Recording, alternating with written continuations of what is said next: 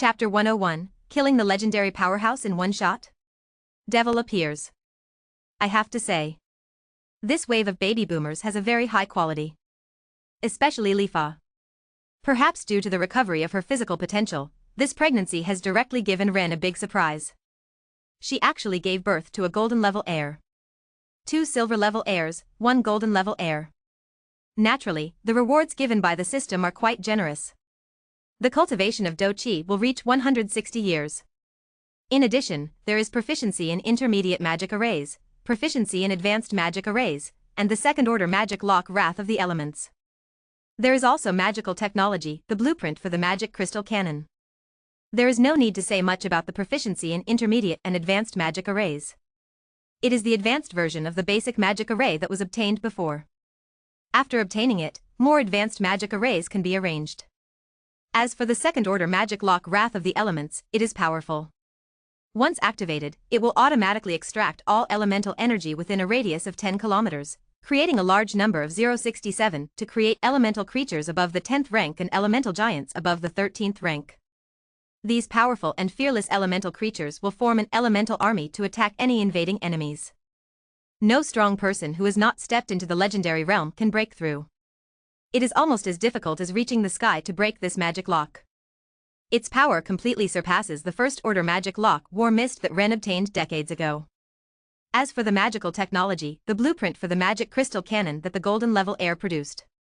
Ren took a look at it. He found that this thing is completely an energy cannon version of the magic world. By extracting the magic power from the magic crystal, compressing and aggregating it into a destructive magic torrent, it can destroy all enemies. The highest level of magic crystal cannon. As long as there are enough magic crystals loaded. In theory, it can even kill legendary powerhouses with one shot. Its power is extremely explosive. Of course. The reason why it is only a theory is because it is difficult to achieve. Legendary powerhouses are not stationary targets. Instead, they are skilled in various survival and displacement techniques. On the other hand, the power of the magic crystal cannon is sufficient, but its attack trajectory is extremely limited. Unless that legendary powerhouse is a fool who stands still and takes a direct hit from the cannon. Otherwise, it is merely a beautiful delusion to think that one can kill a legendary powerhouse with a single shot from the magic crystal cannon. However, there is no denying the value of the magic crystal cannon as a super destructive weapon.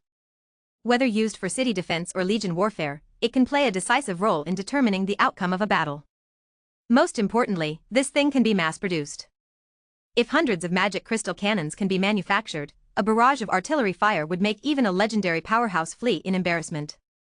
These are all great things. This wave of system rewards is really powerful. Without hesitation, Ren excitedly chooses to receive all the rewards.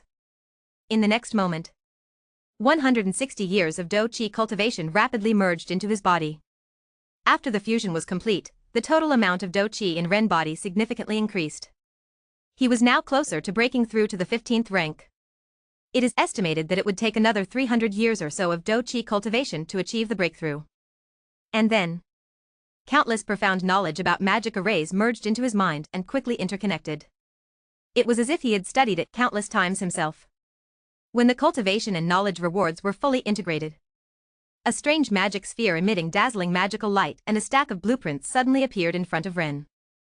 Obviously, these were the blueprints for the Fury of the Elements magic lock and the magic crystal cannon.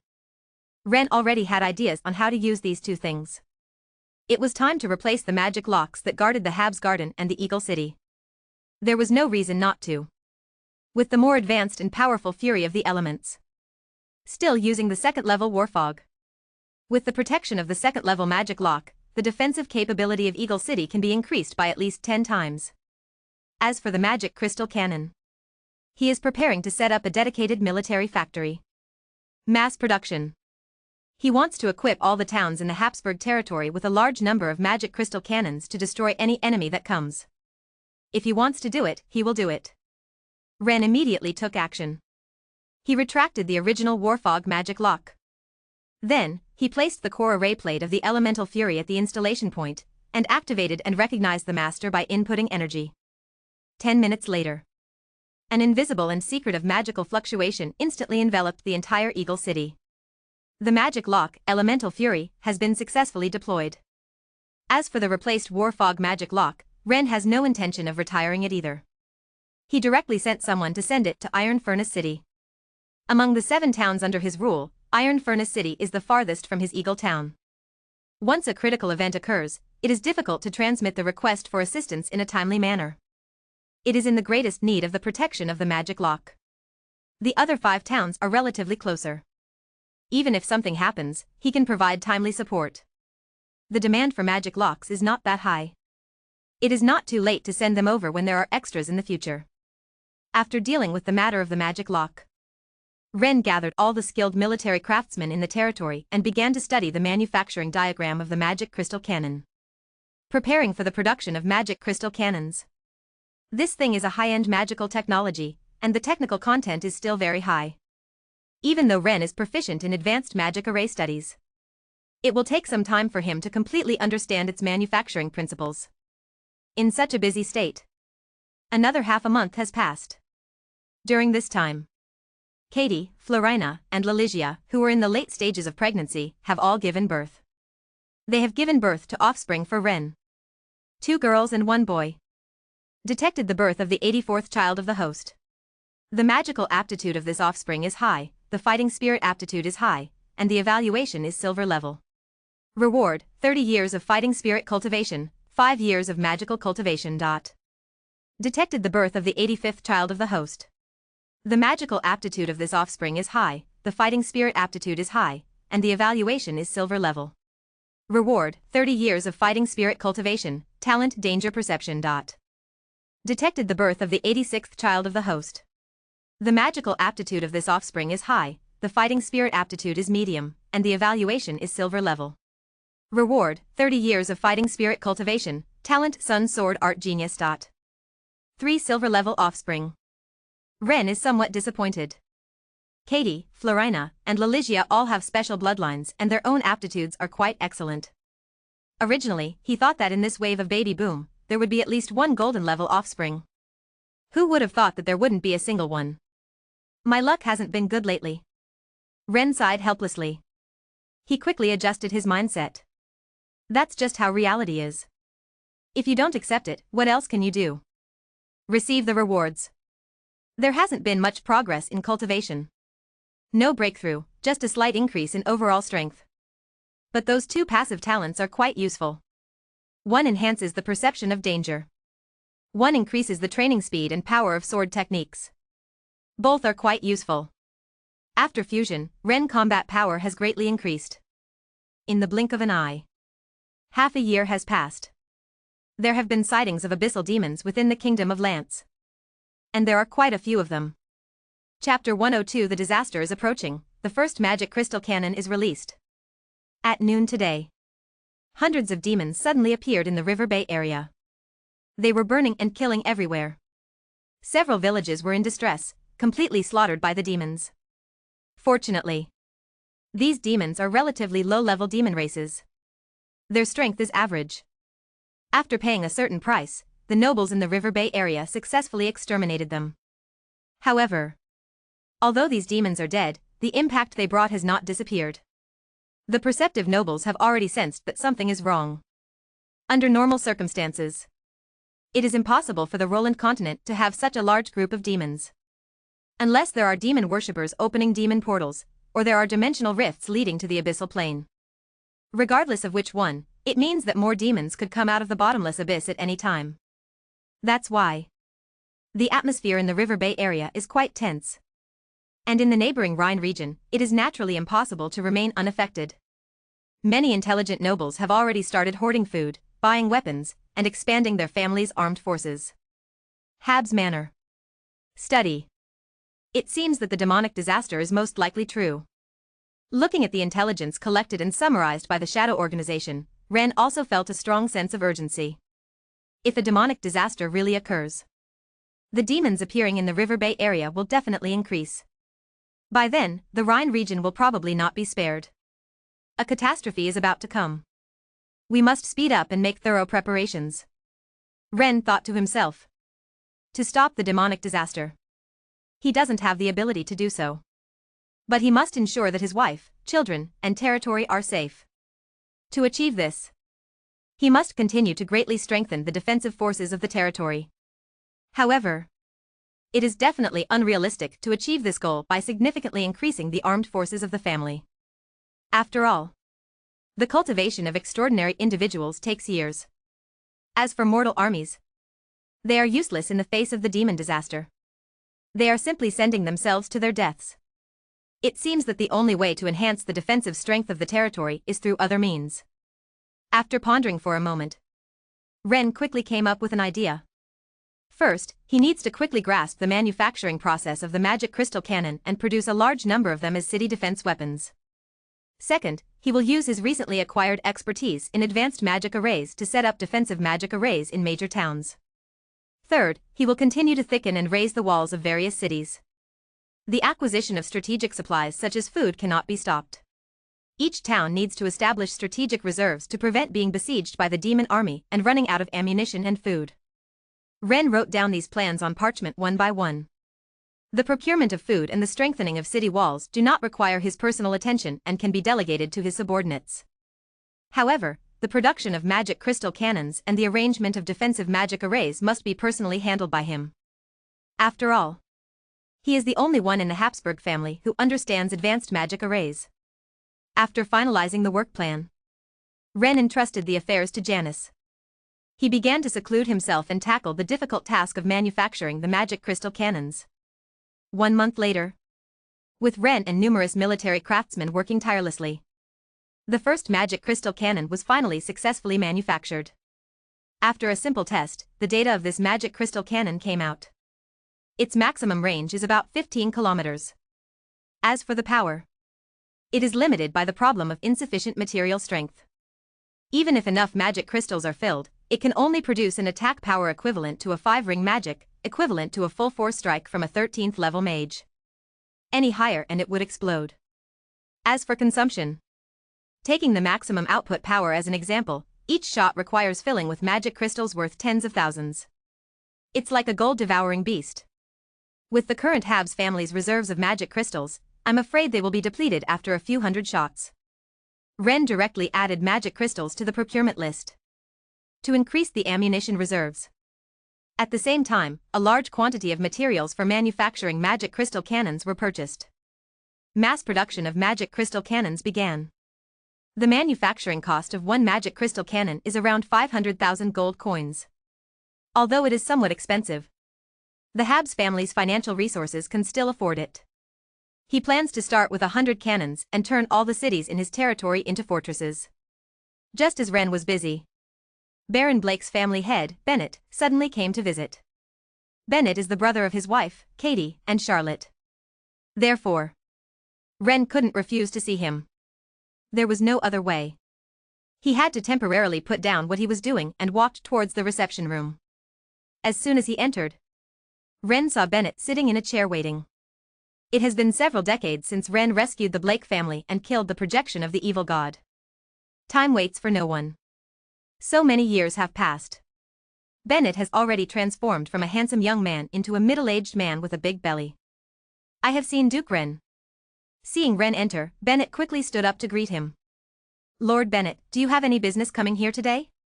After a brief exchange of pleasantries, Ren went straight to the point. A calamity is approaching. There are many things he needs to do. But there is no time to waste on idle talk. I came here this time to ask you to sell a batch of high-quality weapons and city defense equipment to us. Not long ago, the great Emperor Demon appeared in the Bay Area, and I believe you are aware of it. Upon hearing this, Bennett directly explained his request. Nowadays, due to the appearance of demons, the situation is tense, and the nobles in the Rhine region are all garrisoning troops. The market has long been swept clean of high-quality weapons and 163 city defense equipment.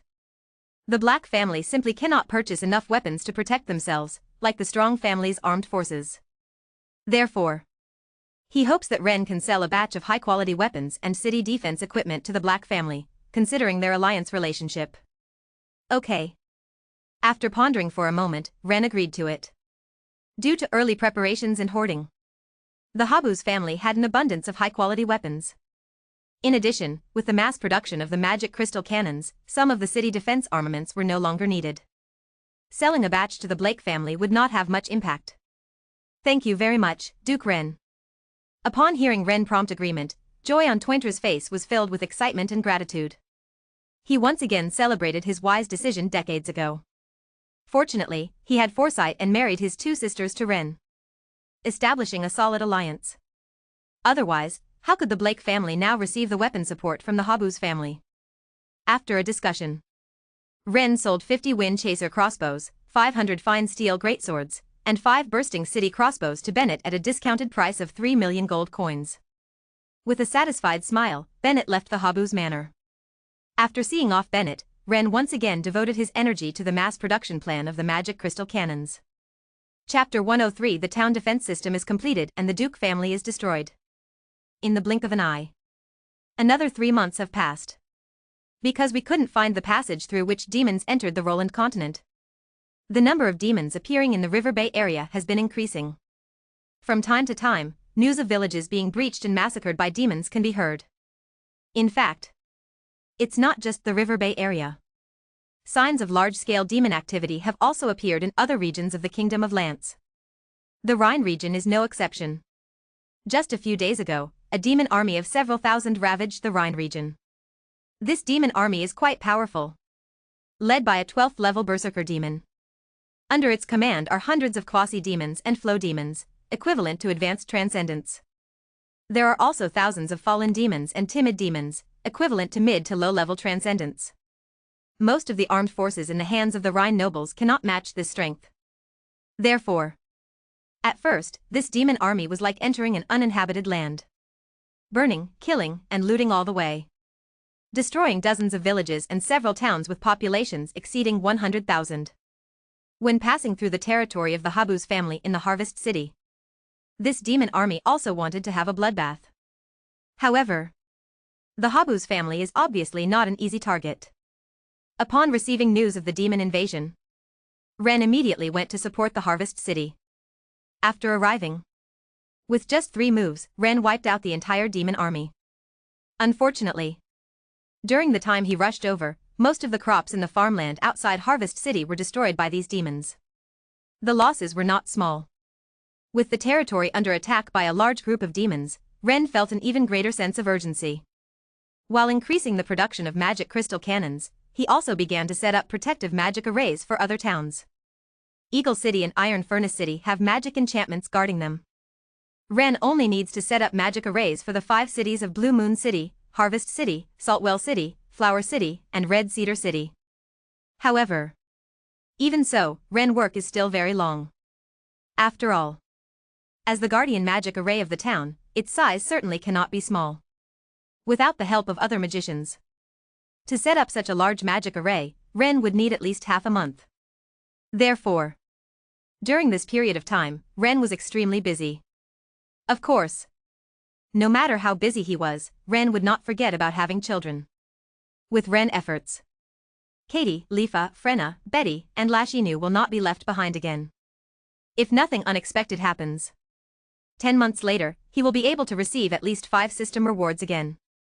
By then, his strength will definitely be greatly improved. Time flies. In the blink of an eye. 3 months have passed. The number of demons appearing in the Kingdom of Lance is increasing. And their quality is also rapidly improving. Advanced demons above the 10th rank are no longer rare. In this situation, the situation in the Kingdom of Lance has become more severe.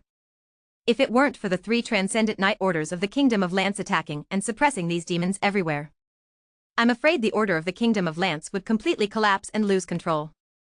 However, from the current situation, the order maintained by the 3 transcendent Knight Orders of the Kingdom of Lance probably won't last much longer.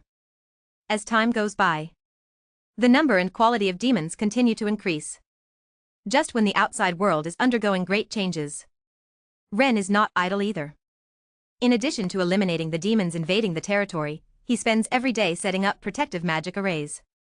Until now, he has finally successfully completed the magic arrays of all 5 cities. Due to the urgency of time, the functions of the protective formations set up by Ren are all very simple. They include shield defense, flight prohibition, and wall reinforcement. Everything is aimed at preventing demons from crossing the city walls. As for the offensive aspect, having magic crystal cannons and city defense artillery is enough. In the past 6 months, Ren and the arsenal craftsmen worked together to manufacture 58 magic crystal cannons. They were distributed to 7 cities. Each city has at least 8 cannons, combined with the completed taller and thicker city walls. As long as there are no large numbers of high-level demons attacking, low-level demons will be killed as they come. It is simply impossible to break through these cities. If a large number of high-level demons invade, these towns can also withstand for a period of time until Ren reinforcements arrive. After the defensive system of the territory was initially set up, Ren finally breathed a sigh of relief. However, before he could be happy for too long, Ren received shocking news. The high mountain city where the Eglin Duke's family is located has been captured by the demon army. Millions of people have been devoured by demons. Only less than 100,000 people managed to escape from the Eglin Duke's territory. Upon receiving this news, Ren was stunned. You should know, the Eglin family is one of the only 7 ducal families in the Kingdom of Lance. It has been passed down for over 600 years. The family's strength is extremely strong. Not only do they have a Sky Knight guarding them, they also have over 10 extraordinary individuals at the Earth Knight level. Who could have imagined that such a powerful Eglin Duke's family would suddenly fall like this? After coming back to his senses, Ren carefully examined the intelligence sent back by the Shadow Organization through the Gale Wind Falcon. Soon, he understood the general course of events. Originally, there were hundreds of demon worshippers lurking in the mountain city. These demon worshippers sacrificed themselves and opened a temporary portal to the abyssal plane above the mountain city. The demon lord on the other side of the portal had long been preparing. Although its true form was too powerful to descend onto the Roland continent through this portal, it reached out through this temporary portal and with a single strike, leveled the lord's mansion in the mountain city. Most of the Igrin family's high-level combatants perished. The command system was paralyzed. In this situation, without even lasting 10 minutes, the mountain city was breached by an army of over 100,000 demons. The Kingdom of Lance is going to be in chaos. Setting down the parchment recording the intelligence, Ren took a deep breath, his eyes filled with seriousness. The fall of the Igrin family's territory would have far-reaching consequences. Not to mention anything else. The flesh and souls of the millions of people on the Igrin family's fiefdom would definitely be used by the demon army, used to create even larger demon portals, allowing more and more powerful demons to come to the Roland continent. By then, the fragile order barely maintained by the Kingdom of Lance would definitely be completely shattered. At that time, countless terrifying demons would rampage across this land. Imagine that scene. Ren also felt a chill in his heart. However, this magical disaster sweeping across the Roland continent has too wide a coverage. Obviously, it is not something that he, a transcendent who hasn't even stepped into the legendary realm, can solve or stop. In this catastrophe, being able to protect his family and his own territory is already good enough. Regaining his thoughts, no longer thinking about these trivial matters. In order to prevent the tragedy of the Igrin family from recurring in the Habs family, Ren immediately ordered the Shadow Organization to secretly investigate the people in several towns within the territory. Once someone is found to be behaving suspiciously, they will be immediately executed on the spot. Chapter 104 The Duke Comes, Inheritance-Level Magic Armor. 1 week later, a group of knights, who appeared to be extremely elite, arrived at Eagle City. Halt! Eagle City is under full martial law. Outsiders are prohibited from entering the city. Seeing these unfamiliar knights approaching, the city guards responsible for guarding the city gate immediately shouted loudly. At the same time, the guards operating the magic crystal cannons on the city wall turned the barrels towards these cavalrymen. They began to charge up. Once they detected any intention of the other party to continue advancing, they would immediately open fire and annihilate them. This was Ren's order. Now that the magical disaster was getting worse and the situation was becoming more severe, in order to prevent people with ulterior motives from infiltrating the city and causing chaos, and to prevent demon worshippers from capturing the city, now, Habs has implemented martial law in all major cities under his control. The inspections for entering and leaving the cities are very strict, except for the local residents of Habs territory. Others are no longer allowed to enter and leave the cities of the Habs family at will. Feeling the strong threat emanating from the cylindrical object on the city wall, the group of knights immediately stopped their footsteps. They dared not approach rashly anymore. Then, a middle-aged man wearing a mage robe, exuding the aura of a superior, stepped forward and spoke to the city gate guards. "I am Loretta, the head of the Duke Solorg family. I have urgent matters to see Duke Ren." Upon hearing this, the city guards still showed no intention of letting them through. After all, who knows if what this person in front of them is saying is true or false? They asked the Solorg family members to wait. Several city guards immediately sent one person to the Habs Manor to report this matter. Habs Manor. Ren was having afternoon tea with his wives in the courtyard. After a while, the butler hurriedly walked in. "Lord Ren, Duke Laerita of the Solorg family suddenly came to visit and said he wants to see you." Upon hearing this, Ren was somewhat surprised. He couldn't remember having a deep relationship with Duke Laerita. At most, they had a chance encounter at a previous royal banquet. Why would Duke Laerita suddenly come to visit him? He wondered. In the end, Ren decided to meet with Duke Laerita. After all, the situation outside was so bad.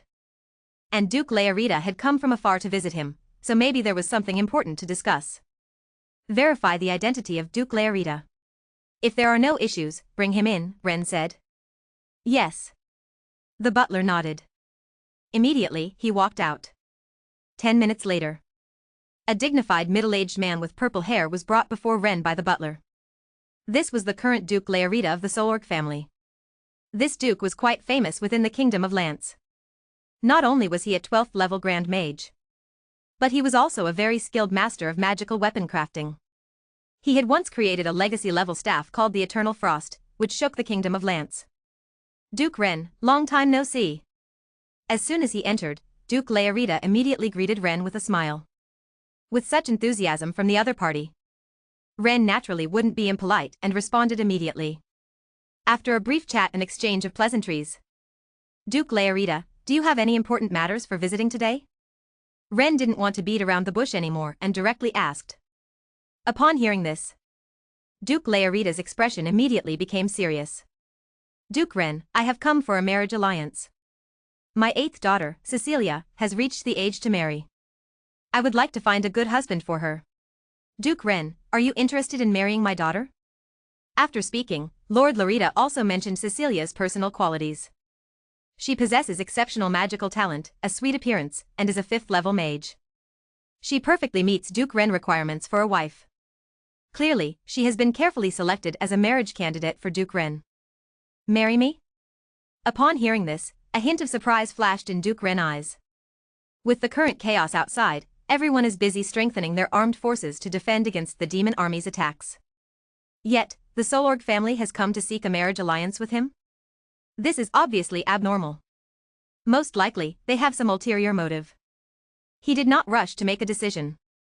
He planned to first listen to what Lord Laerita wants. Could it be that he wants to obtain his military assistance through this marriage alliance?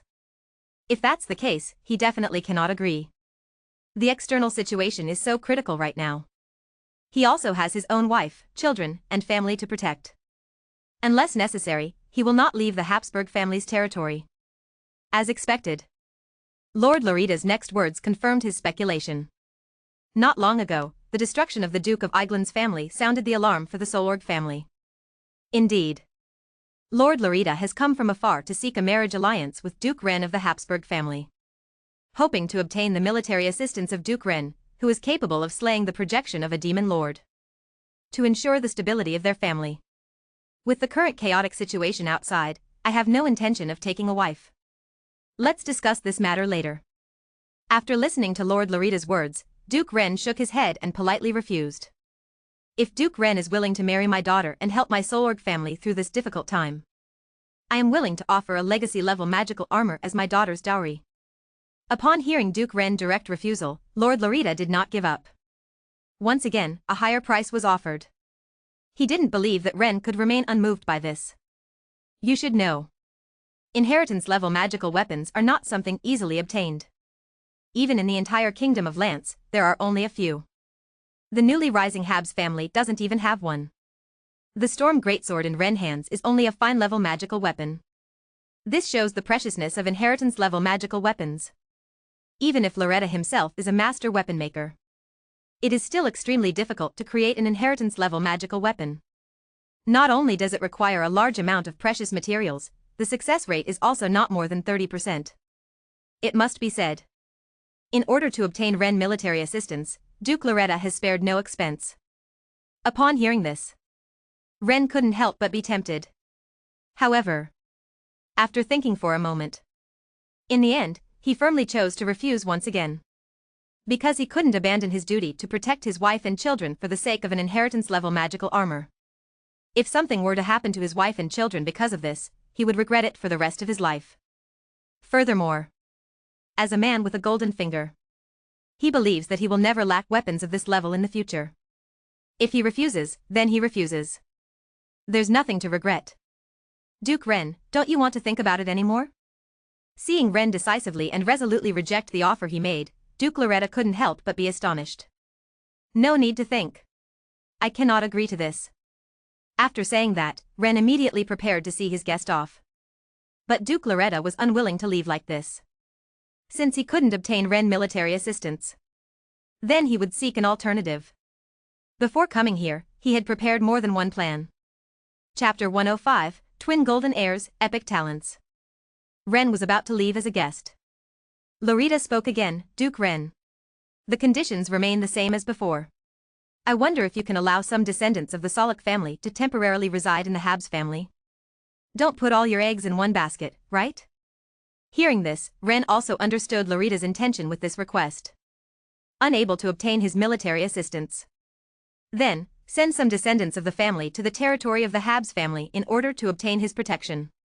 In this way, even if the Solak family suffers the same catastrophic disaster as the Iglin family, they can still continue their lineage. And if the Solak family safely passes through this magical disaster, at that time, they can bring these descendants back. It has to be said, this is indeed a very clever survival strategy for the family. After thinking for a moment, Ren agreed as well. After all, this does not prevent him from protecting his wife, children, and territory. He can also obtain a beautiful wife with good qualifications and an heirloom-level magical armor. Why not do it? After reaching a consensus, the two began to discuss the details of this matter. About 20 minutes later, the final terms of the contract came out. The Solak family offered to marry their daughter and provide an heirloom-level magical armor as a condition in exchange for Ren full protection of some descendants of the Solak family. At the same time, if the Solak family is destroyed after the magical disaster ends, the descendants of this family on the Habs territory will rebuild the Solak family, and Ren will also need to provide certain assistance. After signing the magical contract, Loretta did not stay long at the Habs estate. He immediately left with his knights and guards. He must return as soon as possible to select outstanding descendants as the family's successors, in order to prevent any unexpected situations from arising if time drags on. 5 days later, Loretta personally brought her daughter, Cecilia, and the heirloom-grade magical armor as dowry to the Habsburg manor. Accompanying them were more than 20 young people dressed in elegant attire. It is quite obvious. These are the descendants of the Solog family that Ren needs to protect. All the members of the Solog family have been arranged. Next, it's time to hold the wedding. This wedding, which involves the marriage alliance of two ducal families, should have been grand and lively. However, due to the chaotic and evil external situation, everyone is too busy to attend any banquet. Therefore, everything has to be kept simple. The wedding was hastily completed. Cecilia became the 19th Lady of Ren. Ren is quite satisfied with this new wife. She has a sweet appearance and a petite and delicate figure. She gives people a feeling of being dependent like a little bird. That night, the two slept together. The next day, the sun rose. He gently moved away the tender and delicate body leaning against him. After a simple wash-up, Ren went to the family treasury to inspect the heirloom-grade magical armor sent by the Solog family yesterday. Enter the inner area of the underground treasure vault of the Habus manor. A set of silver armor enveloped in substantial magical radiance appeared before Ren's eyes. Infused chi into it. The next second, the silver armor automatically disassembled and dressed itself on Ren. Then, Ren automatically obtained the specific information of this armor. Silver Frost Armor, Inheritance Level. Durability, 180, 112 times that of normal ironware. Passive effects, auto-dressing, automatically equips armor after infusing chi, impact defense, significantly reduces the impact force when subjected to physical attacks, frost freeze, has a chance to slow down the enemy when being attacked at close range, auto-repair, can automatically absorb elemental energy from the air to repair itself. Triggerable magic, Eternal Frost Shield, 5th level magic, summons 10 freely controllable ice shields to protect oneself. Frost Nova, 5th level magic, condenses extreme cold air to freeze enemies within a 1 kilometer diameter around oneself. I have to say, the attributes of this inherited armor are quite good. Both the passive effects and the usable magic are quite practical. Wearing this Silver Frost armor, coupled with his own superhuman physique, Ren even has the confidence to withstand attacks from extraordinary individuals below the legendary level without injury. Satisfied, he nodded. Wearing this armor, Ren walked out of the family treasure vault. Flowers are requested. In the blink of an eye. 3 months have passed. Under Ren diligent cultivation, Cecilia also began to show signs of pregnancy. Besides this matter, there is another happy event. That is Anna, Murphy, Layla, Jessica, and others are also expecting. Estimating the time of pregnancy. It is expected to give birth in the next few weeks. 3 days later. The first to conceive, Murphy and Layla, gave birth to offspring in Ren one after another. These are the 87th and 88th children of Ren. However, these 2 offspring have very average aptitude. No magical talent, and their martial energy talent is only average, evaluated as bronze level. The system reward is only 10 years of martial energy cultivation as basic welfare. 0. This disappointed Ren, who wanted to have a strong start. 1 week later, Anna also gave birth. The first pregnancy resulted in a pair of twin brothers. Detected the birth of the 89th child of the host. The magical aptitude of this offspring is extraordinary, the martial energy aptitude is high, evaluated as gold level. Reward, 100 years of martial energy cultivation, 20 years of magical cultivation, epic level talent dual body. Detected the birth of the 90th child of the host. The magical aptitude of this offspring is extraordinary, the martial energy aptitude is high, evaluated as gold level. Reward, 100 years of martial energy cultivation, 20 years of magical cultivation, epic level talent companion angel. Fuck. Ren couldn't help but curse. It has to be said. Anna has truly given him a big surprise.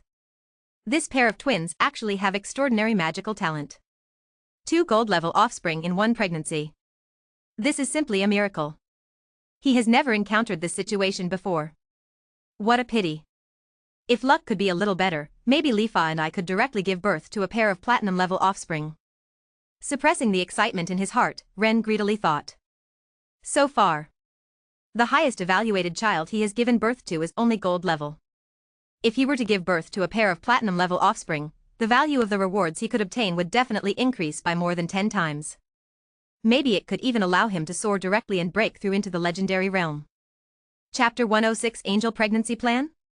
King of Lance calls for help. Of course. After calming down, Ren also knew that he was fantasizing. After all, Anna's magical aptitude has not completely reached the epic level. Even if luck is overflowing. To be able to produce a platinum-level offspring with epic magical aptitude, he would have to be extremely lucky. Wanting 2 in a row? What kind of luck does this require? It's probably necessary to exhaust all the luck of the next life to achieve it. Receive the reward. Stop thinking about these things, Ren silently said in his heart. The next second, an extremely powerful fighting energy began to appear out of thin air in his dantian. The Holy Dragon fighting chi technique automatically activated, continuously transforming and integrating these pure crystal fighting energy into his fighting energy source. After absorbing all the fighting energy cultivation of the past 200 years, Ren's aura suddenly surged. His cultivation realm successfully reached the 15th stage. Just 1 step away from stepping into the legendary realm. After absorbing the 950 fighting energy cultivation. Next is the magic cultivation. A large amount of pure magic power merged into his consciousness. Under the influence of this magic power, His magic realm directly jumped twice and reached the 12th stage. Just one step away from breaking through to become a mage. Although it is not a promotion to a higher realm. But this wave of cultivation improvement still doubled Ren's strength, adapting to his skyrocketing power. Then, Ren began to check the talents awarded by the two system rewards. Unlike before. This time, the talents awarded by the system are marked with the word epic. Obviously, they are much stronger than the ordinary talents such as unhindered fury and tough spirit given before. Therefore, he is also extremely looking forward to the abilities of these two epic talents.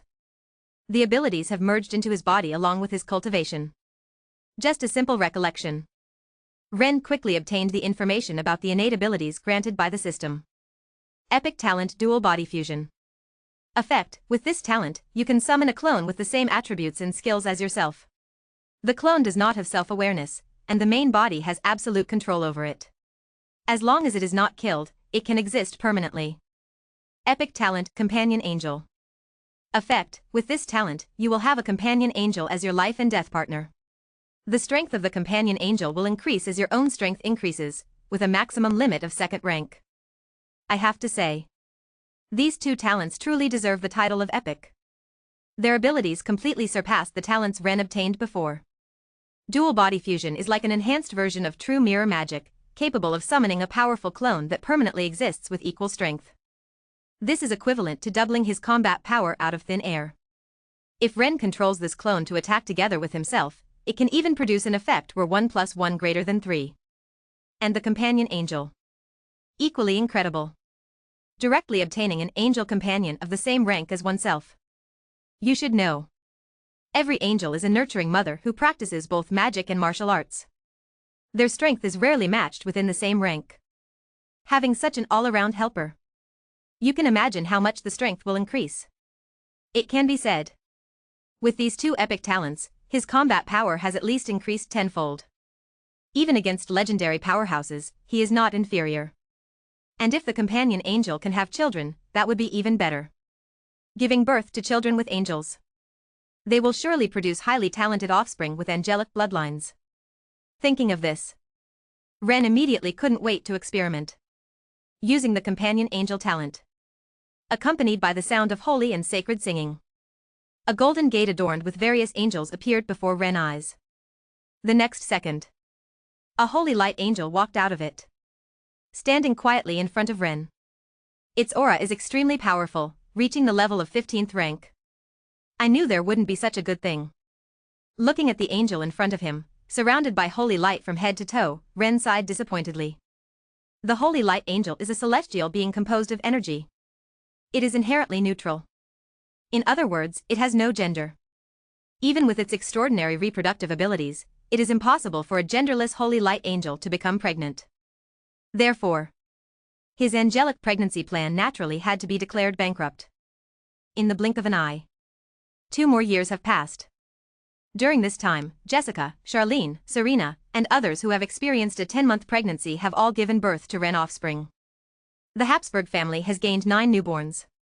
I wonder if Anna gave birth to golden-level twins due to Ren-depleted luck. The children born afterwards have ordinary aptitudes. Most of them are at the black iron and bronze levels. Only 2 have higher-level chi cultivation aptitudes, reaching the silver level. In this situation, the system rewards are naturally average. These children have provided him with a total of 94 years of chi cultivation, as well as several low-level combat techniques and items. After fusing them all together, Ren chi cultivation has improved slightly. His strength has not undergone significant changes. Just as the Habsburg family welcomed a large number of newborns, the external situation also underwent drastic changes. The previously occupied territory of the Iglin family has now become the demon stronghold. Countless demons have emerged from the large demon teleportation gates in the Iglin territory. Like a virus, they spread rapidly throughout the entire kingdom of Lance, burning, killing, and preying on humans everywhere. In this situation, the 3 major transcendent knight orders that barely maintained order in the kingdom of Lance suddenly couldn't hold on anymore. They suffered heavy losses. There was no other choice. The king of Lance could only recall all 3 major transcendent knight orders to guard the capital. Without the suppression of the 3 major transcendent knight orders, The kingdom of Lance descended into complete chaos. The demon army attacked human villages and towns they encountered without restraint. In less than a month, hundreds of towns were breached by the demon army. Countless noble families disappeared. Millions of humans were slaughtered and devoured. A terrifying catastrophe is unfolding in the land of the Kingdom of Ren. The situation in the Kingdom of Ren is deteriorating. The Rhine region is also not faring well. Every day, news of the destruction of the Baron family and the Viscount family by the demon army can be heard. However, the territory of Ren is relatively stable. Adequate preparations have been made in advance. The 7 cities in the Habsburg territory can be said to be armed to the teeth. After this period of urgent production, each city is equipped with 15 magic crystal cannons and several magic city crossbows. In addition, there are towering city walls and protective magic arrays. In the face of such a level of defensive force, the ordinary demon army can't even stir up a storm. After repelling the demon army's attacks several times and killing over 100,000 demons, those demons couldn't be bothered to come again. After all, there are so many humans outside that can be easily hunted and devoured, so why bother with such a tough bone? Although their brains may not be functioning well, they still know how to seek benefits and avoid harm. Therefore, the Habsburg territory has become the only haven in the 4.5th district of the Rhine without large-scale demon invasions. Of course, how long this haven can be maintained is unknown. It's hard to say when a legendary level demon will lead a demon army to attack. Ren also dare not take it lightly. Every day, they are busy producing magic crystal cannons and continuously strengthening the defensive firepower of the territory. And so, 2 months quickly passed. On this afternoon, a group of knights riding royal griffins descended from the sky. They arrived at the Eagle City. These people represent the King of Ren and have come to seek assistance from Ren. According to the accounts of these knights, a legendary level 6 armed snake demon is leading hundreds of thousands of demon army to surround the city of Debite. The situation in the capital city of Debite is extremely critical now.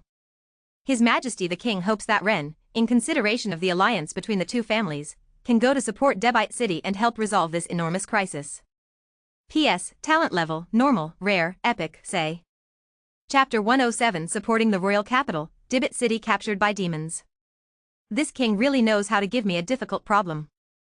Upon hearing the news of the capital's danger from the Griffin Knights, Ren immediately felt a headache. A legendary level 6 armed snake demon, and an army of tens of thousands of demons. This is a tough challenge. Facing such a powerful demon army head-on, he didn't have confidence in being able to escape unscathed. However, his fiancée, Princess Elsa, was still in the city of Debite. He couldn't just sit idly by, allowing his own woman to perish. He couldn't bear it either. And his 6th daughter, Hilda, who served in the Lionheart Legion, was currently stationed in the capital. If the capital were to be breached, Hilda's fate would be. After much thought, Ren finally decided to make this trip. He was quite confident in his current strength. He was not at all inferior to some low-level legendary powerhouses.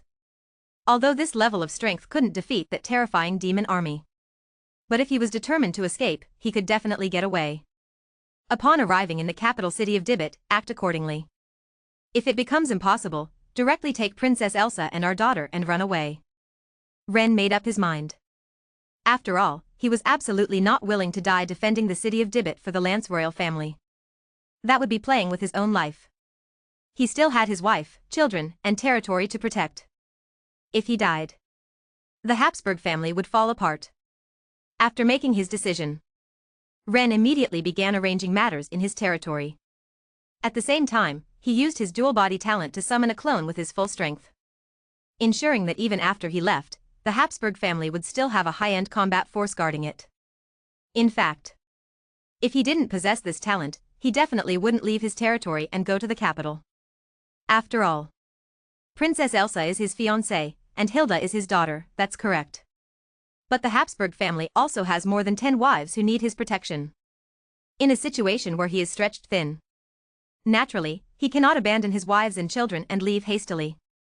Otherwise, what will happen to the territory when he is gone and it is attacked by legendary demons?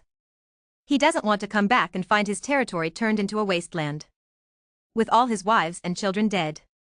It can be said, the dual body talent came just in time, like an epic gift. It directly solves his worries about the future. After confirming that everything is arranged properly, Ren didn't wait for those Griffin Knights. He rode a holy light Pegasus and flew towards the direction of the capital city, D-Byte. And just as Ren received the king's plea for help and hurriedly made his way to the capital city, the situation in D-Byte city was not optimistic. Countless demons were attacking this magnificent giant city of the Lance Kingdom. Although most of them were low-level demons, weak in strength only at the level of low-level transcendent beings. But there were also a considerable number of high-level demons among them, such as the demon hunting spider, the soul judge demon, the flame demon, the stone giant demon, and so on. These demons at least possessed the strength of high-level transcendent beings. Among them, the best of the best even reached the 10th rank and above. Even though the city walls of the capital city, D-Byte, were high and thick, and were reinforced with powerful magic, they were still unable to stop this terrifying army of demons from attacking. In less than an hour, the soldiers responsible for guarding the city walls were heavily damaged by the tide-like army of demons pouring onto the city walls. 100,000 soldiers. Now there were less than 40,000 left. If it weren't for the fact that demons were extremely evil creatures, allowing the demon army to enter the city would undoubtedly result in his own death. This army had long since collapsed and surrendered. Even so, the extremely high casualty rate has brought morale to an all-time low. The defending army corps is showing signs of collapse. Inform the 3 major extraordinary night orders to support the city wall defenses. The Royal Mage Corps will use magic to provide firepower coverage. We absolutely cannot let those damn demons break through. Seeing this scene, the Minister of Military Command, responsible for military operations, showed a hint of anxiety in his eyes and gave the order. The demon onslaught is too fierce. Even though the 3 major night orders are still recovering and have not returned to their optimal state, they must still hold the line. At this rate, the capital city walls will be captured by the demon army in less than 10 minutes. Yes. Receiving the command, the messenger immediately ran to inform the other corps. A few minutes later, thousands of extraordinary knights, wearing iron armor and wielding large swords, ascended the city walls. With the addition of this powerful reinforcement, the originally crumbling defense line instantly stabilized. At the same time, at the top of the Mage Tower in the center of the capital city, under the leadership of the chief mage of the Royal Mage Corps, dozens of senior mages of 7th rank and above chanted spells together. As time passed, an extremely powerful energy fluctuation gathered in the sky above the city walls. When the final part of the spell ended, a huge fire cloud with a diameter of tens of thousands of meters formed with a loud boom. Super magic joint casting, giant meteor fire rain. The next second, gigantic fireballs emitting terrifying high temperatures continuously condensed within the dark red fire cloud. Then, like shooting stars, they rapidly fell towards the demon army on the ground. Boom. Boom. Boom. It was as if missiles were carpet bombing the area. Thousands of fireballs fell and exploded on the ground. In an instant, the land outside the city walls turned into a sea of fire.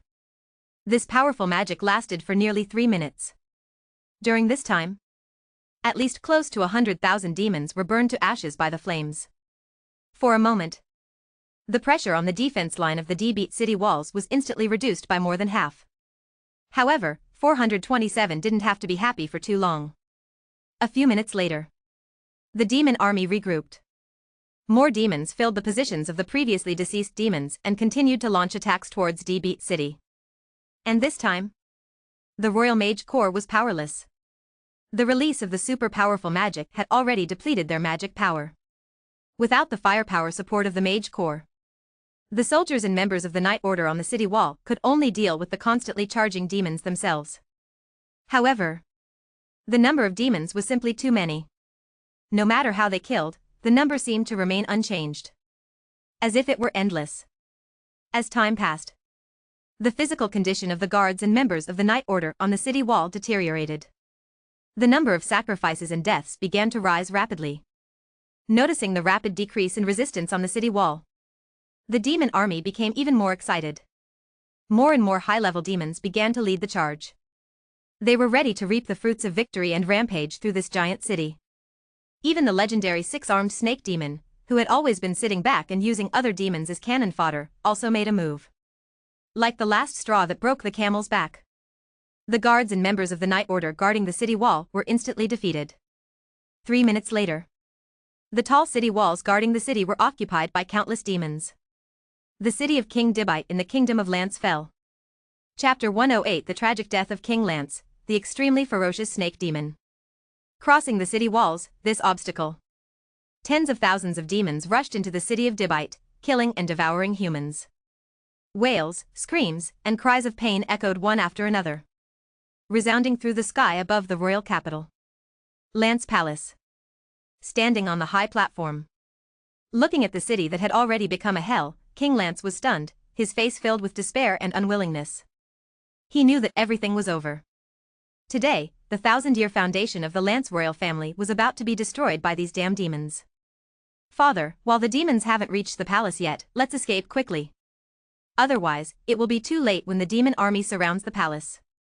The eldest prince, Karagor, said anxiously. That's right. Only by staying alive can we have a chance to regroup and restore the glory and foundation of the royal family in the future.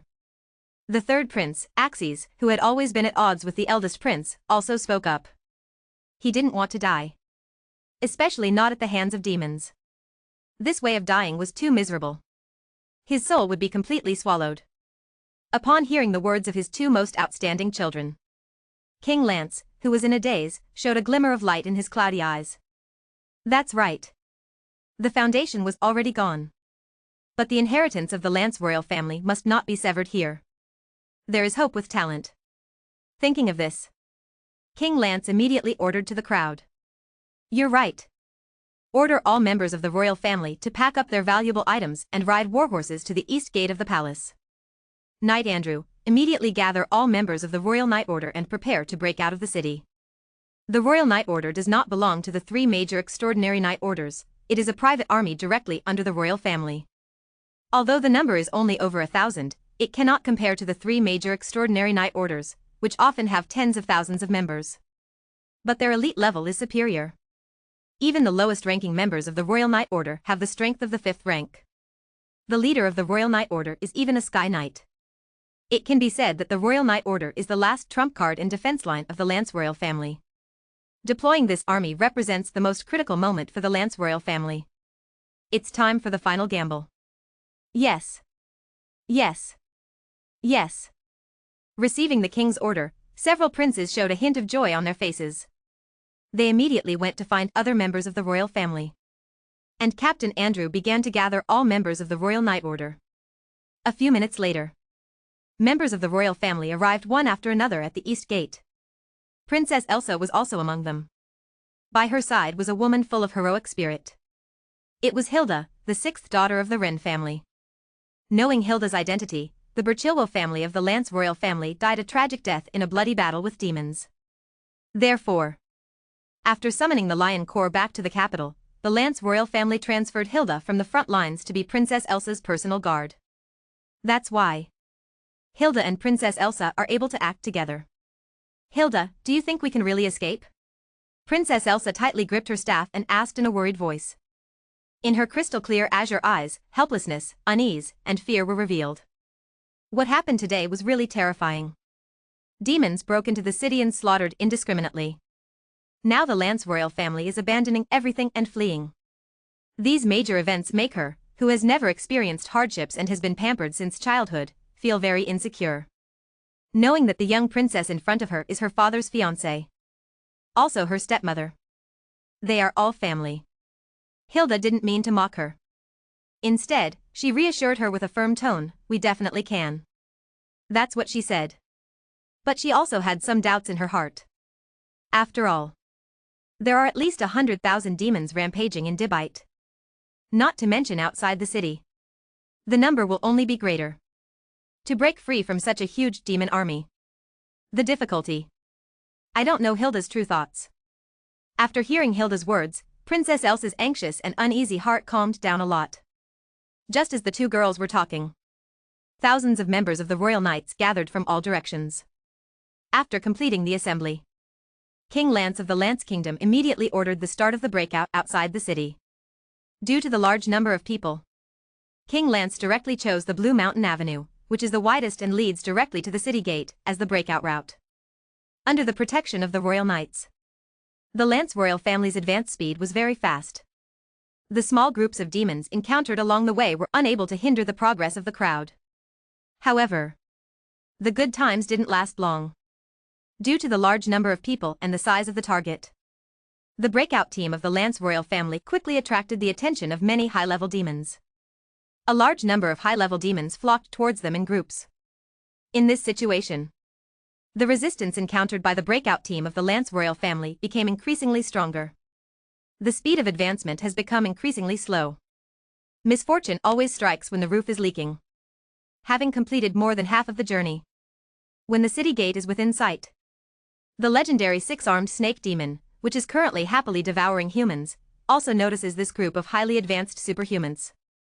The flesh and souls of superhumans are evidently much more delicious than those of ordinary people. The evolutionary energy obtained after devouring them is also more abundant. The higher the level of the superhuman, the more so.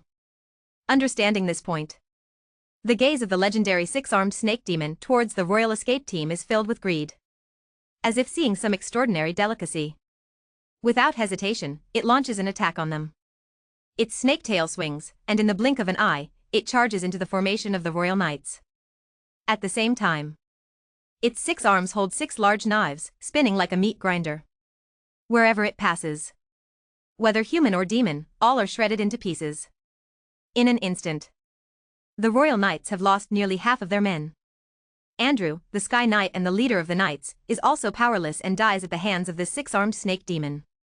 As for King Lance and several princes who were protected closely by Knight Andrew, it goes without saying, they too become food in the mouths of demons, being devoured alive. Seeing the backbone of the main force completely gone, the royal escape team instantly fell into chaos. Everyone lost the courage to face this ferocious demon. Everyone's faces were filled with fear, scattering in all directions. In such chaos, Hilda's reaction was also extremely quick. Decisively pulling Princess Elsa, she led a small group of royal knights towards the direction of the city gate to escape. After all, Dibbet has now become a playground for demons. Not escaping from this ghostly place would undoubtedly lead to death. It's just a matter of dying sooner or later. Taking advantage of others scattering and attracting the demon's attention. Quickly leaving the city is the best choice. This decision was very correct. Unfortunately, Lady Luck clearly did not favor them. The team scattered. After devouring more than a dozen humans who were relatively close to itself, the 6-armed snake demon turned its attention to Tilda and the others. Soon, swinging its snake tail, it chased after them. Because hiss. Hiss. Hiss. Hearing the sharp and terrifying strange snake hissing sound getting closer from behind, Hilda and Elsa's hearts beat even more violently. They desperately urged their warhorses to accelerate. However, this is obviously useless.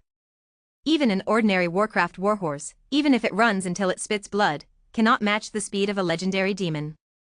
In just a few seconds, the 6-armed snake demon rushed behind Hilda and the others, as if it had just feasted and was full. The 6-armed snake demon was ready to have some post-meal entertainment and play around. But it didn't swing the 6 large knives in its hands as ferociously as before, cutting everyone into pieces. It only used its hands to cut off the legs of the horses that Hilda and the others were riding. Liu! Liu! Liu! The warhorses screamed and fell down. Hilda and the others who were sitting on the horses were thrown off and rolled on the ground several times.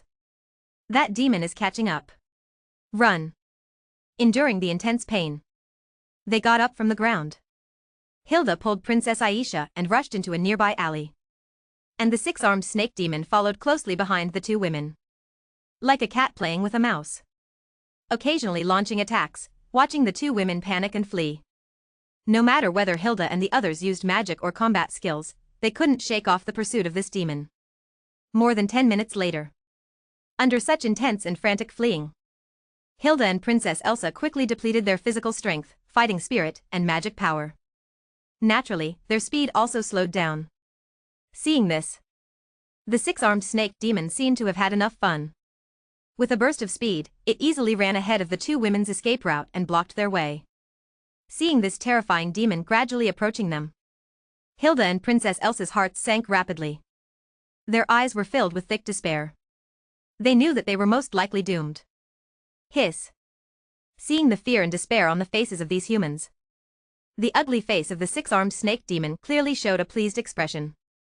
Immediately, it raised the large knife in its hand high, ready to dismember the two women. Mouth.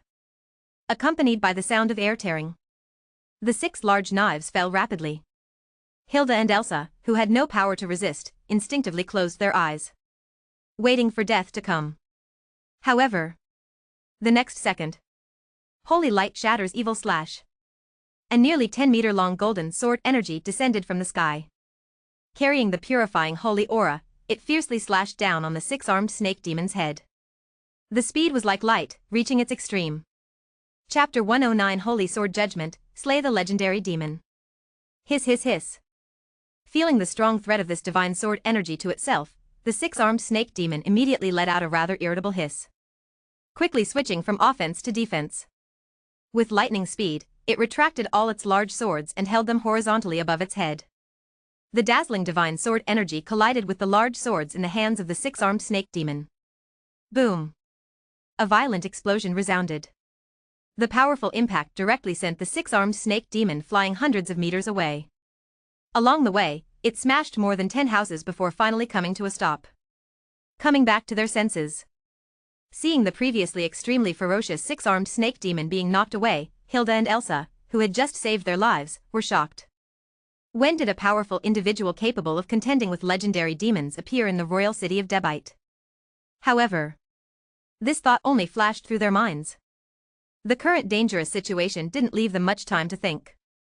Taking advantage of the 6-armed snake demon being knocked away, the two of them immediately prepared to seize the opportunity to escape. However, the next second, Ren, riding a holy light Pegasus, landed in front of Hilda and Elsa. "Are you both all right?" Looking at his daughter and fiancé, who were in a sorry state, Ren asked with concern. "Father, Ren." Seeing Ren riding a winged unicorn white horse descending from the sky, Hilda and Elsa widened their eyes and exclaimed. They didn't expect that it was their father, fiancé, who saved them. After all, normally speaking, Ren should be in the Habsburg territory thousands of kilometers away from the royal city. How could he suddenly appear here? I received a distress message from His Majesty the King. When I arrived, Dibit City had already been breached by demons. Sensing the doubt in the hearts of the two, Ren explained casually. Upon hearing this, Hilda and Elsa both showed a sudden realization. Just as Ren was about to say something else. Chi. The 6-armed snake demon that was blasted away rushed towards them at an extremely fast speed. 6 large knives in its hands were enveloped in dark red hellfire. It swung down towards Ren. This process took no more than 2 seconds. Such a fast ambush, an ordinary person would definitely not react in time. But Ren was already prepared. He immediately triggered the Eternal Frost Shield, a 5-ring magic embedded in the Silver Frost armor. Summoning a giant shield of solid ice overflowing with a chilling aura, he protected himself and Hilda.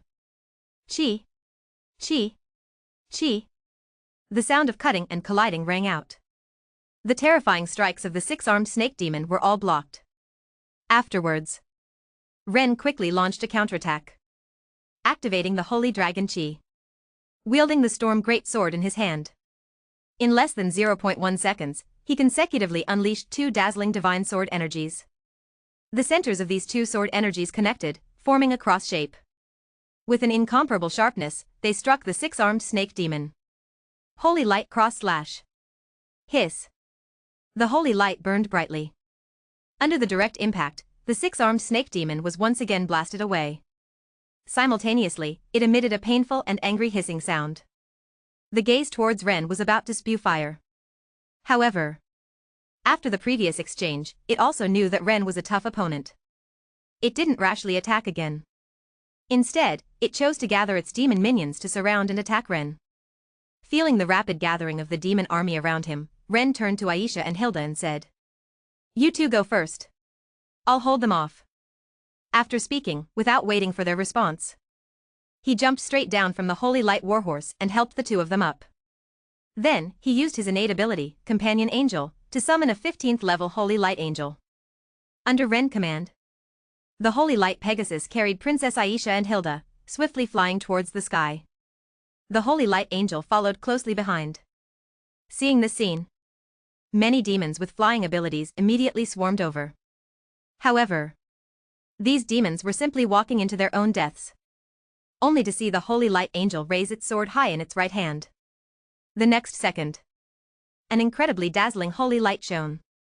All the flying demons that approached turned into ashes amidst their miserable screams. Under the escort of the Holy Light Angel and the Holy Light Pegasus, Hilda and Aisha successfully left D-Beat City. Without worrying about the safety of the two women, Ren could truly unleash his full strength and fight the six-armed snake demon. Activating the berserk state without taking any damage, he directly launched a fierce attack towards the pursuing six-armed snake demon. Holy Light Slash. Divine Storm. One powerful combat technique after another continuously condensed from Ren's hands, attacking the six-armed snake demon. However, that legendary level six-armed snake demon was not to be underestimated. Although it was restrained by the power of the Holy Light, its own strength was one realm higher than Ren. In his hand, there were 6 large knives made from unknown bones, swung with such force that not even a breeze could pass through. He successfully blocked Ren's attack. At the same time, he had his subordinates attack Ren, creating opportunities for himself to win. Facing the legendary six-armed snake demon and a large number of demons attacking him, Ren was also under immense pressure. If it weren't for him being a legendary profession and having a large number of practical talents and abilities, he would have long been unable to withstand defeat. However, even so, the situation was rapidly turning in a direction unfavorable to him.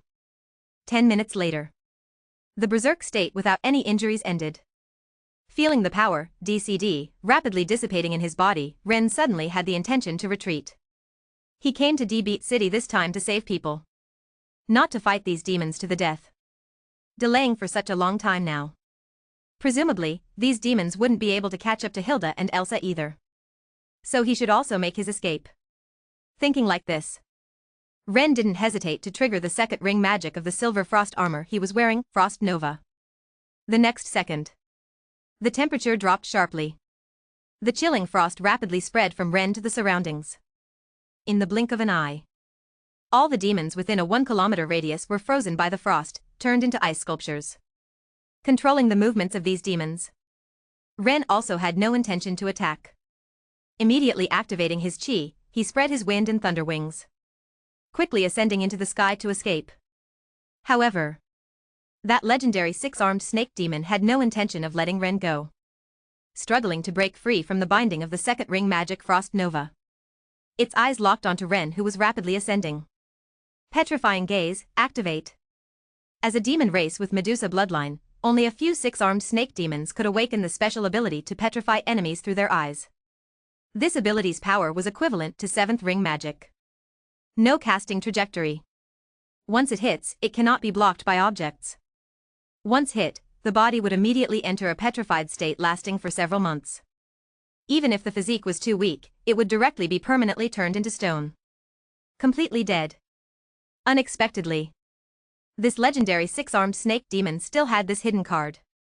Caught off guard, Ren was hit head-on. However, with the holy dragon's fighting spirit that resists negative states and a powerful physique comparable to that of a young dragon, this magic didn't take effect immediately, turning his whole body into stone. Of course, it's just a matter of time. Damn it. Watching his body continuously petrify, Ren cursed inwardly. At this rate, in less than 3 minutes, his whole body will completely turn into stone, losing all resistance. By then, his life will definitely be gone. Since this life is going to be gone anyway, let's make the most of it. Thinking like this, a hint of fierceness flashed in Ren's eyes. No more running away. He turned his head and charged towards the six-armed snake demon once again. Before losing his life, he wanted to kill this damn legendary demon. Operating the fighting spirit according to a mysterious trajectory. -5. 20%. Emptying all the fighting spirit energy in his body. 6 holy swords emitting dazzling light were temporarily condensed by Ren. Each one is equivalent to an epic weapon. Under Ren control, these 6 golden holy swords turned into invisible streams of extremely fast light, executing a death sentence on the 6-armed snake demon below. 7-star battle technique, Holy Sword Judgment. Under the influence of this extremely powerful divine power, the surrounding space temporarily solidified, causing the six-armed snake demon to enter a peculiar state of paralysis. Unable to move. Hiss. Feeling an unprecedented threat of death, fear appeared in the eyes of the six-armed snake demon. Frantically activating its own power, successfully breaking free from the restraint before the attack arrived. The moment it regained its mobility, the six-armed snake demon immediately used the advanced teleportation technique of a high-level demon, leaving the original spot. However, it was useless. Under the influence of the law of causality, the talent of guaranteed hits, these six holy swords still accurately hit the body of the six-armed snake demon, piercing through its body. The next second, boom! An extremely rich divine power erupted from the holy swords, turning into golden holy flames radiating scorching heat from the inside out, completely igniting the six-armed snake demon. Under the mad burning of this majestic holy flame, in less than 10 seconds, this ferocious and powerful demon was completely reduced to ashes. Legendary level 6-armed snake demon, dead. Chapter 110. The Principality of Lance perished? Mary Princess Elsa. Wasting my life, you can consider yourself dead as well. Looking at the six-armed snake demon in front of him completely turning into ashes, Ren muttered to himself. He is now weaker than ever before. All the fighting spirit in his body has been exhausted, and his body is rapidly petrifying. In another 2 minutes, I'm afraid I won't even be able to move. In order to prevent myself from turning into stone and completely losing my ability to move. At the same time, in order to recover my state and break through the encircling demon army. Without hesitation, Ren raised the storm greatsword in his hand and wiped his own neck. The next second, his head fell and blood gushed out from Ren's neck. This decisive suicide operation stunned the surrounding demons. Just as the demons around thought Ren was already dead and were preparing to feast on his body. The next second, something unbelievable happened to the demons. As if time had reversed. Ren, who had already died, appeared intact again, and his aura had even recovered to a state stronger than before. No. Even twice as strong as before. Holy Light Storm. After completing the resurrection through the protection of the 12 trials of the world, Ren attacked the demons around who witnessed his resurrection without hesitation. There's no way. This ability is just too overpowered. In order to prevent his hidden trump card from being revealed, he naturally had to kill all the witnesses. The next second, a holy energy storm, hundreds of meters high and 2 kilometers in diameter, condensed out of thin air, madly sweeping and killing everything around. In an instant, tens of thousands of demons were purified by the holy light. After clearing all the surrounding demons, Ren didn't stay for long either. Using the wind and thunder twin wings, he quickly ascended into the sky and left. As for saving the city of Dibite, this city is beyond saving. From a bird's eye view, countless demons are spread throughout every corner of the city. In this situation, I'm afraid all the people in the city have been killed by demons. Even if someone luckily survived and went into hiding, it would still take a lot of time to search for them.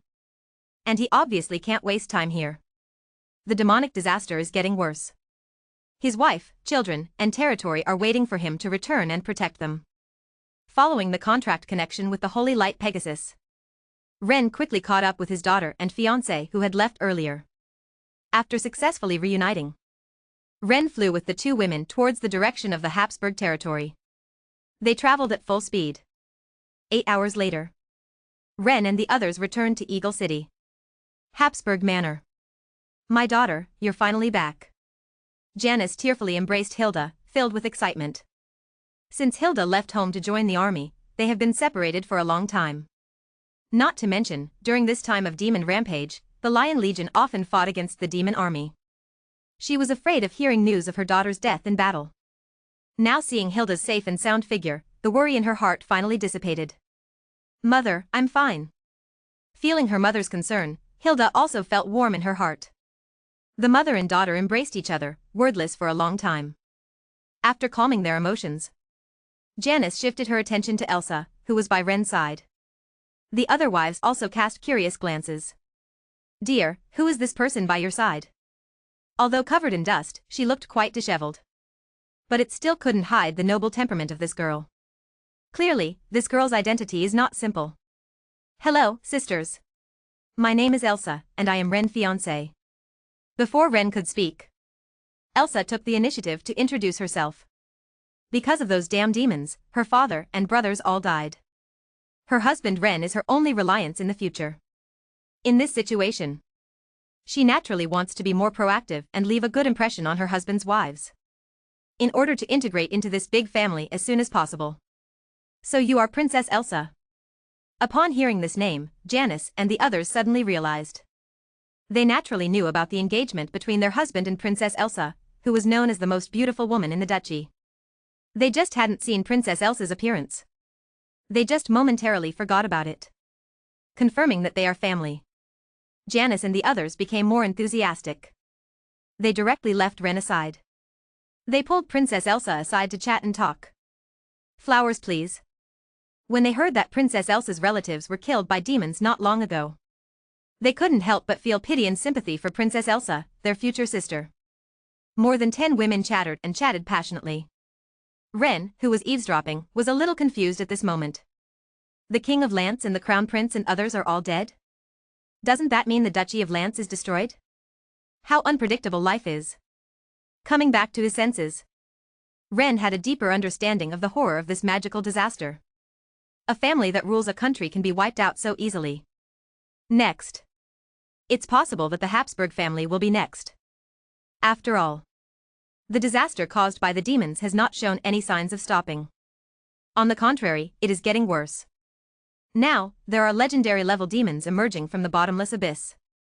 In the near future, there will probably be even more powerful demons appearing. If even the demon lord were to come out of the abyss, then... I hope my guess is wrong, Ren thought anxiously. The true power of the demon lord's actual form is completely different from the projection he fought before. Even the weakest demon lord has at least a semi-divine grade strength. This is an opponent he absolutely cannot defeat at his current stage. If the demon lord leads the demon army to attack the Habsburg family, it would be lucky if he could escape with his wife and children. Otherwise, the probability of a game over is high. 3 days later, Ren and Princess Elsa held their wedding. When they were engaged before, they said they would get married when Elsa came of age the following year. And at the beginning of this year, Princess Elsa had already come of age. However, due to the appearance of the demonic disaster, the wedding had been delayed until now. Now is the perfect time to make up for it. After the wedding, Princess Elsa's status changed from fiancée to official wife. That night, the two of them completed the final step. Compared to the other wives, although Princess Elsa's experience is not the greatest, her skin is smooth and fair like a porcelain doll. Ren can't get enough of it. Chapter 111 Runaway Plan, Legendary Behemoth Star Whale. 2 months later. Since the fall of the Lance royal family and the occupation of the Dibbit royal city by demons, the external demonic calamity has become increasingly severe. There are at least millions of demons rampaging across the land of the Lance Duchy. Among them are several legendary-level demons. In such a harsh environment, the Lance Duchy is filled with cries of despair. Nowadays, the weaker small nobles have basically been wiped out by the demons. Without those easy prey, a large number of demons have started to gather and attack the territories of powerful high-ranking nobles together. The territory of Ren has also encountered more than 10 invasions by demon armies. Some of them are small-scale, numbering in the thousands. Others are large-scale, with numbers exceeding tens of thousands. Fortunately, Ren is strong. In addition, the major cities within the territory have established extremely comprehensive defense systems. Every time, they are able to successfully repel the demon army's attacks without suffering significant losses. However, although Ren successfully defended its territory, he was not happy. Because he discovered that the demon army's attacks have become more fierce recently. Obviously, as the human forces of the Lance Duchy continue to diminish, the demon army's hunting targets are also shrinking and concentrating.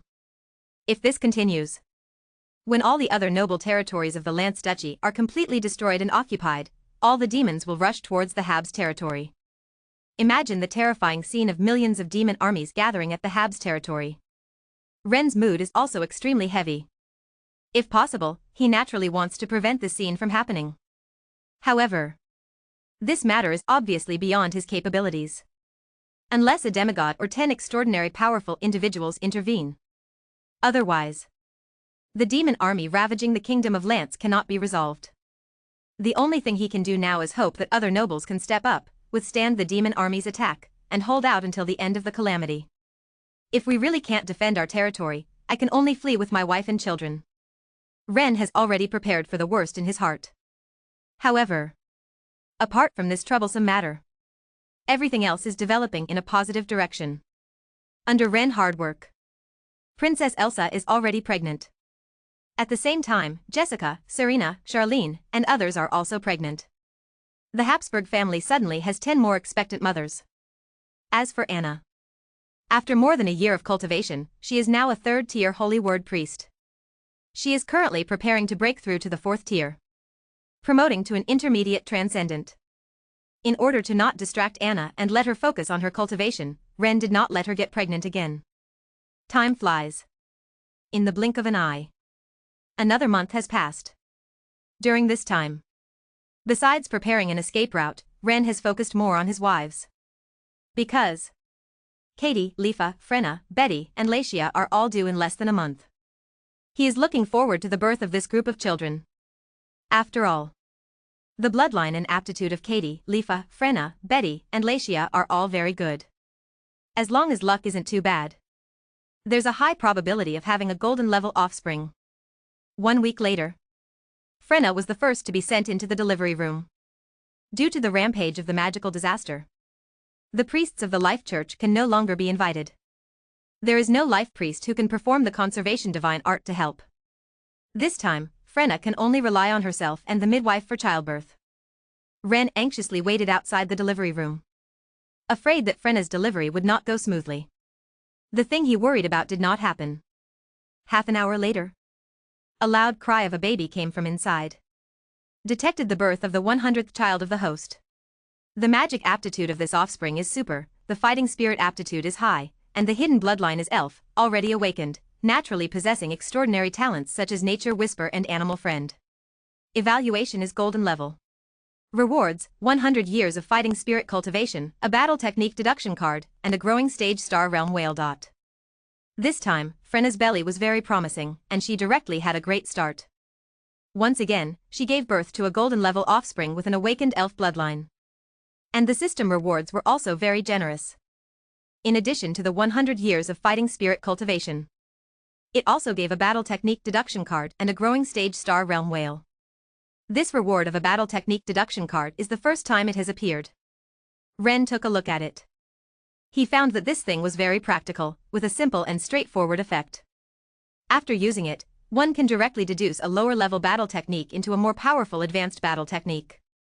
The lower the original star rating of the battle technique, the more obvious the deduction effect. The highest is 7-star rating. In other words, if used well, it is equivalent to having an additional 7-star rating battle technique. However, compared to the tactical simulation card, the growing period star realm whale is more valued by Ren. It is a legendary behemoth that lives in the vast star realms. Compared to other star realm behemoths, the star realm whale is gentle in nature and massive in size.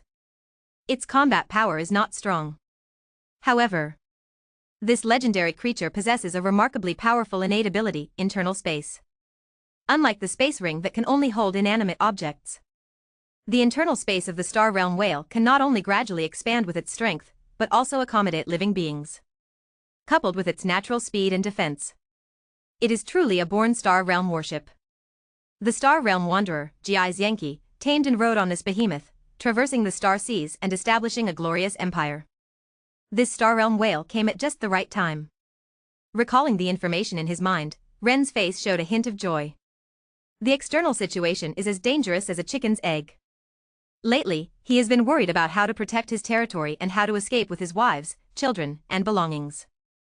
After all, he now has a large family and a large business. His wife, son, and grandson together amount to nearly 200 people. To bring along so many people, breaking through the encirclement of the demon army and escaping to safety is not a simple matter. Thinking it over, he couldn't find a perfect solution. His worries have turned his hair white. But with the Star Realm whale as a large transport ship, the problem that has troubled him for a long time is instantly solved. If the territory really cannot be defended, at that time, he can have all the members of the Habu's family enter the belly of the Star Realm whale, and then ride the Star Realm whale to escape. Simple, fast, and safe. Chapter 112 System Upgrade, Family Mall opens.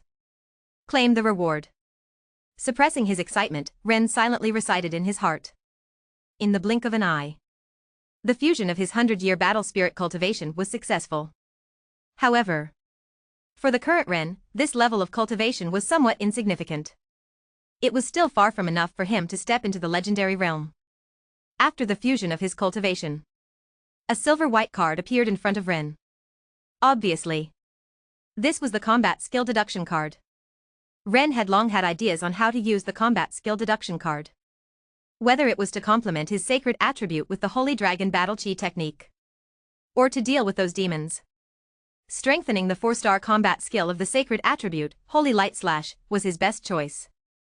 Without hesitation, Ren picked up the combat skill deduction card and used it on the Holy Light Slash combat skill. Under the influence of a certain magical power, the Holy Light Slash combat skill in his mind continuously deduced and advanced, becoming more profound and powerful. After a few minutes, the new Holy Light Slash combat skill was freshly released. Compared to the previous Holy Light Slash, the new combat skill directly utilized the Holy Fire that had been sublimated by burning high-concentration Holy Light for combat. Its power had increased at least 20 times. The star rating had also changed from 4 stars to 7 stars. This 7-star combat skill is somewhat inappropriate to be called Holy Light Slash. Let's call it Sacred Flame Sword Cannon. After giving this new combat skill a pleasing name, Ren began to use the contract in his mind and attempted to summon the Star Realm Whale. Next second, a giant teleportation gate, over 20 meters long and 30 meters wide, opens. Immediately, a huge whale with a black and blue body and surrounded by blue stardust flies out of the teleportation gate. Floating around Ren, it emits a strange yet pleasant hum. It truly is a legendary star beast in its adult stage. It already possesses the strength of the 14th stage in its growth period alone. As Ren strokes the smooth skin of this growing star whale, which is as reflective as a mirror, he sighs in amazement. Then, he instructs the star whale to open its mouth. Through the esophagus, Ren quickly enters a vast space. This space is approximately 5 square kilometers. Inside, there is water, there is soil. It is large enough to accommodate tens of thousands of people. And as the star whale's cultivation improves, this space will continue to expand. Looking at everything in front of him, Ren nods in satisfaction. With such a large space, not to mention bringing members of the Habs family. Even if he were to bring all the knights of the Habs family and the core members of the Shadow Organization, it would be easy to fit them all. By then, even if he were to escape to another place, he wouldn't need to start building his influence from scratch. Then, Ren tests the speed and defense of this growing star whale.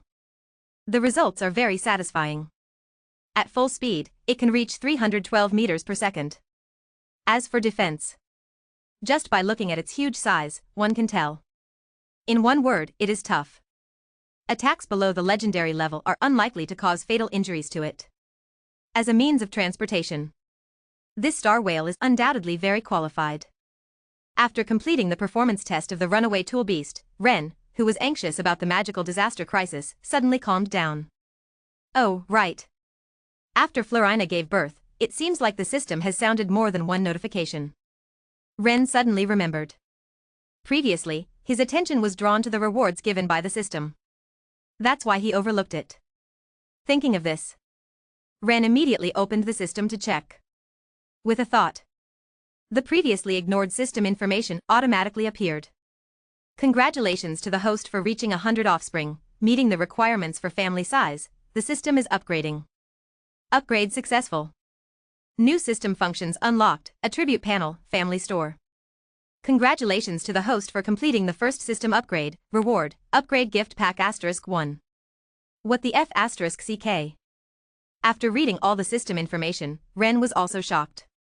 He never expected that when the number of offspring reached 100, the system would undergo such a huge change. Directly upgrading. Opening 2 new functional modules in succession. Among them was the family store he had wanted before. Without rushing to explore the family store, Ren first opened his own attribute panel. He was also curious about his own situation. Host, Ren. Remaining lifespan, 1,595 years, 1,068 years. Cultivation realm, 15th stage of battle chi, 12th stage of magic. Occupation, arcane knight. Battle chi aptitude, high. Magic aptitude, high. Bloodline, incomplete golden dragon bloodline, bloodline concentration too low, unable to be inherited. World blessing, 12 trials, law of cause and effect attacks always hit. Talents, berserk fury, resilient spirit, extraordinary healing, advanced material-free spellcasting, instant spellcasting, golden scale armor, super reproduction, golden dragon eyes, dual body fusion, twin angel companions. Combat skills, holy flame sword cannon, 7-star level, holy sword judgment, 7-star level, void charge, 6-star level, gale sword technique, 5-star level. Affiliated forces, Habs Knights, Shadow Organization, Sea Shark Tribe, Death Knights. Number of wives, 20. Number of offspring, 100. I have to say, the attributes displayed by the system are very detailed. Especially the bloodline column. It finally solves a hidden doubt in his heart. That is why he cannot pass down the golden dragon bloodline to his offspring. So that's it. It turns out that the bloodline concentration is too low. A hint of regret appeared on Ren's face. If he could inherit the golden dragon bloodline to his offspring, the talents of his descendants would definitely have a significant improvement. By then, he would also be able to obtain more and better rewards from the system. After reading the attribute panel, Ren shifted his gaze to the bottom of the system panel. There was an icon similar to a shop. On it were the 4 words family store. Clicking in, Ren saw a dazzling array of products in front of him. Divine position of time. Introduction. Contains complete comprehension of the laws of time. After integrating it into one's own divine nature, one can become an ancient god who controls the laws of time. 10,000,000,000,000. Divine position of space. Introduction. Contains complete comprehension of the laws of space. After integrating it into one's own divine nature, one can become an ancient god who controls the laws of space. 10,000,000,000,000. Chapter 113 Family Blessing, 9-Ring Magic Scroll Resurrection. Damn. Ren was shocked when he saw the 2 items displayed at the top of the family store. Wow. This family store actually sells divine positions related to time and space. It's incredible. You see, divine positions represent the authority of gods and the laws of the world. Different divine positions have different powers. And divine positions like time and space, which are formed by the fundamental laws of the world, naturally occupy the top of the divine positions hierarchy. They can't be compared to ordinary divine positions like forests and earth. As long as one can digest and absorb these divine positions, even the weakest and faintest divine power can immediately become the god above many gods. It can be imagined how precious the divine positions of time and space are. If they really appeared in this universe, the high and mighty gods would probably fight over these divine positions to the point of losing their minds. Note, the hierarchy of gods is divided into weak divine power, low-level divine power, medium-level divine power, strong divine power, great divine power, also known as the god above gods, ancient gods, and creator gods. Unfortunately, I am not even a god, let alone qualified to absorb and merge divine positions. Even if I can afford it, I can't use it. After calming down, Ren sighed with regret. However, as a man with a golden finger, he believed that becoming a god was only a matter of time. He prepared the funds to purchase divine positions related to time and space in advance. When he becomes a god, he will then absorb and merge the divine positions. A smooth takeoff. Isn't that just perfect? Thinking of this, Ren immediately asked the system what currency the family store uses. How can it be obtained? Ding. The currency unit of the family store is cultivation. 1 year of cultivation is equivalent to 1 unit of currency. At the same time, the host can also exchange unwanted treasures or anything with special abilities for currency. Sorry for the interruption. Upon hearing this, Ren was completely speechless. This currency unit is really outrageous. According to the currency unit provided by the system, the price of the time divine position and the space divine position is equivalent to 100 billion years of cultivation. 100 billion years of cultivation. To guarantee the birth of a golden level offspring, 100 years of cultivation can be obtained. In other words, I need to give birth to 100 million golden level offspring in order to have enough currency to buy the time divine position.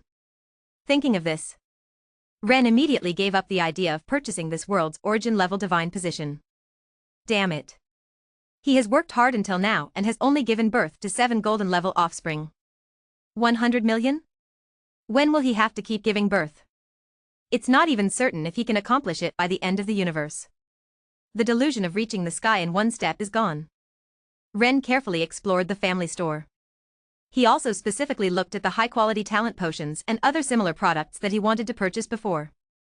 It has to be said, compared to the high-end goods like the time divine position, the price of high-quality talent potions is quite affordable. One potion only requires 300 years of cultivation.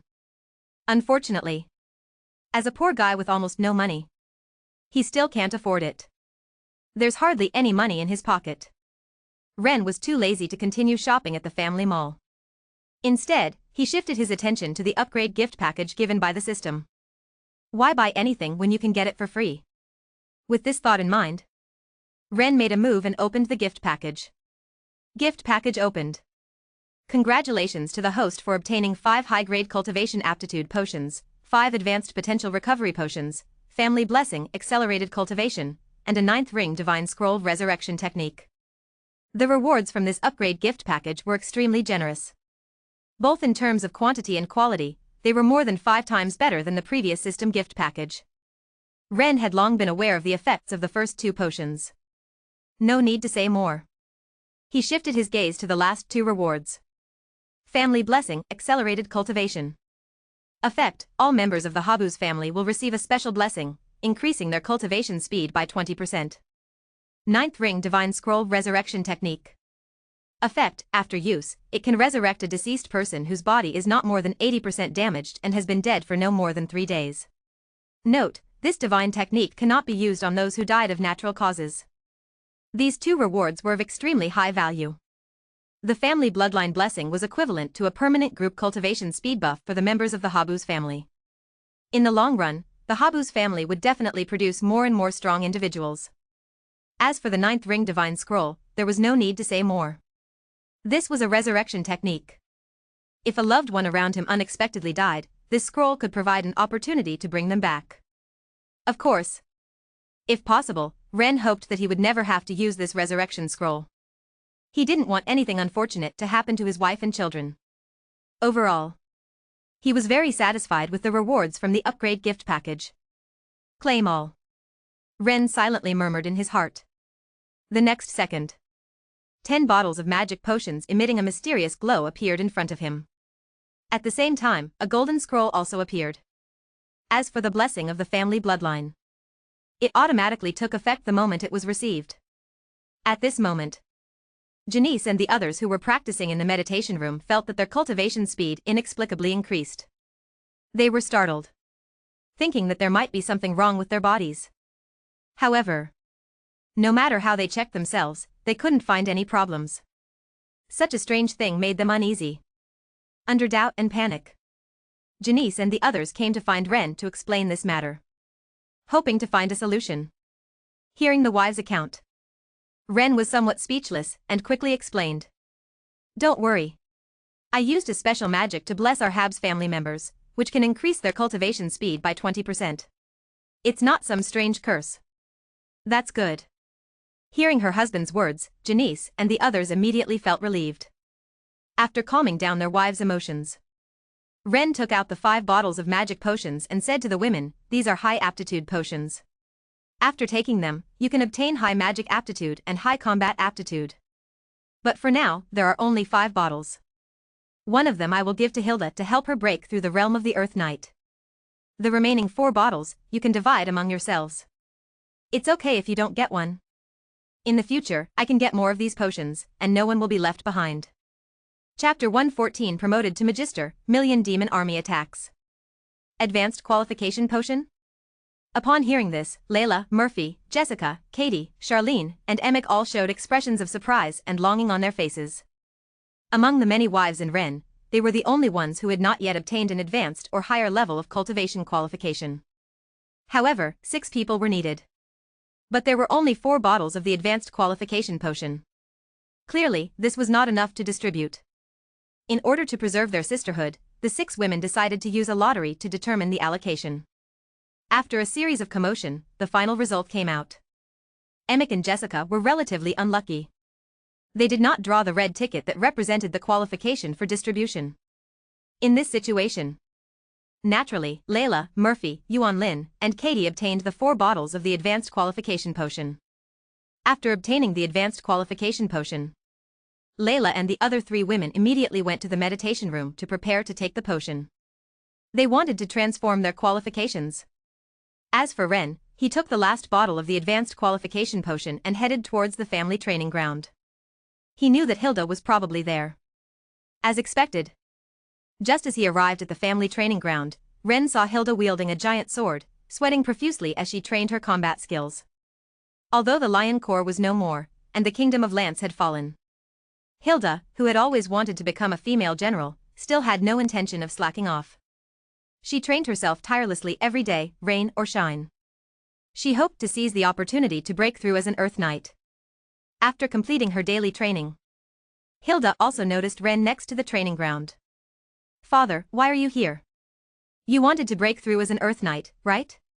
I've brought you something good." Ren didn't beat around the bush and directly handed the bottle of advanced qualification potion to Hilda. Explained its medicinal effects briefly. "Thank you, father. I won't let you down." Upon hearing that her father had brought her such a precious potion, Hilda became extremely excited. She immediately gave Ren a big hug. There's no need to say what happened next. Hilda couldn't wait to drink the high-level qualification potion in her hand. Under the effect of the potion, Hilda's physical and mental qualifications were rapidly improving. A few minutes later, the effects of the potion were fully absorbed. Hilda only felt light all over her body, with an unprecedented sense of ease. And then, Ren taught Hilda all the key points and tricks to break through as an Earth Knight. Qualifications transformed. And received guidance from her old father. Hilda gained a lot. She became more confident in breaking through as an Earth Knight. Immediately, she began a more rigorous training for herself, wanting to complete the breakthrough as soon as possible. Soon, the Habsburg family will have a new Earth Knight born. Watching this scene, Ren thought with satisfaction. After Hilda completes the breakthrough, he plans to hand over the Family Knight Order to Hilda. In this way, not only can the strength of the Family Knight Order be greatly improved, but also Hilda's desire to become a female general can be fulfilled. Killing 2 birds with 1 stone. In the blink of an eye. Half a month has passed. Following Freya, Katie, Lifa, Betty, and Lalesia also successfully gave birth. Giving birth to Ren offspring. The Habsburg family has 4 new babies. Detected the birth of the host's 101st child. The magical aptitude of this offspring is average, the fighting spirit aptitude is high, and the evaluation is silver level.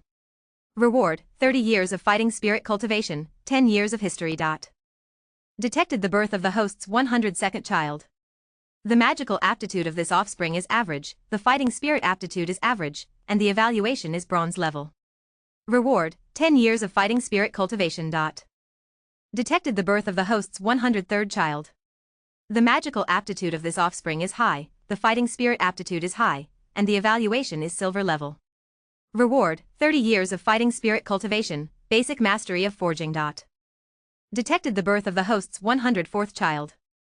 The magical aptitude of this offspring is high, the fighting spirit aptitude is low, and the evaluation is silver level. Reward, 30 years of fighting spirit cultivation, 10 years of magical cultivation. 4 children.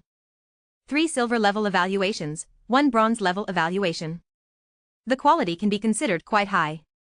The system rewards are also not bad.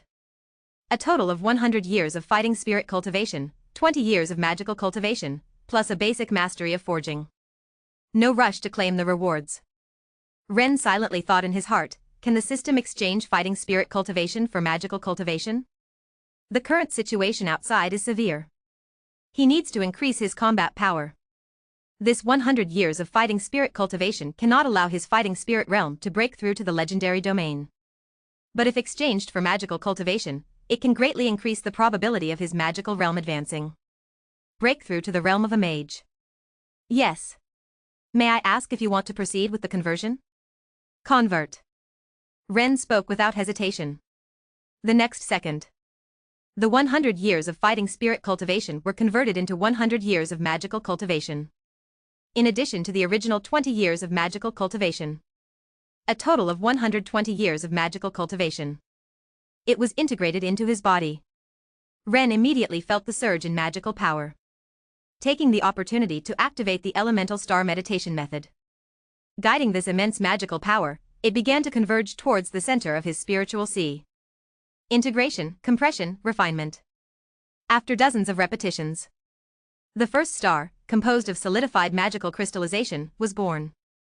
Immediately after, the second, third, fourth. After several hours, Ren realized that the magical source in his consciousness had completely transformed into a higher intensity magical energy. 168 magical stars hung high in the sky above Ren consciousness, shining brightly, until the moment when the last trace of the magical source completed its transformation. A buzzing sound, only existing in the soul, rang out. Powerful magical energy began to refine Ren's soul and body. The space of his consciousness expanded rapidly. The strength of his soul continued to increase. 3 hours later. At this moment, Ren had completed his promotion and transformation, and his aura had increased by more than several times.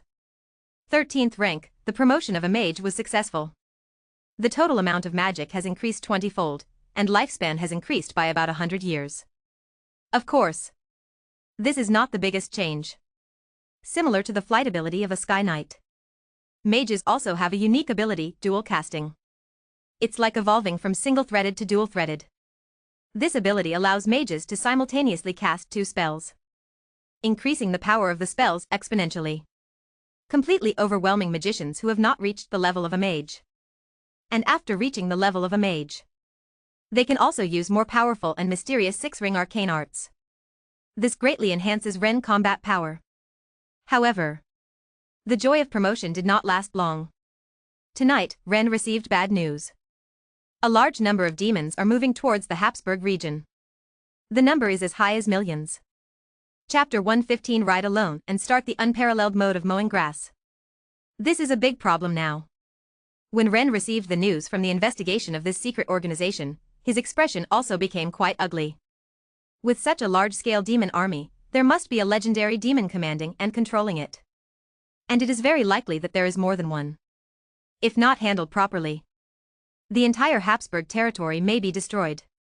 Thinking of this, Ren didn't dare to waste any time. Immediately ordered all the cities in the territory to enter a level 1 alert state, to counter the upcoming attack of the demon army. At the same time, he initiated an emergency mobilization order, summoning all the members of the Habsburg family's night order, preparing to go to support Harvest City. Based on the direction of the demon army's march as reported by the secret organization, Harvest City will be the front line to first come into contact with the demon army.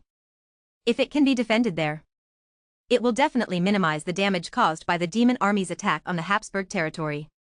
Summoning the Archangel of Holy Light to take his place in Eagle City. Under the worried gaze of his wives, Ren rode his Holy Light warhorse, leading more than 800 extraordinary knights, heading towards Harvest City. Harvest City is not far from Eagle City. Only 75 kilometers. 15 minutes later, Ren and his group successfully arrived at Harvest City. The Lord of Harvest City is Ren's 25th son, Blaiken Habsburg. Possessing a high-level fighting spirit aptitude. Nurtured by Ren since childhood. 25-year-old Blaiken is now a 6th-ranked knight. Upon learning that his father had come, Blaiken immediately led his men to welcome him. However, Ren had no intention of entering the city, temporarily handing over the command of the Habsburg Knight Order to Blaiken, strengthening the defense of Harvest City. Afterwards, Ren flew alone towards the direction of the demon army. He planned to first investigate the situation of that demon army, and see if he can lure them away. After all, engaging in this great battle would be of no benefit to him at all. If he wins, it's just defending the territory. If he loses, the territory will be destroyed. In this situation, it is naturally better to avoid this great battle if possible. Riding his Holy Light warhorse, flying at high speed for more than 20 minutes. Soon, Ren discovered that massive demon army. In front of him, countless demons were moving towards him on the plain. A dark mass, as far as the eye can see. Hiss. Seeing such a large army of demons for the first time, Ren couldn't help but instinctively take a breath. His eyes were full of shock. We absolutely cannot let these demons enter our territory. Otherwise, it will definitely be a huge disaster. Coming back to his senses, Ren's eyes were filled with seriousness. Riding on a holy light Pegasus, he approached. Just as Ren was about to take action and lure the demon army. These demons also noticed Ren in the sky. Their eyes immediately showed a bloodthirsty light. Someone has come to us. Like sharks smelling blood. Hundreds and thousands of fierce flying demons rushed towards Ren from all directions. Wanting to devour Ren. Holy flame incineration. Seeing this scene, Ren calmly drew his great sword from his waist and swung it horizontally. The next second, a golden sword aura, like a ring of fire, rapidly spread out from Ren as the center. In the blink of an eye, it covered the sky within a radius of 10 miles. Wherever it passed, demons wailed. In an instant, thousands of flying demons turned into ashes. But it's not over yet. Without hesitation, Ren raised his sword again. Holy Flame Sword Cannon, Divine Flame Storm. A 2-kilometer diameter golden flame storm condensed and formed with a loud roar, sweeping towards the demon army below. Ah ah ah. Ah ah. In the face of this unparalleled powerful divine martial skill. Whether it was the lowest level timid demons or the more advanced great demons and soul judgment demons, they were as fragile as ants. In an instant, tens of thousands of demons were ignited by the holy fire, turning into blazing torches. Hearing the miserable wailing of their companions, the other demons that were not attacked quickly moved away, afraid of being touched by the holy fire. Seeing the significant results of his attack, Ren naturally did not stop. He charged into the demon army alone. Activate the unparalleled grass-cutting mode. The large sword in hand dances wildly. Sword chi, burning with golden flames, whistles and flies out, attacking the surrounding demon army. Beep. Beep. Sizzle. In an instant, blood and flesh fly. These holy fire sword chi, with an overwhelming force, completely slay the demons in their path. That human is a monster. Seeing this scene, even the dim-witted demons understand that this human before them is incredibly powerful. They are simply no match for him. To charge forward is to die. In an instant, the evil and greedy look in their eyes turns into fear. Driven by their survival instincts, those demons frantically flee in the direction away from Ren. 1 tells 10, 10 tells 100. The demon army is immediately thrown into chaos. Seeing this, Ren reveals a hint of joy on his face. He immediately prepares to take advantage of the situation and completely crush and scatter this demon army. However, just at this moment, a furious roar, filled with intense killing intent, comes from behind the demon army. You lowly human, dare to act recklessly in front of the great dialogue. Die. As the voice falls, a dark red demon, with huge horns and a body reaching 8 meters in height, suddenly appears behind Ren. Wielding a massive battle axe burning with hellish lava, it strikes down towards Ren. The momentum is such that it seems to split Ren and his horse in half. Faced with this sudden and fierce attack, Ren's reaction is also extremely quick. Flowers please. He immediately uses the defensive magic provided by the Silver Frost armor and his strongest defensive talent. Eternal Frost Shield. Golden Scale Armor. The next second, a shield made of deep cold ice appears out of thin air behind Ren. Although it couldn't completely block the astonishingly powerful axe attack, it successfully reduces the power of the dark red demon's strike by more than half. The remaining attack power is completely unable to pose any threat to the golden dragon scales covering Ren's body. After blocking the enemy's sneak attack, Ren quickly launches a counterattack, activating the Holy Dragon Fighting Chi, infusing it into the Storm Greatsword in his hand. Immediately, it was a move called Looking Back at the Moon, looking back and digging. The Storm Greatsword burning with holy fire instantly pierced the chest of the dark red demon. Roar. Unexpectedly, my surefire strike missed. I never expected this human's counterattack to come so quickly. Caught off guard by this blow. 0. Dairog instantly let out a painful roar. The aura around him instantly weakened significantly. Obviously, he was injured by Ren's strike. Of course, it is obviously impossible to eliminate a legendary abyss demon with this strike. Damn human. I will throw your soul into the fires of hell and burn it for 10,000 years. Using a large amount of chaotic evil power to counteract the continuous corrosive burning of the holy fire on his chest. Dairog, who suffered a wave of losses, looked at Ren with even more intense killing intent in his eyes. How unoriginal. Is this the only thing you demons say when threatening people? A certain Abyss Lord projection said this to me before, but unfortunately, it didn't come true and was beaten to death. I wonder how long you can last in my hands. Ren showed a disdainful expression and deliberately provoked. You despicable human. I will definitely kill you today.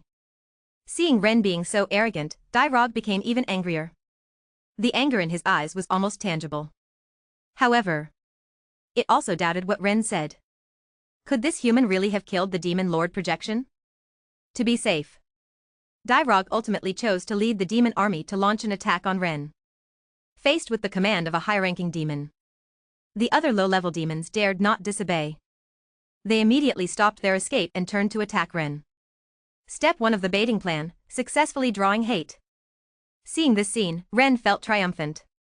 Immediately, he put on a look of being outnumbered and ran wildly in the opposite direction of Habu's territory, while the enraged Dairog naturally led the demon army in hot pursuit. Tens of thousands of demons crazily chasing after one person. The scene was quite spectacular. However, just when Ren thought his plan was successful and he had successfully stopped the demon army from attacking the territory, another legendary demon appeared. It was a Balro flame demon. Chapter 106. Infighting among the legendary demons. An army of millions of demons is approaching the. I saw the legendary Baloyan demon flash in front of the escape route to Ren. With a ferocious smile on its face, it raised both hands above its head. Die, insects. The next second, a supergiant fireball with a diameter of 1 kilometer condensed from its hands, smashing towards Ren, falling like a meteor. Holy fire-breaking evil slash. Feeling the power contained in this fireball, Ren did not dare to be negligent. Activating all his energy, he drew his sword to counterattack. A sacred flame sword energy, hundreds of meters long, formed with a loud roar. A few seconds later, the sword energy collided with the fireball. Boom. A loud explosion sounded. After a brief stalemate, the two attacks clashed and exploded, disappearing into nothingness. This strike was evenly matched. However, 103. The Baloyan demon was hindered by this. Ren's running speed clearly slowed down. He was about to be caught up by the demon army led by Dairog. Once surrounded, Ren would face 2 legendary demons and the siege of millions of demon soldiers at the same time. By then, even if his combat power was strong, he would be worn down and die in despair. Realizing this, Ren decisively chose to run away. Uninjured and furious. Holy breaking evil slash. Activate the strongest state. Ren raised the great sword in his hand and crazily slashed out waves of sacred sword energy around him. In the face of such a violent attack, for a moment, the Abyss Demon and the Balrog were somewhat flustered. Taking advantage of this opportunity, Ren quickly used the Death Charge skill to bless the Holy Light Pegasus and run away. By the time the 2 legendary demons regained their senses, Ren had already run several kilometers away. And he was still moving away at an extremely fast speed. Sly human, don't run. The Great Deroge will definitely tear you to pieces. Seeing this scene, the Abyss Demon who had been completely played by Ren throughout let out a roar of unwillingness. He still wanted to continue chasing Ren with his subordinates. However, the next second. You brainless fool. Don't forget our purpose. To chase after a human, are you willing to give up harvesting the souls of millions of humans? Have you been eaten by the abyss worms? The great Ragnaros doesn't have time to waste with an idiot like you. As long as he harvested millions of human souls and flesh, his power would further advance, becoming an abyss lord. This brainless guy wanted to ruin his good fortune? No need to say more. He must use his fists to wake him up. After saying that, Ragnaros raised his fist and punched the Abyss Demon twice. You. Caught off guard by his companion's 2 powerful punches, Deroge felt greatly insulted. The anger he originally had towards Ren instantly shifted to the Balrog. Immediately, he raised his battle axe and swung it towards Ragnaros. You damn fool. Seeing this waste who had recently entered the legendary realm dare to fight him, Ragnaros was also very annoyed. Without hesitation, he retaliated. He wanted to let this guy know who the real boss was. Like this. The Abyss Demon and the Balro Flame Demon started fighting directly. I don't know about the internal conflict and fierce battle between the two legendary demons. Seeing that the demon army did not continue to chase after him, Ren, who was running away, also realized that his lure plan had completely failed. A big battle is inevitable. Immediately changing direction, flying towards the direction of Harvest City. More than 10 minutes later, Ren returned to Harvest City. At this time, Harvest City has already prepared for war. All the combat personnel are waiting on the city walls in a strict formation. 15 crystal cannons are arranged in different locations, ensuring the ability to form a dense firepower network in front to maximize the damage to the invading enemy. Well done. Seeing this scene, Ren praised his son, Bracken. It is quite impressive for the first defensive formation to achieve this level. It's all thanks to your good teachings, father. Receiving praise, Bracken is also very happy, but not overly complacent. In fact, it is true. If it weren't for his father teaching him a lot of knowledge about war since he was young, he would not have been able to understand the well-organized defensive line. Upon hearing this, Ren smiled, his face full of satisfaction. As an old father, seeing his son become so outstanding under his education, he is also very proud. In the casual conversation between father and son, time flies by quickly. About half an hour later, that large-scale demon army appeared at the end of the plain in front. And it is approaching Harvest City at a considerable speed. They're here. Standing on the city wall, Ren's eyes were filled with solemnity. He was well aware that a fierce battle was about to begin. No nonsense. Ren directly ordered all the magic crystal cannons to start charging, aiming at the approaching demon army in the distance. 100 kilometers. 90 kilometers. 80 kilometers. Fire. When the demon army reached a distance of 10 kilometers from the city of Finchou, Ren did not hesitate to give the attack order. As soon as the words fell. Boom. Boom. Boom. More than 10 blue beams carrying the aura of explosion shot out from the barrels of the magic crystal cannons. They quickly blasted towards the distant demon army. Each beam was equivalent to a full-force strike from a 13th level transcendent. It was something that the low-level demons couldn't withstand at all. After one round of attacks, the demons at the forefront instantly lost more than half of their numbers. However, compared to the demon army with a number reaching millions, this amount of casualties was clearly insignificant. It was like a scratch. After being hit by the long-range attacks of the magic crystal cannons, the demon army did not stop its advance. Instead, it accelerated its march. They wanted to reach the city as soon as possible to avoid being passively attacked. More than 10 magic crystal cannons continued to bombard without interruption. By the time the demon army crossed a distance of 10 li and arrived at the foot of the city of Finchou, the casualties had already exceeded 100,000. They didn't care about the deaths of their comrades. These demons immediately began to attack the city. Countless demons surged up the city walls like a tide. They fought fiercely with the soldiers and members of the Night Order responsible for defending the city. This war had entered a state of intense heat from the very beginning. Chapter 107 Harvest City fell? The Barlow Balrog who suffered a backstab. Take down these demons. Kill, kill, kill. Various shouts of killing echoed from the top of the Harvest City wall. Due to the protection of the city's defensive formation, there was a layer of anti-flight barrier outside the city wall. The demon army was unable to fly and directly enter the city for an attack. And the city wall was also reinforced with magic, making it difficult to destroy. Tens of thousands of demons could only climb the city wall, attempting to overcome this barrier. But the soldiers responsible for guarding the city wall and members of the Habsburg Night Order were already waiting on the wall. Once they spotted demons climbing up the wall, they immediately launched an attack while the demons were still unstable. Due to the pre-allocated defense zones, the coordination between the defending soldiers was quite tacit, not missing any demons. More than 10 minutes passed. Not a single demon was able to truly step onto the Harvest City wall. Realizing the difficulty of dealing with Harvest City, this demon army no longer only used low-level demons for probing attacks. More powerful mid to high-level demons also joined the battle. In this situation, the defensive pressure on Harvest City immediately increased dramatically. The originally impregnable defense line gradually tore apart. If this continued, more and more demons would firmly establish themselves on the city wall. When the demon army occupied the city wall, Harvest City would be completely finished. After all, whether in terms of quantity or quality, the demon army far surpassed the city's defenders.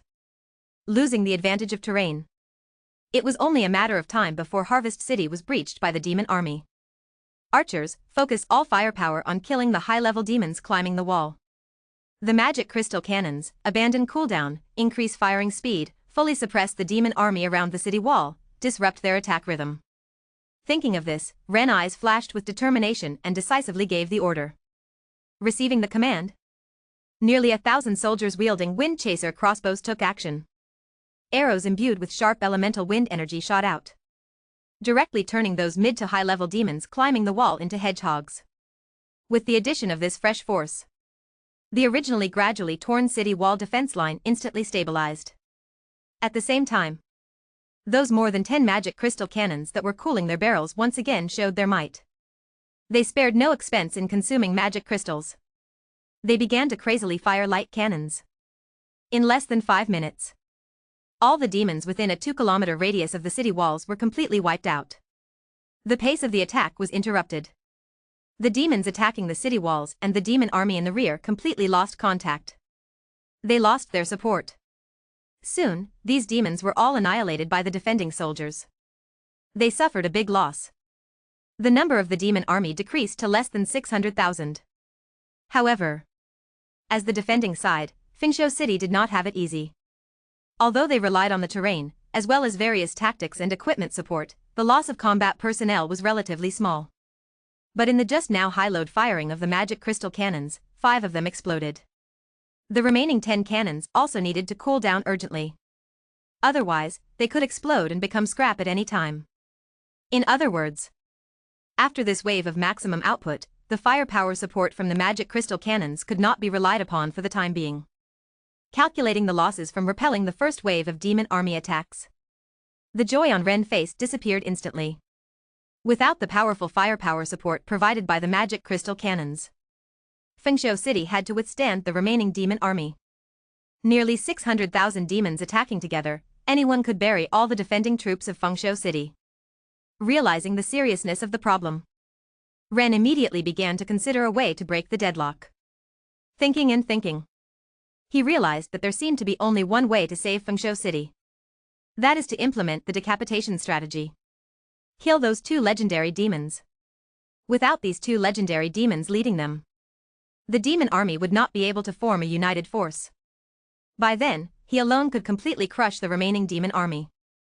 However, achieving this point was obviously very difficult. Fighting against 2 legendary demons at the same time. Even if he used the strength brought by the 12 trials of death, he did not have 100% certainty of winning. Not to mention, these 2 legendary demons still had so many minions, rushing into the demon army of hundreds of thousands, taking the heads of the 2 legendary demons. Unless he is a semi-divine powerhouse, he wouldn't dare to be so arrogant. I can only take it step by step. Can't think of any good solutions. Ren regained his focus and turned his attention back to the ongoing war. 10 minutes later, the demon army regrouped. They continued to launch a fierce attack towards Harvest City. Thousands of advanced demons led a large group of low-level demons, charging towards the city walls once again. However, this time, there was no firepower support from the magic crystal cannons. The soldiers and knights on the city wall had to deal with the constantly charging demons on their own. The defensive pressure increased by more than 10-fold compared to before. For a while, the casualties of the Harvest City defenders skyrocketed. Noticing this, the demon army's offensive became even more fierce. It seemed like they wanted to take down Harvest City in one fell swoop. Holy Flame Sword Chi. Seeing this, Ren had no choice but to take action. Otherwise, Harvest City would really be lost. Sword Chi formed by golden flames swept across the city walls, with Ren joining the battle. The demon army, which had initially gained the upper hand, was defeated once again. 1 hour later. These useless fools. They can't even handle such a small matter. seeing that the human city had not been breached yet. The two legendary demons commanding the demon army couldn't sit still. They personally took action, preparing to end this battle. Giant fireballs were thrown towards the city walls of Harvest City. Each one was equivalent to a sixth ring magic. Facing such terrifying attacks, the defensive magic array of Harvest City didn't last for 5 seconds before being completely shattered. Without magic reinforcement, the city walls collapsed.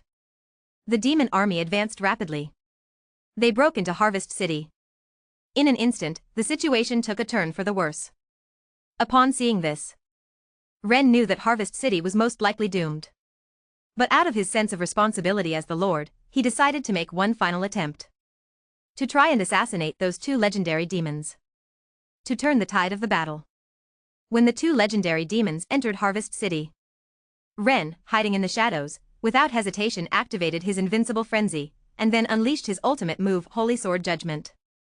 Expending all of his fighting spirit. 6 energy swords, each of which was equivalent to an epic-level weapon, condensed out of thin air. Immediately, they transformed into streams of light, attacking the legendary Balro Flame Demon. The immobilizing effect of Holy Sword Judgment was triggered. However, this Balro Flame Demon, possessing high-level legendary strength, was clearly not to be trifled with. In a situation where his strength surpassed Ren by 623 realms, the Balro Flame Demon easily broke free from the immobilizing effect of Holy Sword Judgment. Immediately, without hesitation, he used the 6-ring magic lava armor to protect himself. The next second, an energy armor composed of dark red magma condensed and took shape, enveloping the entire body of the Balro Flame Demon. After the Holy Sword Judgment pierced through the lava armor, its power immediately diminished. Although it successfully left 6 holes on the body of Balro Flame Demon, greatly weakening its aura. However, it failed to achieve Ren's goal of killing Balro Flame Demon. It couldn't even inflict serious damage on Balro Flame Demon. So, it was you, little bug, taking this blow. Ragnaros immediately locked onto the attacker's position.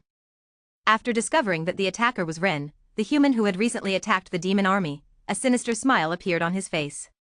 He had felt a bit regretful about Ren escaping earlier. Unexpectedly, he had now come to him. You see, a human transcendent with strength comparable to a legendary being is a great supplement.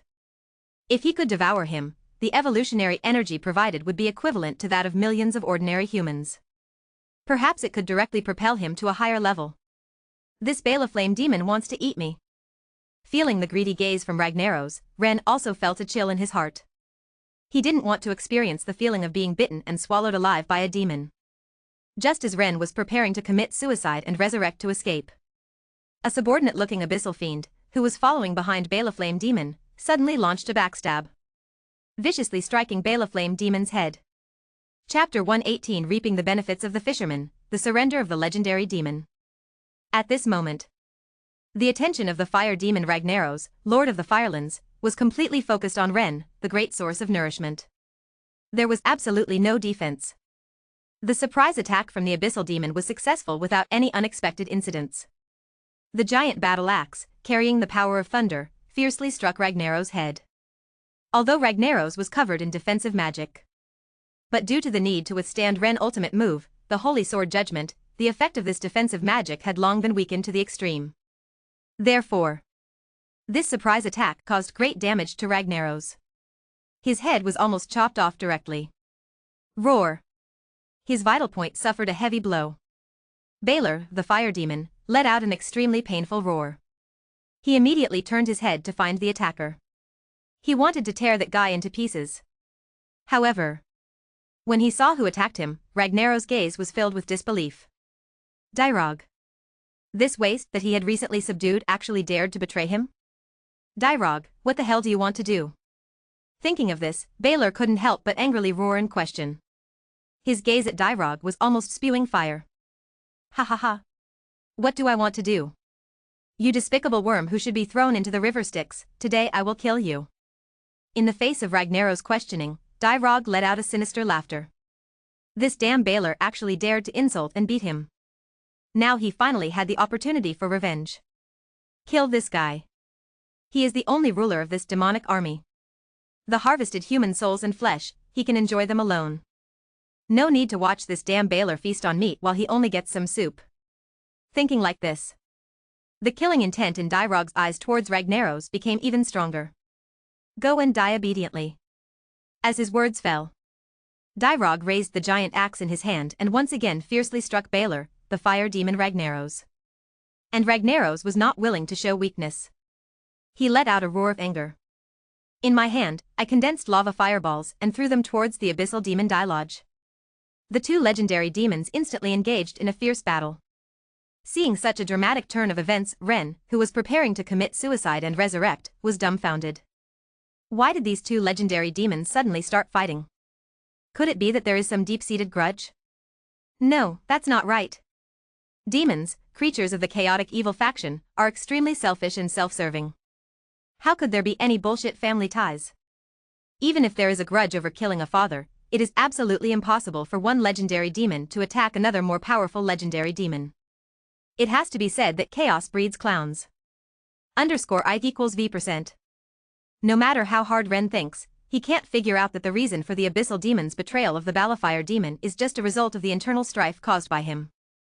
For a while, he couldn't understand the reason. Ren also didn't waste too much time on this. This is a good opportunity. Looking at the two legendary demons fighting to the death not far away, a gleam of light flashed in Ren's eyes. Two legendary demons. And one with high-level legendary strength. If he were to face them head-on, even if he used the 12 trials, he might not be able to win. But now it's different. Under the ambush and betrayal of the abyssal demon, the Balefire demon with high-level legendary strength has been severely injured. His strength has greatly diminished. When the two legendary demons determine the winner and loser, there will definitely be one dead and one injured. At that time, he can easily get rid of these two legendary demons and reap the benefits. What a turn of events! Fensho City is saved. Thinking of this, Ren immediately dismissed the idea of running away. He continued to focus on the battle between the two legendary demons. He didn't make Ren wait long. After more than 20 minutes, the result of the battle came out. In the end, the abyssal demon emerged victorious. Although the Balefire demon had stronger raw power. But after suffering a fatal blow to the head, his strength was greatly diminished. He couldn't withstand the attacks of the abyssal demon at all. After hundreds of rounds of confrontation, Baron Flame Demon's head was completely chopped off by the Abyss Evil Demon, G-Pai Kan. Of course, the victorious Abyss Evil Demon was not unscathed. His body was covered in deep wounds, with countless foul black blood flowing freely. It's because legendary demons have strong vitality. Otherwise, they would have been completely killed long ago. It can be said that this was a battle where both sides suffered.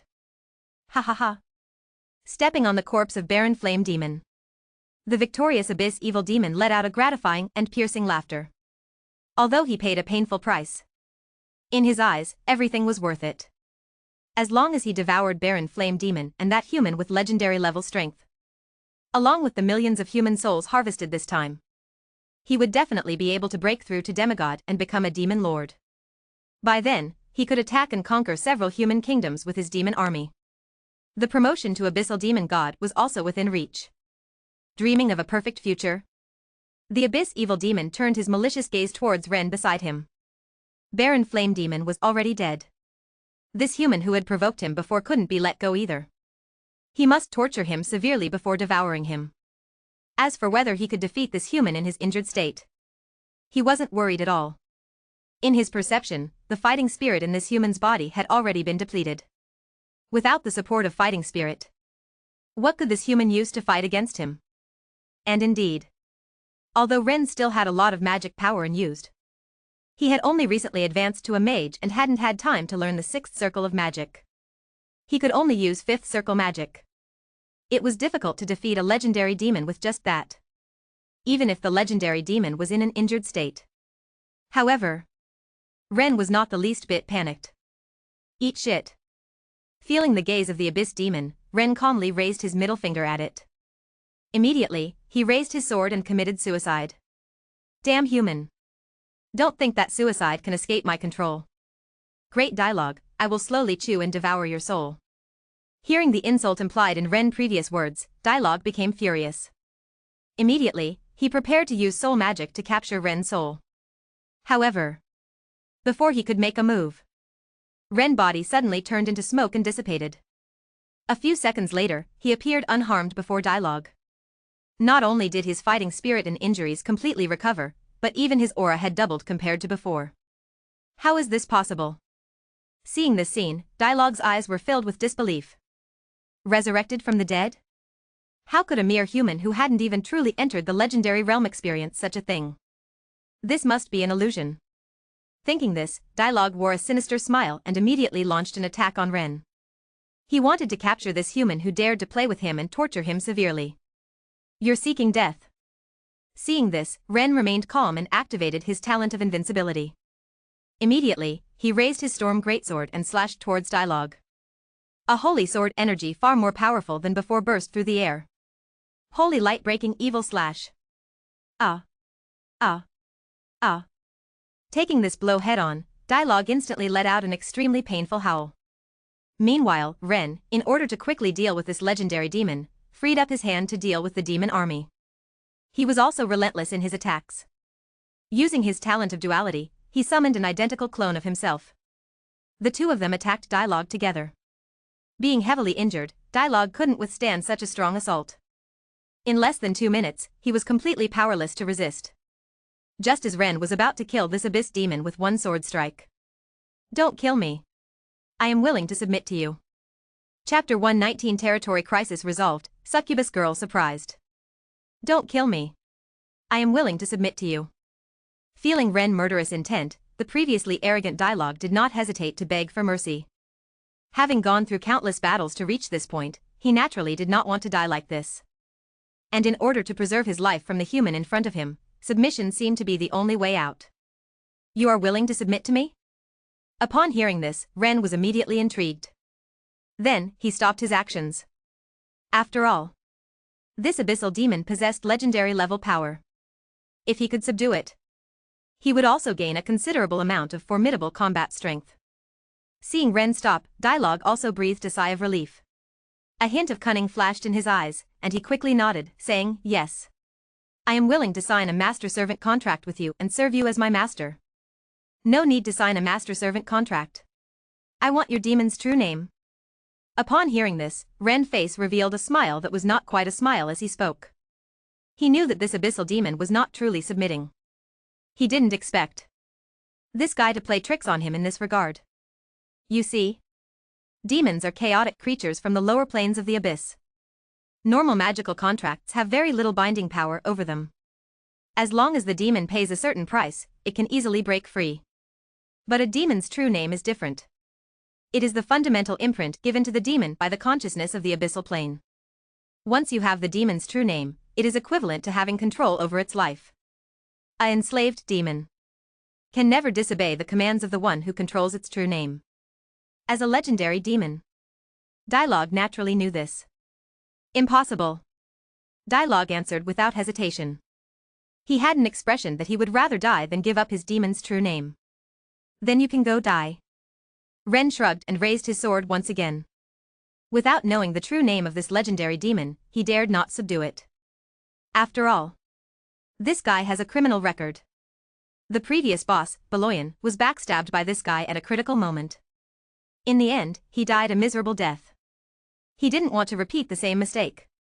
Although it's regrettable that he couldn't subdue this legendary demon, Ren still chose to swing his giant sword without hesitation. Wait. I'm willing to give up my true name. Seeing that Ren was really about to take action, Deroge, full of the will to survive, showed a fearful expression on his face and quickly spoke up. The great sword burning with holy fire finally stopped just under 5 centimeters away from Deroge's head. No coffin, no tears. It would have been better if it had been like this earlier, forcing me to take action. Hearing the words of this abyssal demon, Ren couldn't help but mutter to himself. Immediately, he sheathed his sword again. Although this abyssal demon was not honest and had many ulterior motives. But considering his legendary strength, Ren was willing to give him another chance. If he didn't hand over the demon's true name, then don't blame him for not being polite. Seemingly sensing the killing intent in Ren's heart. This time, the abyssal demon didn't make any more tricks. He readily handed over his demon's true name. The demon's true name was very long. Like this abyssal demon, the demon's true name was over 6,300 characters long. It took Ren nearly 10 minutes to completely write it down. After confirming that there was no problem with this true name, Ren added his own loyalty magic to it. From today on, this abyssal demon would be his loyal dog. If it disobeyed Ren orders, its soul would be immediately wiped out. Feeling the absolute imprisonment from the true name, the abyssal demon looked as if it had lost all hope, lying motionless on the ground like a dead fish. Don't lie there. Hurry up and get to work. Kill all the demons you brought with you. After successfully subduing this legendary demon, Ren immediately issued his first command to it.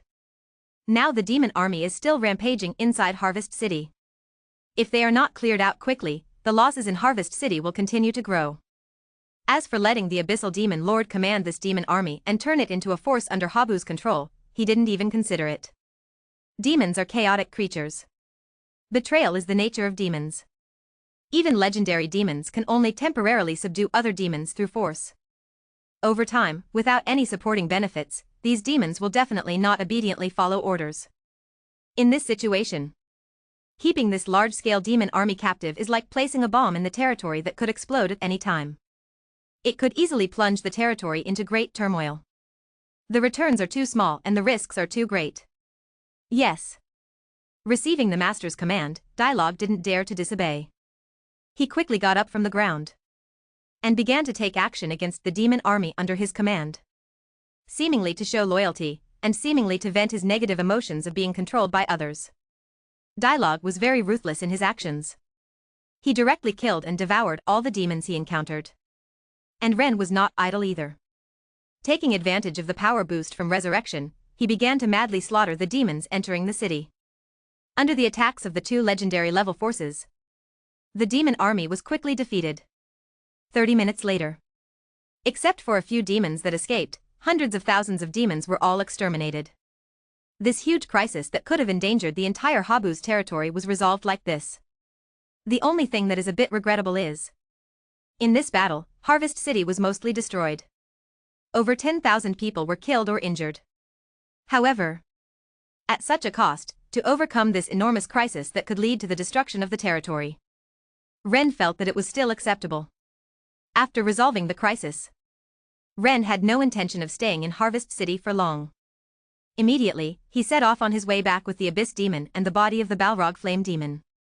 As for the post-crisis work in Harvest City, it could be left to his son, Bracken. As the Lord of Harvest City, it was his job. Lord Ren, I have a gift for you. On the way back to Eagle City, Dialogue suddenly said in a somewhat pleasing manner. A gift? Upon hearing this, Ren looked somewhat strange. Could this legendary Abyss Demon have some kind of serious illness? Shouldn't it hate him since he enslaved it? Why would it still prepare to give him a gift? Ren's thoughts were unknown. Dialogue's thoughts at this time were very simple. It's just to please Ren. He has already accepted reality. Being enslaved is a done deal. It will be difficult for him to turn the tables in the future. In order to ensure that he is not casually used as cannon fodder or expendable, he naturally has to please his master. Without waiting for Ren to answer, Darogue took out the gift from his personal space equipment. It was a palm-sized translucent blue crystal. Inside the crystal was a sleeping beautiful girl. This girl is obviously not human, or pure human. Although she has a delicate and fair face, a hot and graceful figure, and a huge and upright chest, it is hard to take your eyes off. But she has a pair of black horns on top of her head, and a small tail behind her drum. Her temperament is extremely enchanting. It gives people a special impulse at first sight. Who is this girl? After seeing clearly the so-called gift from Darogue, Ren couldn't help but become interested and asked. This girl is a half-blood human with the bloodline of the Succubus Queen. Chapter 120, Daughter of the Demon God? Marry a succubus girl. This mixed blood girl was found in a certain magic laboratory after I conquered a human territory. It seems that she underwent a special bloodline transplantation surgery performed by a human mage, acquiring the bloodline of the Succubus Queen, Mykenshut. Dialogue explained. This enchanting demon girl with a rather special background. Originally, he intended to bring her back to the abyssal plane to establish a good relationship with the Succubus Queen or make deals with certain high-level demons. If it weren't for the sake of his future days under Ren command, he wouldn't have brought her out. I accept this gift. Upon hearing this, Ren's eyes also lit up as he spoke. You see, the succubus queen possesses the power of a lower-ranked deity. And this mixed blood girl with the bloodline of the succubus queen. Roughly speaking, she can be considered a daughter of a demon god. If they were to have a child together, they might even give birth to a child with a platinum rating. Ren was extremely satisfied with Dialogue's gift. Feeling in a good mood, Ren handed over the legendary Baleflame demon corpse, which he had originally planned to use as advanced magical material, to Dialogue for consumption. Anyway, it wouldn't be a loss. Dialogue had already obtained the true name of this abyssal demon, enhancing his own strength and indirectly improving Ren's strength as well. Thank you, Master. Unexpectedly, his attempt to please Ren resulted in such an unexpected gain. Dialogue's face also showed a look of surprise, afraid that Ren might change his mind. He immediately began to devour and absorb the energy essence within the Baleflame demon corpse. Meanwhile, Ren opened the blue crystal and released the succubus girl sealed inside. The method of opening it was also very simple. Just shatter the one-time sealing crystal. The crystal shattered. In the next second, the succubus girl, who appeared to be less than 10 centimeters tall, instantly returned to normal human size. Ren carefully examined her. It had to be said that the succubus girl with a normal physique looked even more enticing. It was as if she naturally exuded a charm effect. It was impossible to resist shifting one's gaze onto her. After more than 10 seconds, this enchanting girl with a seductive aura slowly opened her eyes. Her captivating fox-like eyes were filled with confusion. Who am I? The girl held her head and muttered to herself. Could it be amnesia? Seeing this, Ren immediately frowned. He used various magic spells to examine the girl's physical condition. After more than 10 minutes, the results came out. This girl indeed had amnesia. Apart from the muscle memory of speaking, she couldn't remember anything else. As for why this happened, it was probably a side effect of a special blood transfusion surgery. In other words, the mental state of this succubus girl was not much different from that of a newborn baby. And it might be because she woke up and saw Ren as the first thing. The amnesiac succubus girl became very dependent on Ren. Instinctively, she held onto Ren's sleeve and wouldn't let go. It seems not bad like this. At least the process of cultivating feelings has become much simpler. Ren thought to himself. Afterward, he gave the amnesiac succubus girl a name Iris. It meant the enchanting and sexy goddess. After more than 10 minutes, Ren brought the succubus girl Iris back to the Habs Manor.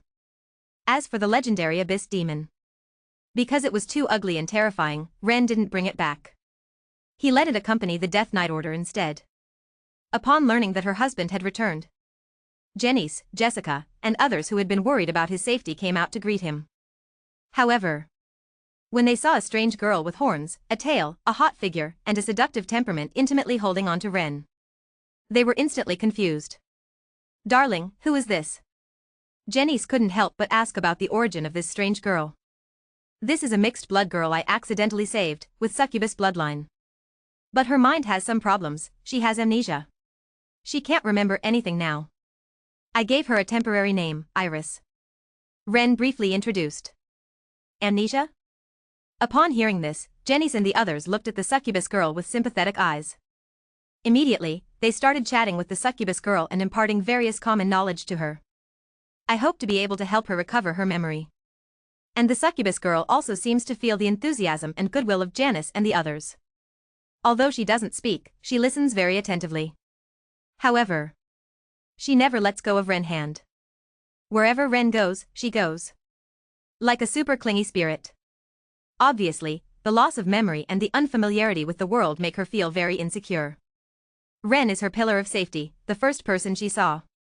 Regarding this, Ren is also very troubled. This is very inconvenient.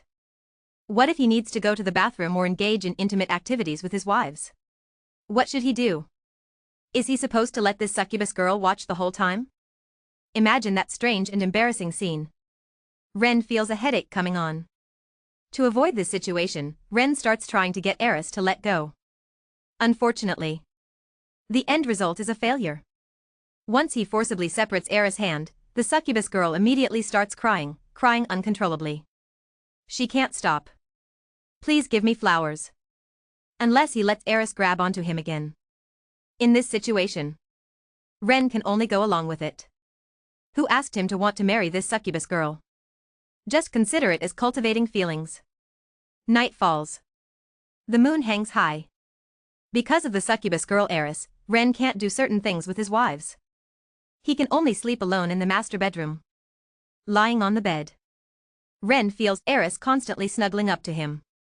It seems like she wants to seek a sense of security through this close contact. Such intimate physical contact immediately ignites his desire. Unless he is a eunuch. Otherwise, which man can withstand this kind of test? This is what you asked for. Feeling the alluring and exquisite figure of the enchanting demon girl, Ren couldn't help but immediately launch a direct punch. Soon enough, some strange sounds echoed in the room. 0. The next day, seeing Iris limping and hobbling, Janice and the others couldn't help but understand what was going on. They all gave Ren a disdainful look. They demanded that Ren hold a wedding for Iris, to have her marry into the family as soon as possible. Regarding this, Ren naturally wouldn't object. After all, he had already devoured her completely. Naturally, he had to give Iris a status.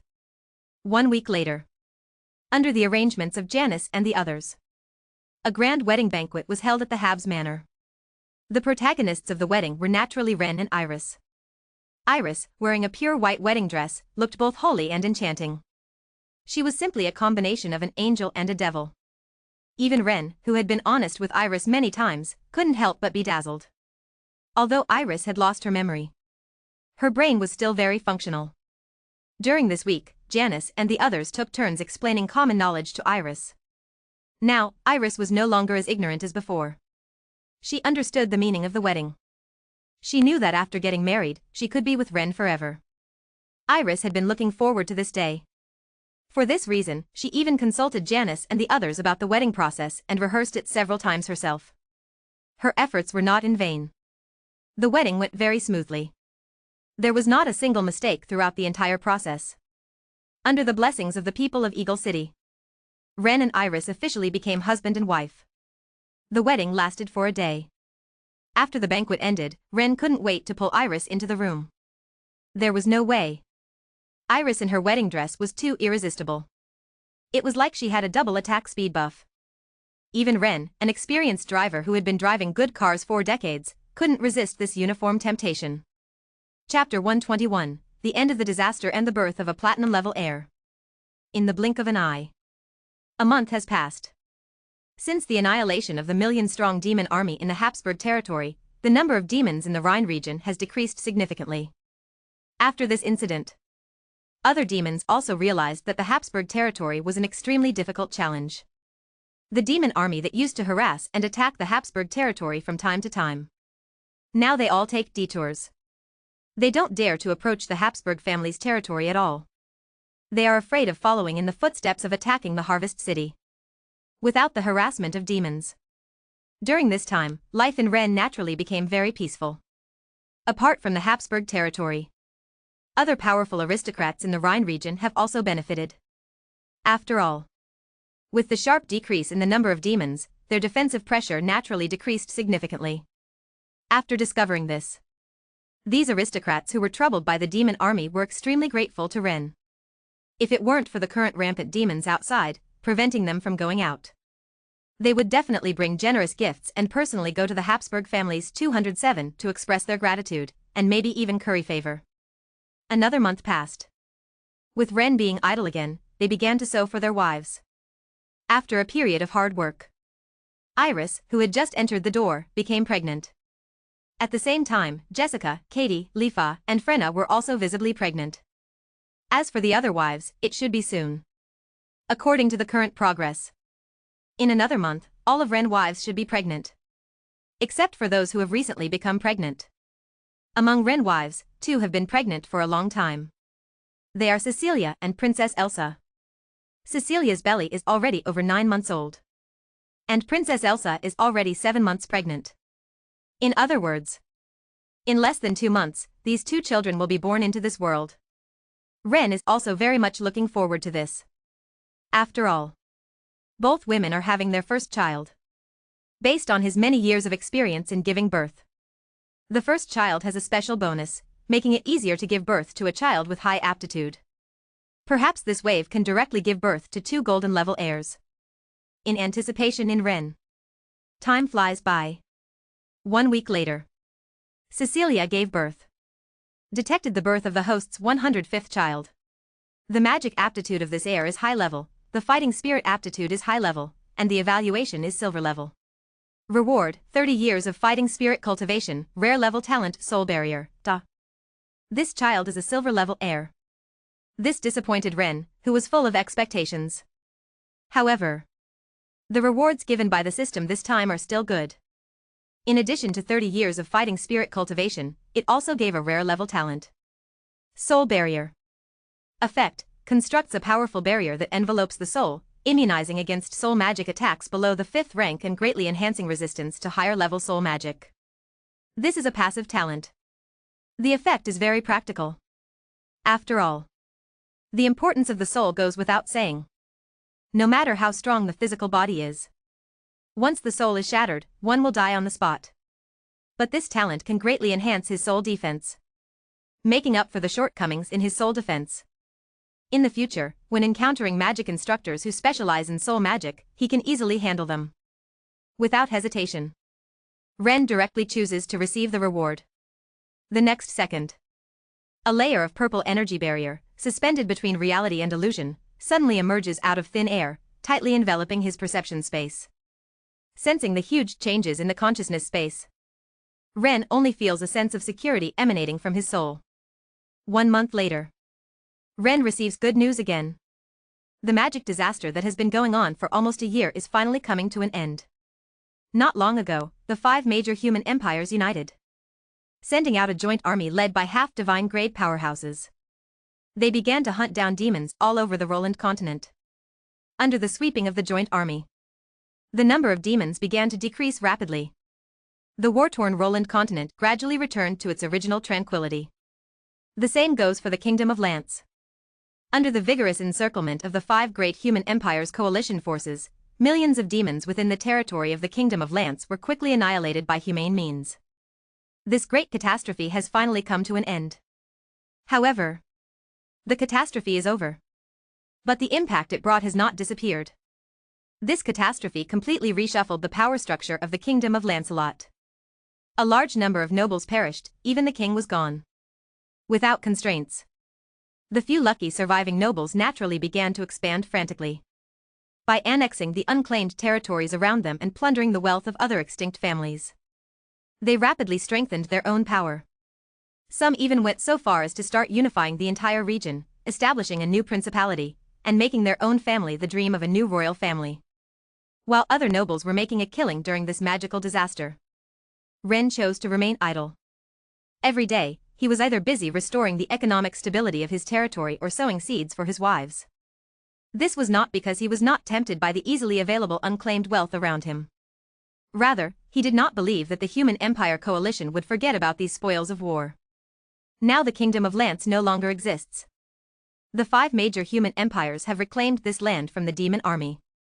Afterwards, most likely they will incorporate it into their own territory. Those nobles are now crazily plundering the wealth on this land. Isn't that harming the interests of the 5 major human empires? When the accounts are settled afterwards, those nobles will definitely suffer a great loss.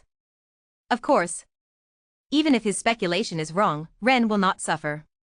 After all, if the human empire coalition forces do not return, then he will be the strongest in the Kingdom of Lance. With absolute military support, he will make those nobles spit out the ownerless wealth. It couldn't be simpler. Therefore, Ren is completely in a stable position. Another month has passed. During this time, there have been constant conflicts in the Kingdom of Lance. In order to fight for the ownerless wealth, the nobles are constantly at war with each other. Big fish eat small fish, and small fish eat shrimp. Many noble families were not destroyed by demons. Instead, they fell in the midst of human infighting. It must be said, this matter is quite ironic. However, this has little to do with Ren. He doesn't steal from those without wealth. In the absence of conflicting interests, those nobles naturally wouldn't provoke the powerful Habu's family. The outside world is in turmoil. The territory of the Habu's family remains calm. Economic trade, town repairs, industrial recovery, and various other matters are progressing steadily. Everything is developing in a positive direction. At the same time, Ren is also about to welcome his 106th child. 1 week later, Elsa was taken to the delivery room. Upon hearing this news, Ren, who was handling territory affairs in the study, immediately ran to the entrance of the delivery room to wait. Elsa gave birth to 5.7 children for the first time. And she did it without the help of a priest from the Church of Life. He couldn't relax if he wasn't there. "Darling, don't worry. Elsa will definitely be fine." Seeing her husband's worried expression, Jenny and the others who were accompanying her comforted him one after another. In this anxious wait, half an hour passed. A very loud cry of a baby sounded from the delivery room. At the same time, with the delivery room as the center, the elemental energy in the air within a 10-mile radius began to converge frantically towards the delivery room. Fire element, wind element, earth element, water element. These invisible elements gathered together in large quantities, instantly evolving into various strange phenomena. Seeing this scene, Ren and Jenny and the others were stunned. Coming back to their senses, Ren was overjoyed. With such an astonishing birth omen, this child is definitely extraordinary. And the system prompt confirms his speculation. This is a platinum-level heir. Chapter 122 Comprehend the Law of Light and Advance to the Legendary Realm. Detected the birth of the 106th child of the host. The magic aptitude of this offspring is epic, the fighting spirit aptitude is high level, and the evaluation is platinum. Rewards: 500 years of fighting spirit cultivation, super fighting spirit aptitude, and 1 opportunity to comprehend the law of light. King can't believe it. Upon hearing this system prompt, Ren couldn't help but curse.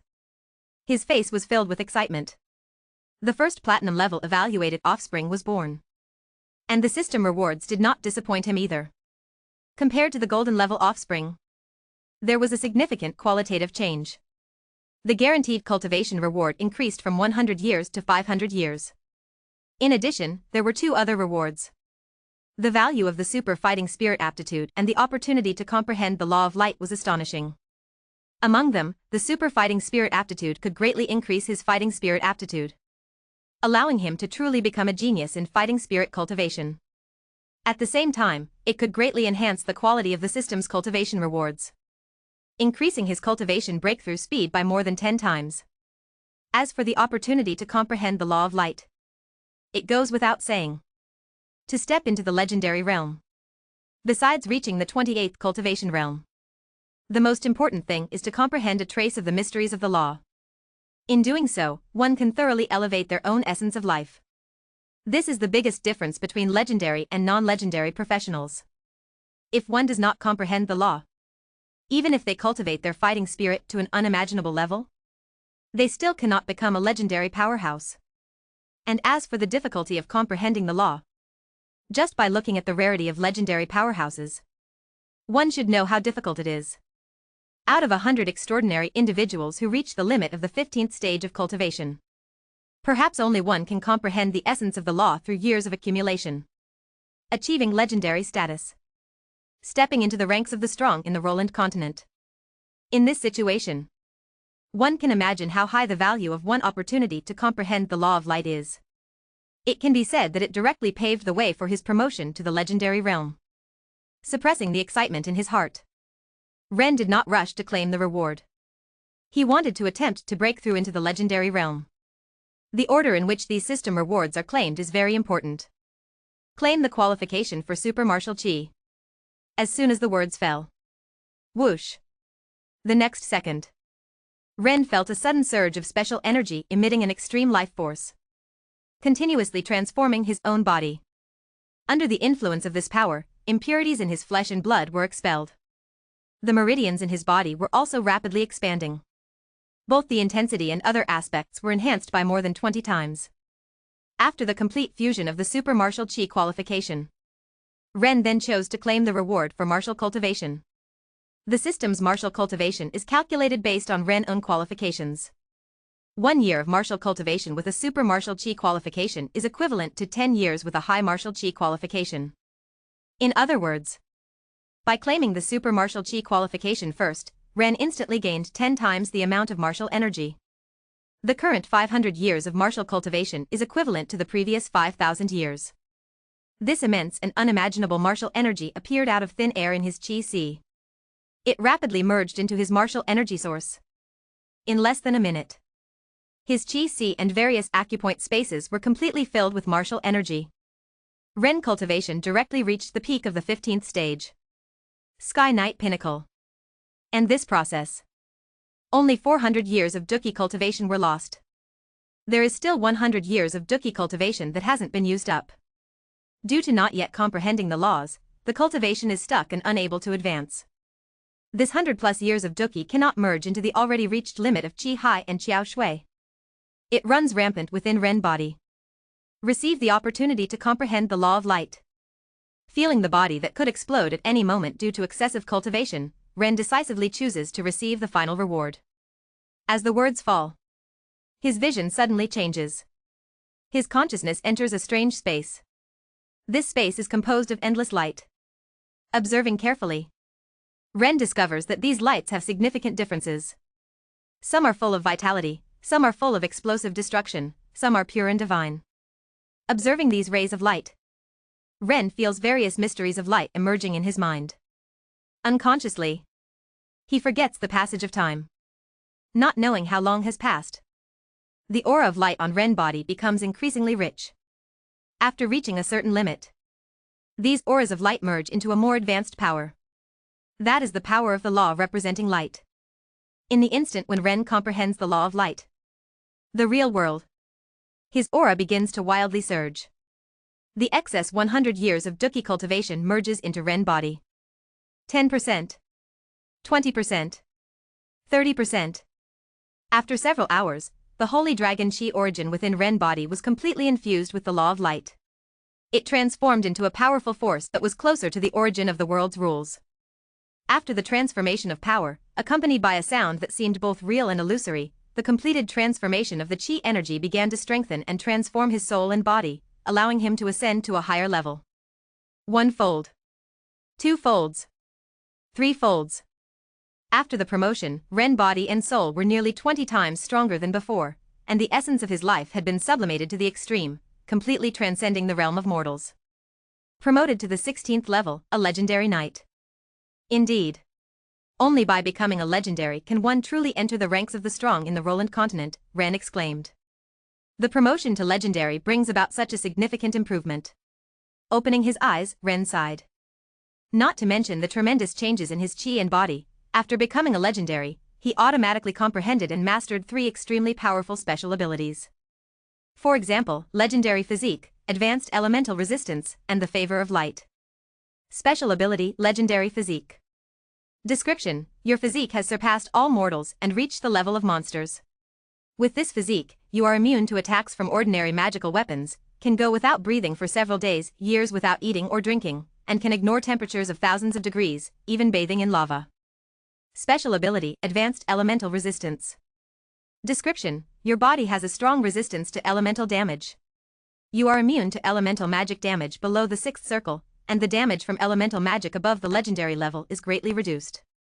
Special ability, favor of light. Description: your understanding of the law of light exceeds 5%, and you have received gifts from the world.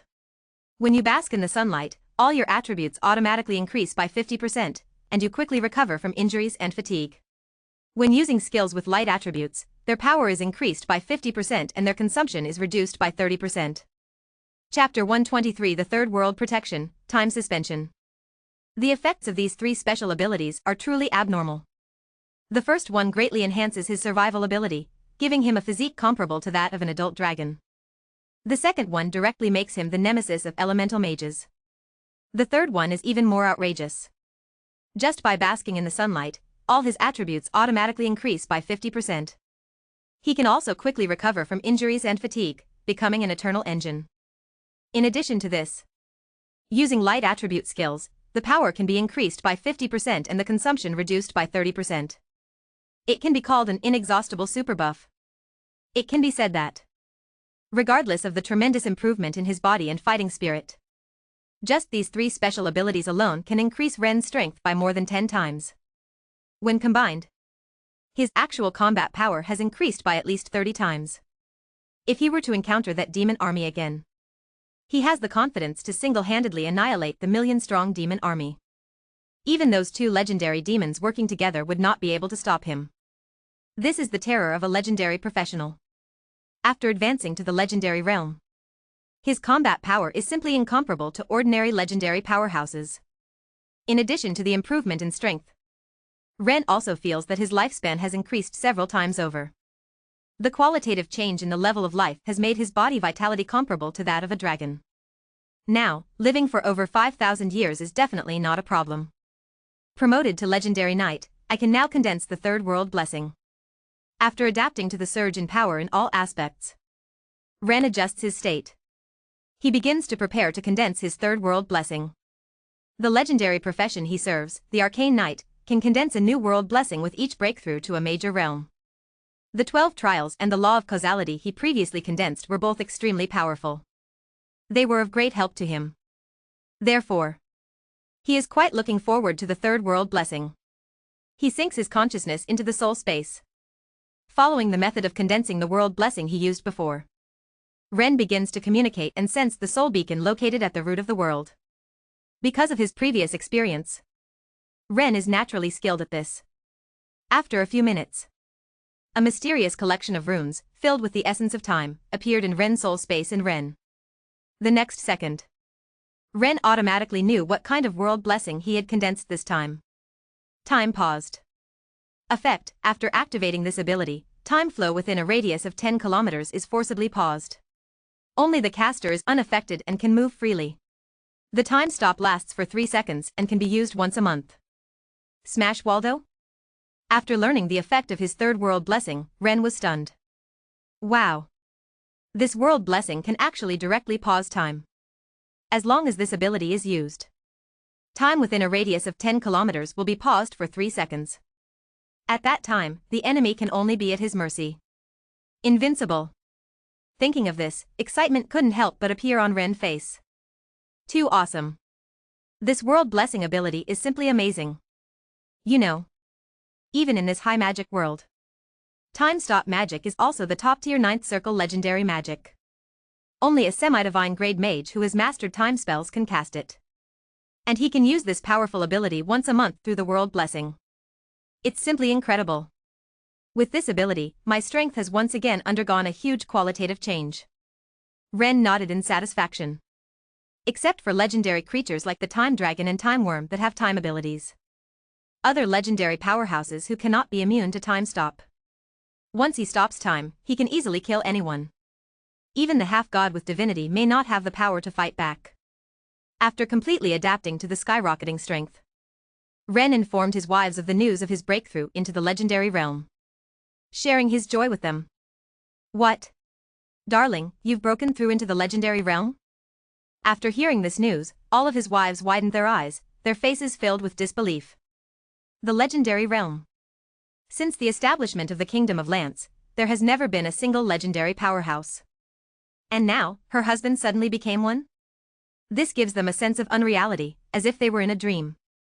Darling, are you kidding us? Jenny quickly asked when she came to her senses. Why would I joke with you about something like this? Hearing this, Ren couldn't help but laugh and cry. Darling, you're amazing. Upon hearing that Ren had truly become a legend, Jenny and the others exchanged glances, their faces filled with excitement and pride. This is truly legendary. Only those legendary figures mentioned by the bards of the Kingdom of Lance could reach such a level. Now her own husband has achieved it. How could they not be proud and proud? And with Ren, this legendary powerhouse, protecting them, the future development of the Habsburg family will surely be even brighter. This is a great joy and must be celebrated. Jenny and the others immediately began to plan a celebration with great enthusiasm. Several days later, hundreds of legitimate members of the Habsburg family gathered together to celebrate Ren's legendary achievement. Not only that, to share the joy. Today, all the residents of the Habsburg family's territory can go to the town center square to receive various delicacies and wines for free. Everyone sings and dances, drinking and singing. It's as lively as a festival. Just as the Habsburg family's territory was in a frenzy. The news of Ren breakthrough in the legendary realm spread like a whirlwind. Especially the nobles living in the Rhine region. They received the news almost immediately. This is impossible. Upon hearing this, everyone's first reaction was disbelief.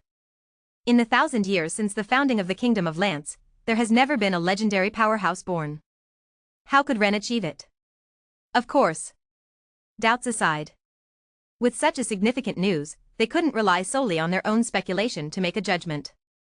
Otherwise, if it turned out to be true and they hadn't made good connections in time, others would have taken advantage of it. That would be a big trouble. Those who can survive the magical disaster are powerful aristocrats with deep foundations. What a legendary powerhouse represents, they naturally understand. This is a true peerless powerhouse who can rival thousands of soldiers. In the Roland continent, they are all highly esteemed existences. The appearance of such a powerhouse in the Lance Duchy can only imagine how great the impact is. Understanding the truth of this news relates to the future rise and fall of the families. The nobles who are currently fiercely competing for unclaimed wealth have chosen to temporarily cease their fighting. Get on the carriage. Bring generous gifts. Hurry to the Habsburg family to visit Ren. For a while, the war-torn Lance Duchy suddenly calmed down. Habsburg Manor. Hundreds of aristocrats arrived one after another. Each family received gifts worth at least millions.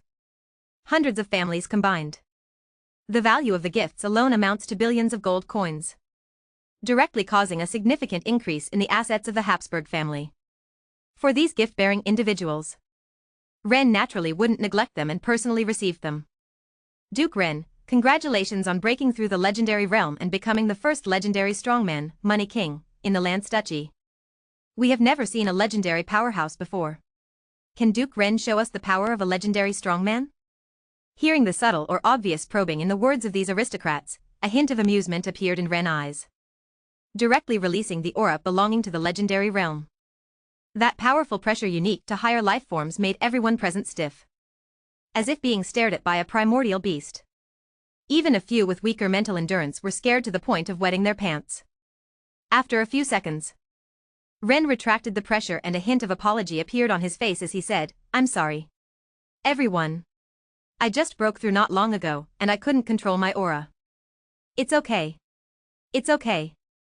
These aristocrats wouldn't dare to blame Ren. They all felt the terrifying pressure just now. Obviously. Ren, the Grand Duke, breaking through the legendary realm is not false news.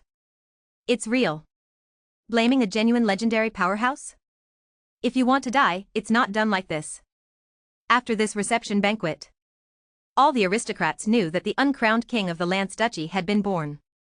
Chapter 124 The Principality of Lance has changed, and the powerful imperial knights. 1 month later. On this day, after clearing out all the demon armies, the Human Empire coalition once again arrived at the Kingdom of Lance. To be precise, it was the Kukarn Empire, one of the 5 major human empires. It seems that the 5 major human empires have already completed the division of the recovered lands. The Kingdom of Lance has been incorporated into the Kukarn Empire. Therefore, after this army from the Kukarn Empire returned to the Kingdom of Lance, they immediately began to take control of the wealth in the land of Lance. And now, most of the wealth of the Kingdom of Lance is in the hands of those nobles who have been expanding recklessly and making a fortune from the dead. In this situation, these nobles naturally became the first targets of liquidation. Under the terrifying military might of the Kukarn Empire's army, these nobles obviously had no resistance. If they surrendered early, they could still keep their lives. If they surrendered late, they would be killed without exception.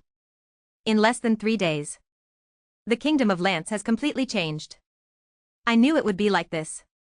Looking at the intelligence collected by the Shadow Organization, Ren felt no surprise in his heart. He had guessed it before.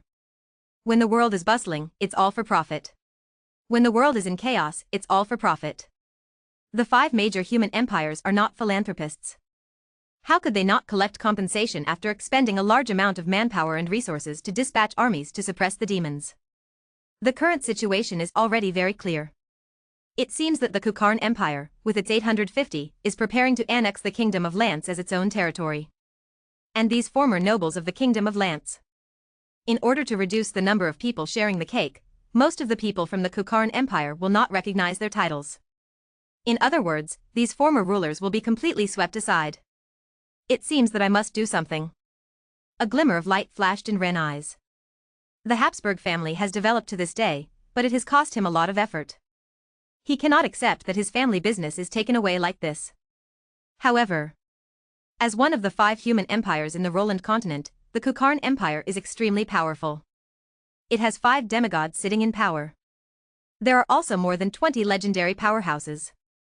To confront the mighty Kukarn Empire head-on, he obviously does not currently have the strength for that. In this situation, to protect his family business, the best way undoubtedly is to flex his muscles and demonstrate his own value. Wherever a strong person goes, they will be gathered. Even the Kukarn Empire is no exception. As long as there is enough value, the Kukarn Empire will definitely not mind having a strong person join their camp and share the cake of the Lance Duchy. While Ren was contemplating what to do, his wives hurriedly ran in. What's wrong? What happened? Seeing his wives so anxious, Ren quickly asked. Darling, the Kukarn Empire's army has arrived, they are outside the city right now. They said that the Lance Duchy is already the territory of the Kukarn Empire and that the Habsburg family should move out as soon as possible. What should we do now? Janice explained the situation. Her pretty face was filled with anxiety. If they were to follow the instructions of the Kukarn Empire's army, the Habsburg family's home would be gone. They would become wandering nobles without land. However, if they don't do that, they will obviously have to face the might of the Kukarn Empire's soldiers. Neither of these paths is a good choice. Don't panic. I will handle this matter. No one can take away what belongs to the Habuz family. Ren spoke calmly and indifferently. In his opinion, the arrival of the Kukarn Empire's army was not a bad thing. On the contrary, this was a good opportunity for him to show off his strength. Seeing her husband, who was the pillar of the family, so calm and composed, Janet and the others who were originally anxious and fearful instantly calmed down. Their hearts also settled. Ren had never let them down. Comforting their wives' emotions, Ren immediately led the guards and walked towards the city gate. Leaving the city of Eagle, Ren saw a night order of over 10,000 people stopped outside the city gate. This night order was clearly the elite of the elite. Their movements were uniform, as if they were one person. They had extremely strong discipline. All of them were wearing high-quality magical armor in a unified style, and their warhorses were thunderous lightning horses, which were advanced magical beasts. The most crucial point was that among these 10,000 knights, even the weakest emitted a fluctuation of chi at the 7th rank or above. There were not a few who had reached the rank of Earth Knight or Sky Knight. The leader of the Knight Order had even stepped into the legendary realm. Moreover, judging from his aura, he was not an ordinary legend. At least he had the strength of the 19th rank. With such an extraordinary knight army, even if the Lance Duchy had not experienced a magical disaster, the combined armed forces of all the nobles would not be able to resist. And to be able to create such a terrifying, extraordinary knight order, the strength of the Kukarn Empire was undoubtedly revealed. You must be the Duke of Ren. I am Lawrence, the commander of the Thunder Knights of the Kukarn Empire. Now, the Kingdom of Lance is already the territory of our Kukarn Empire. All previous titles and lands are null and void. Please pack your things and leave as soon as possible with your family. Seeing Ren approaching, as the commander of the knights, Lawrence said without hesitation. Although he knew from other nobles of the Kingdom of Lance that Ren was a legendary powerhouse. But he didn't care at all, because he himself possessed the power of a high-level legend. As a newcomer who had just stepped into the legendary realm, he could easily suppress him. He could patiently give notice and let him pack up and leave. That was already his respect for Ren, this legendary powerhouse. If it were any other ordinary noble, they would have moved out long ago. Not to mention taking any gold or silver with them. Commander Lawrence, thank you for your kindness. But this land is the foundation of our Habs family. I will not leave. Upon hearing Lawrence's words, Ren immediately shook his head and refused. Do you want to fight against the Kukarn Empire? Upon hearing this, Lawrence narrowed his eyes and revealed a hint of killing intent. Being disrespectful when given face. Thinking that by becoming a legend, one could defy the will of the Empire? How naive. In the moment when Lawrence released his killing intent, tens of thousands of Imperial Knights behind him also raised their spears in unison. They only awaited Lawrence's command to launch an attack. To crush the Habs family.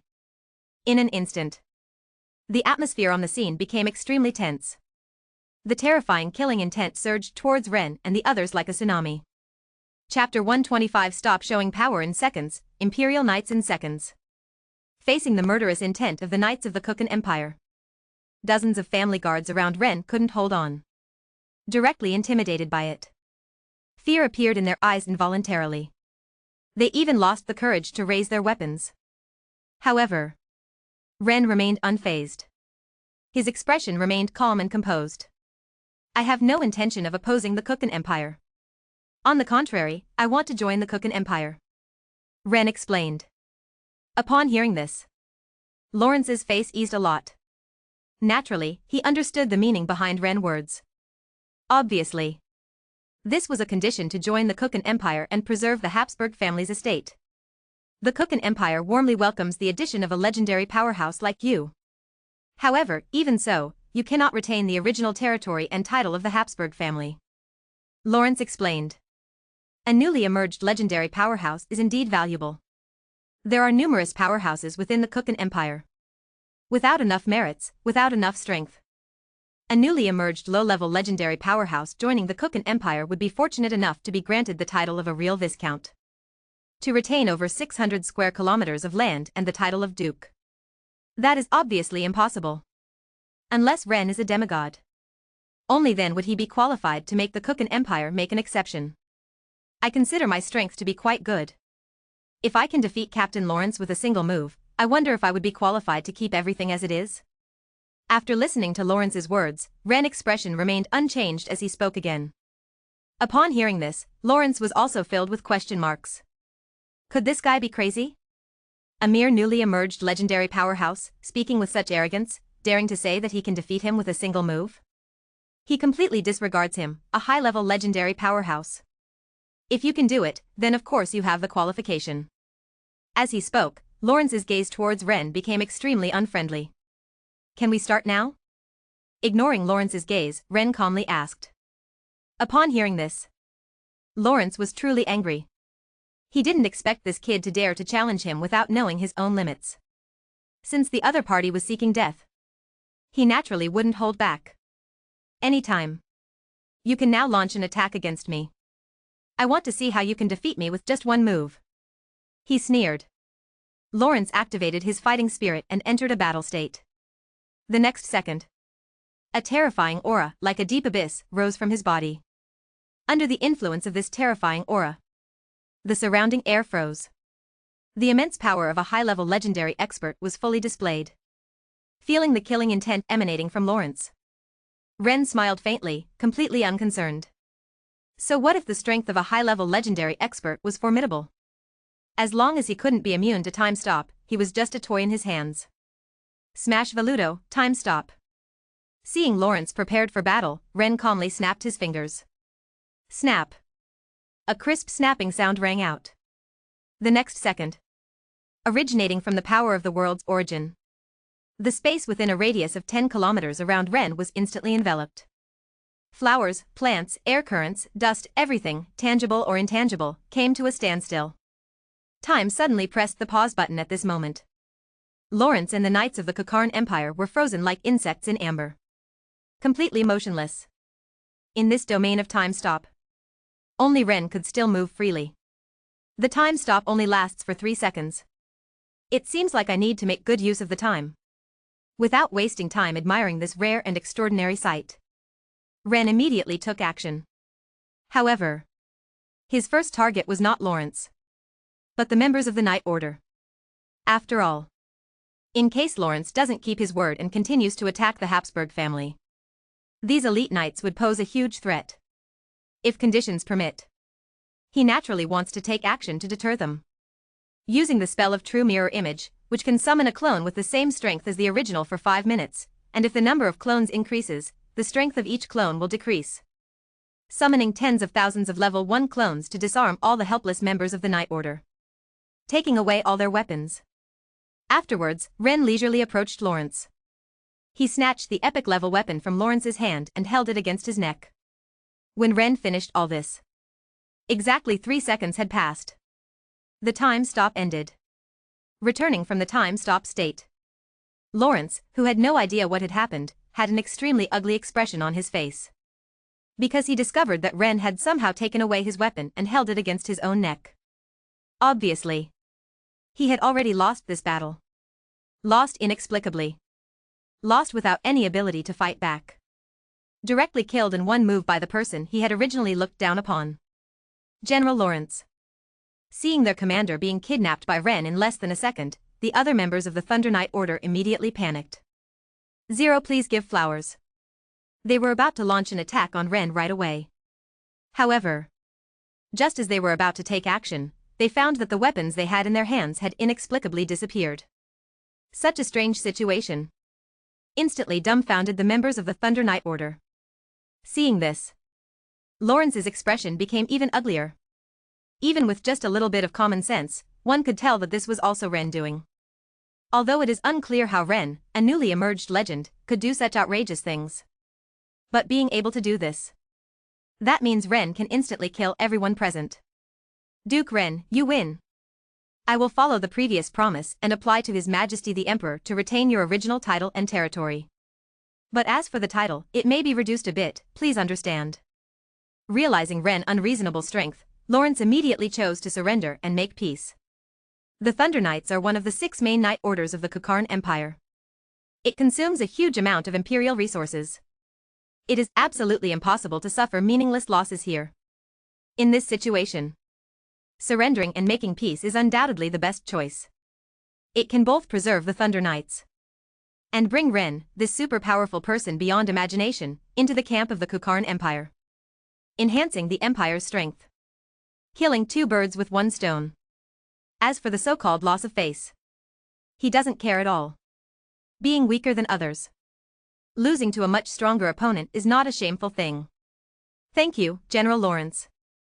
Upon hearing this, Ren smiled and returned the epic-level weapon in his hand to Lawrence. At the same time, he also returned the tens of thousands of fine-level weapons. Although the value of these weapons is ridiculously high, but they are the property of the Kukarn Empire. Unless he is ready to run away with his wife and children, living a life on the run. Otherwise, selling these equipment privately would be seeking death. After getting back his personal weapon, Lawrence's impression of Ren improved even more. Ren's strength earned his respect.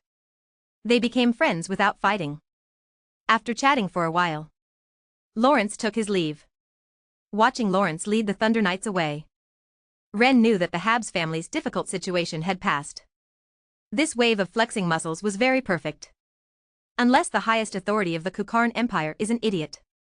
Otherwise, it is absolutely impossible to refuse the joining of a strong person who can instantly wipe out the main force of the Empire's Knight Order. Chapter 126, His Majesty and #039's reward, the area of the family fief increased dramatically. In the blink of an eye, 1 month has passed.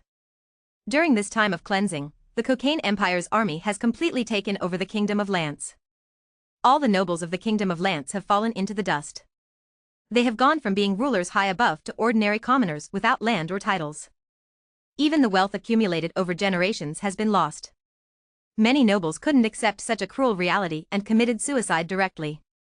Many once prominent families have also fallen apart. Among the numerous local nobles of the Kingdom of Lance, the only exception is the Habuz family. Since the last retreat of the Thunder Knights, the Cocaine Empire's army has not returned. Regardless of the great changes in the outside world, the Habuz domain remains calm. This has made other unfortunate local nobles extremely envious. However, 703, the head of the Habuz family, is exceptionally powerful and valued by the Southern Cocaine Empire. That's why they receive such special treatment. Others simply cannot imitate them. There's no way. Those local nobles who have lost everything have gathered in the Habuz domain, desperately trying to sell their beautiful daughters to Ren.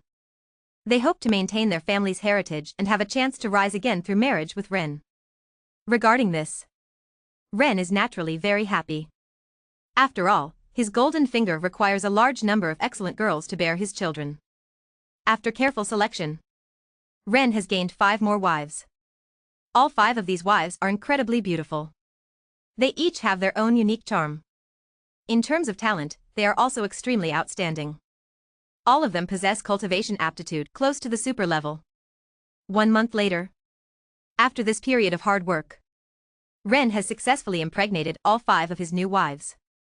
Along with her, there are also 8 wives, including Princess Elsa, Serena, and Emic. In other words, 10 months later, the Habs family will welcome 13 newborns. This undoubtedly brings great joy to Ren. Besides this great news, the Habs family has recently experienced many happy events. Hilda, the 6th daughter, successfully broke through to the 10th rank and became the first Grand Knight among the descendants of the Habs family. Janice, who has been diligently practicing, also broke through to the 7th rank recently and became a senior mage. Anna, Cecilia, Freya, Lifa, and Betty have also made significant progress in their abilities. Especially Anna. Although she has the shortest training time.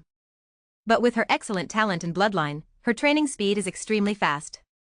In just a few years, she has become a 6th rank Holy Word priest. It is expected that she will break through to the 7th rank this year and become a senior transcendent. The Habs family is becoming stronger and stronger. Ren feels a great sense of accomplishment in his heart. With so much effort from his wives and children, he naturally cannot fall behind. Therefore, he has decided to have more children, to obtain more system rewards and enhance his own strength. Coincidentally, apart from those who are already pregnant, he still has 7 wives who haven't conceived yet. Thinking like this, Ren immediately starts to struggle again. In the blink of an eye, another month has passed.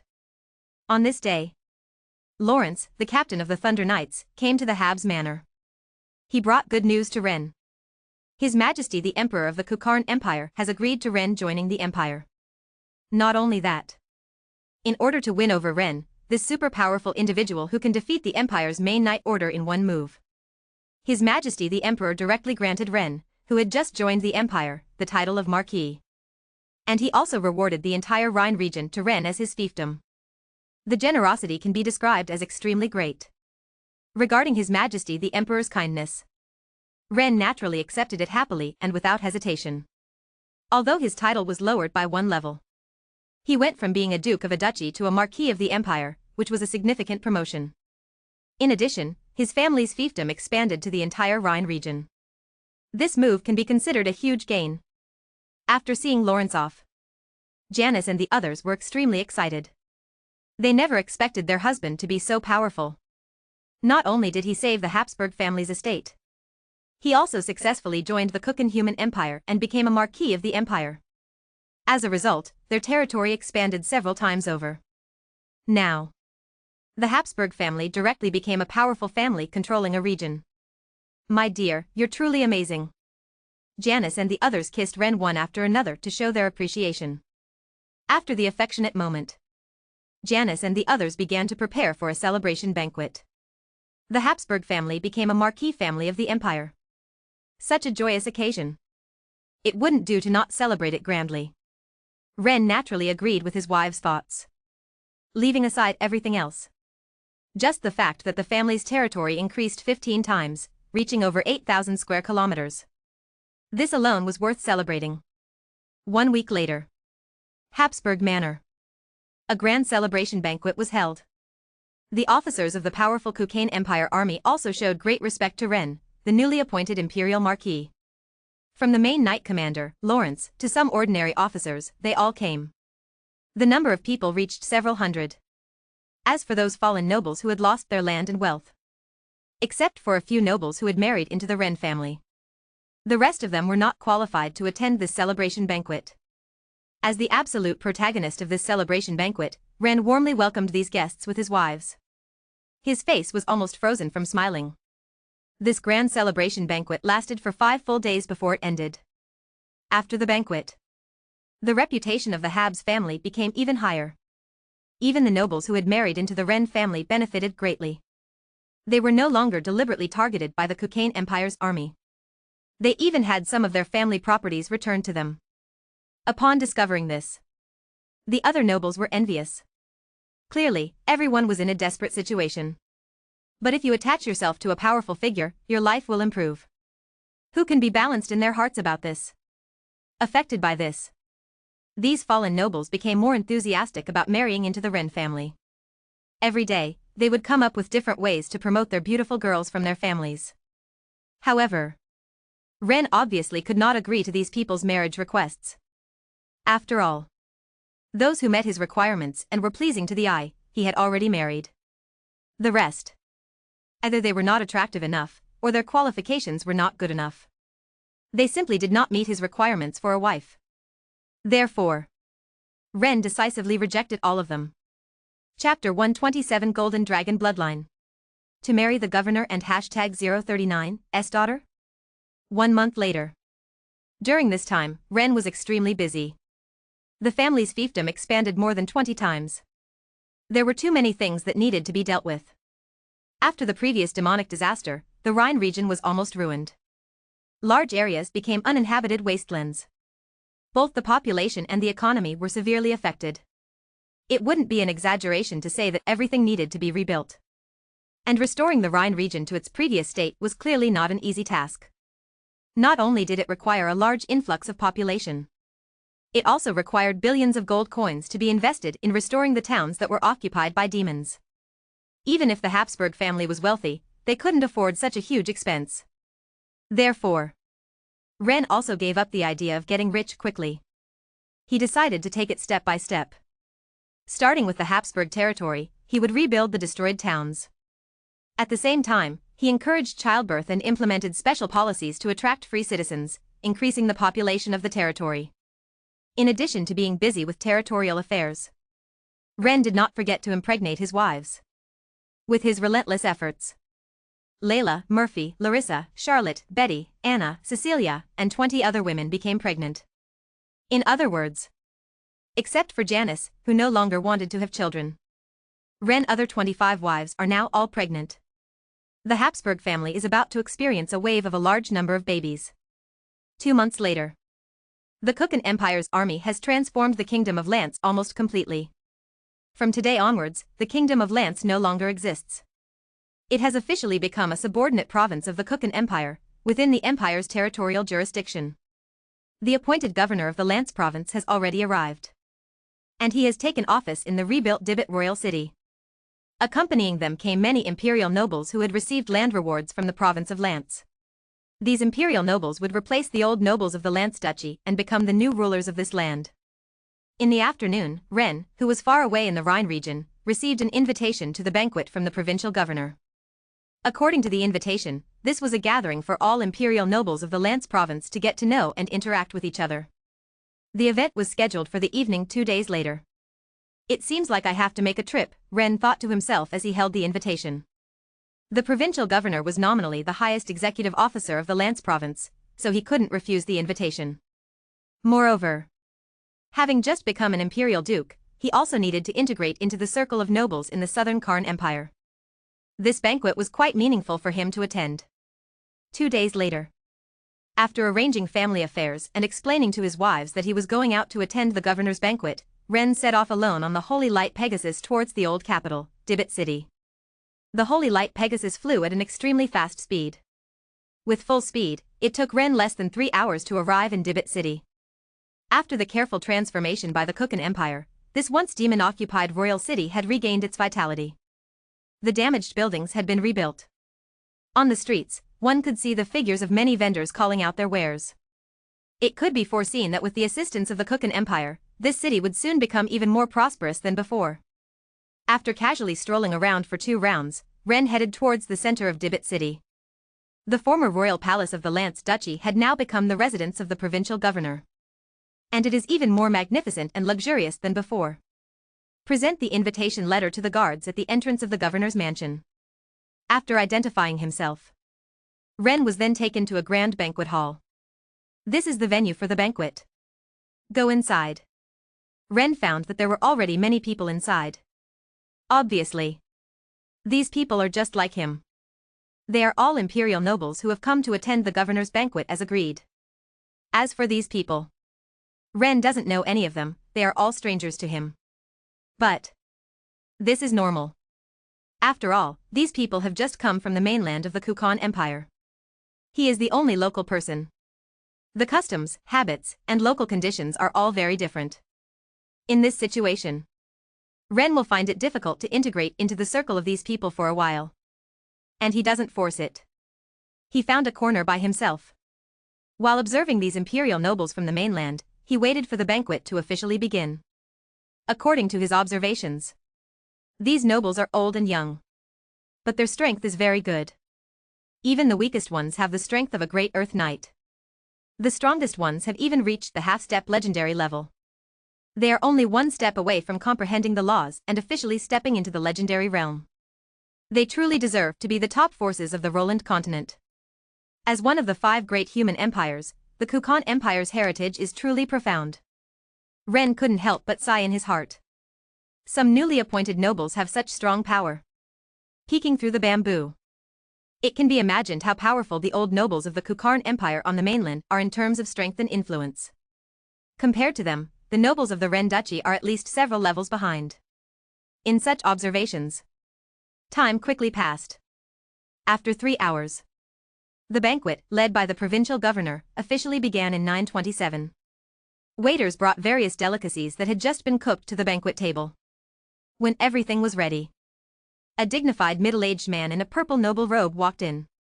This is the newly appointed governor of the Ren province. Upon careful observation, Ren realized that this governor was not simple. Not to mention that his fighting spirit cultivation reached the 17th rank. With the super-sensing ability of the Golden Dragon bloodline, he also sensed a trace of dragon bloodline fluctuation from him. Obviously, this governor is a holder of dragon bloodline. From the fluctuation of his bloodline attribute, it should be the Golden Dragon bloodline. I wonder if this governor has a daughter. Noticing this, Ren suddenly had this thought in his mind. Although the Golden Dragon is just an ordinary metallic dragon species, it cannot compare to the legendary half-god Golden Dragon. But no matter what, it is a genuine dragon bloodline. In the vast Roland continent, it is already a quite top existence among many extraordinary bloodlines. If he could marry the daughter of this governor and have several high-aptitude children with the Golden Dragon bloodline, the rewards given by the system would definitely be very generous. Thinking of this, a hint of excitement flashed in Ren's eyes. Chapter 128 The Enthusiastic Provincial Governor, the second platinum level heir. I don't know if someone has ulterior motives, thinking about marrying my daughter. The provincial governor, Long Xinghubu, walked with a commanding presence and took the first seat above the banquet hall. My name is Laska, the provincial governor of the Lance province. Welcome everyone to this banquet hosted by me. A brief introduction of oneself. After making an appearance in front of everyone, Laska did not give a long speech. He directly announced the official start of the banquet. The orchestra began playing soothing and pleasant symphony. Hundreds of imperial nobles mingled, engaging in casual conversations. Everyone took this opportunity to expand their social circles and integrate into the new environment. As the nominal highest official of the Lance province, Governor Laska naturally had many people around him. Since the governance and development of the Lance province also required the support of these imperial nobles, Laska didn't put on airs. He welcomed everyone who came to talk to him with a smiling face. Ren also followed the crowd and toasted the governor. So you are Marquis Ren? I have heard of your name for a long time. Upon hearing Ren's name, the formal smile on Laska's face instantly disappeared. He immediately became enthusiastic. He wasn't just being polite. As an imperial senior noble and a provincial governor, he had truly heard of Ren's reputation. Some time ago, one of the 6 main knight orders of the empire, the Thunder Knight Order, was instantly defeated by someone. This matter caused quite a stir among the upper circles of the empire. Naturally, he wouldn't be unaware of it. He understood the terrifying strength that Ren possessed. Laska naturally couldn't neglect Ren. In this world, wherever a strong person goes, they will be treated differently. Who is this person? Why is Governor Laska so enthusiastic towards him? Listening to Governor Laska's words just now, it seems that he is a marquis. Hiss. A marquis? He must be a really important figure. Seeing the governor treating Ren differently, other imperial nobles also started discussing. The gazes towards Ren were mixed with awe. The 2 important figures engaged in casual conversation. No one would be foolish enough to interrupt. However, at this moment, there was an exception. The doors of the banquet hall opened. A beautiful girl dressed in a platinum evening gown, exuding a spoiled aura, walked in. Behind her were three young men who were clearly pursuing her. Like peacocks displaying their feathers, they constantly surrounded the girl, trying to please her. But the girl clearly showed no interest. She completely ignored the three of them. She glanced around. The girl walked directly to Laska's side and shouted, "Father. Tina, why are you here? Don't you dislike these kinds of occasions?" Seeing his daughter approaching, Laska's face showed a hint of surprise. "The governor's mansion is too boring. I had nothing to do, so I came to take a look." Saying that, Tina turned her gaze to the handsome man beside her father, with a curious look in her eyes, and asked directly, "Father, who is this? Is he your friend? Why have I never seen him before?" "This is the newly appointed Marquis Ren of the Empire." "Marquis Ren, this is my daughter, Tina. This child has been spoiled by me since she was young, a bit willful and unconventional, please forgive her," introduced Laska. "It's okay. Miss Tina is straightforward, I like it." Ren waved his hand indifferently and said with a smile. He had been wondering if Governor Laska, who possessed the bloodline of the Golden Dragon, had an unmarried daughter. Who would have thought that there really was one? And she was very beautiful. This immediately made him have the idea of taking the beauty as his own. No one knew what Ren was thinking. After listening to her father's introduction, Tina's eyes lit up. She had heard of Ren name and deeds. A super powerhouse who became a marquis immediately after joining the Cocaine Empire. There were even rumors speculating that this marquis was a legendary powerhouse, but in reality, he was a demigod. Now that she saw him in person, Tina couldn't help but be curious and asked, "Marquis Ren, did you really subdue all the Thunder Knights of the Empire in less than a second? How did you do it?" Faced with Tina's curious inquiry, Ren, who had wanted to interact with Tina more, naturally wouldn't hide anything. Of course. To prevent being targeted by others. He definitely won't reveal this trump card of time pause. And maintaining a sense of mystery appropriately can also increase attractiveness to women.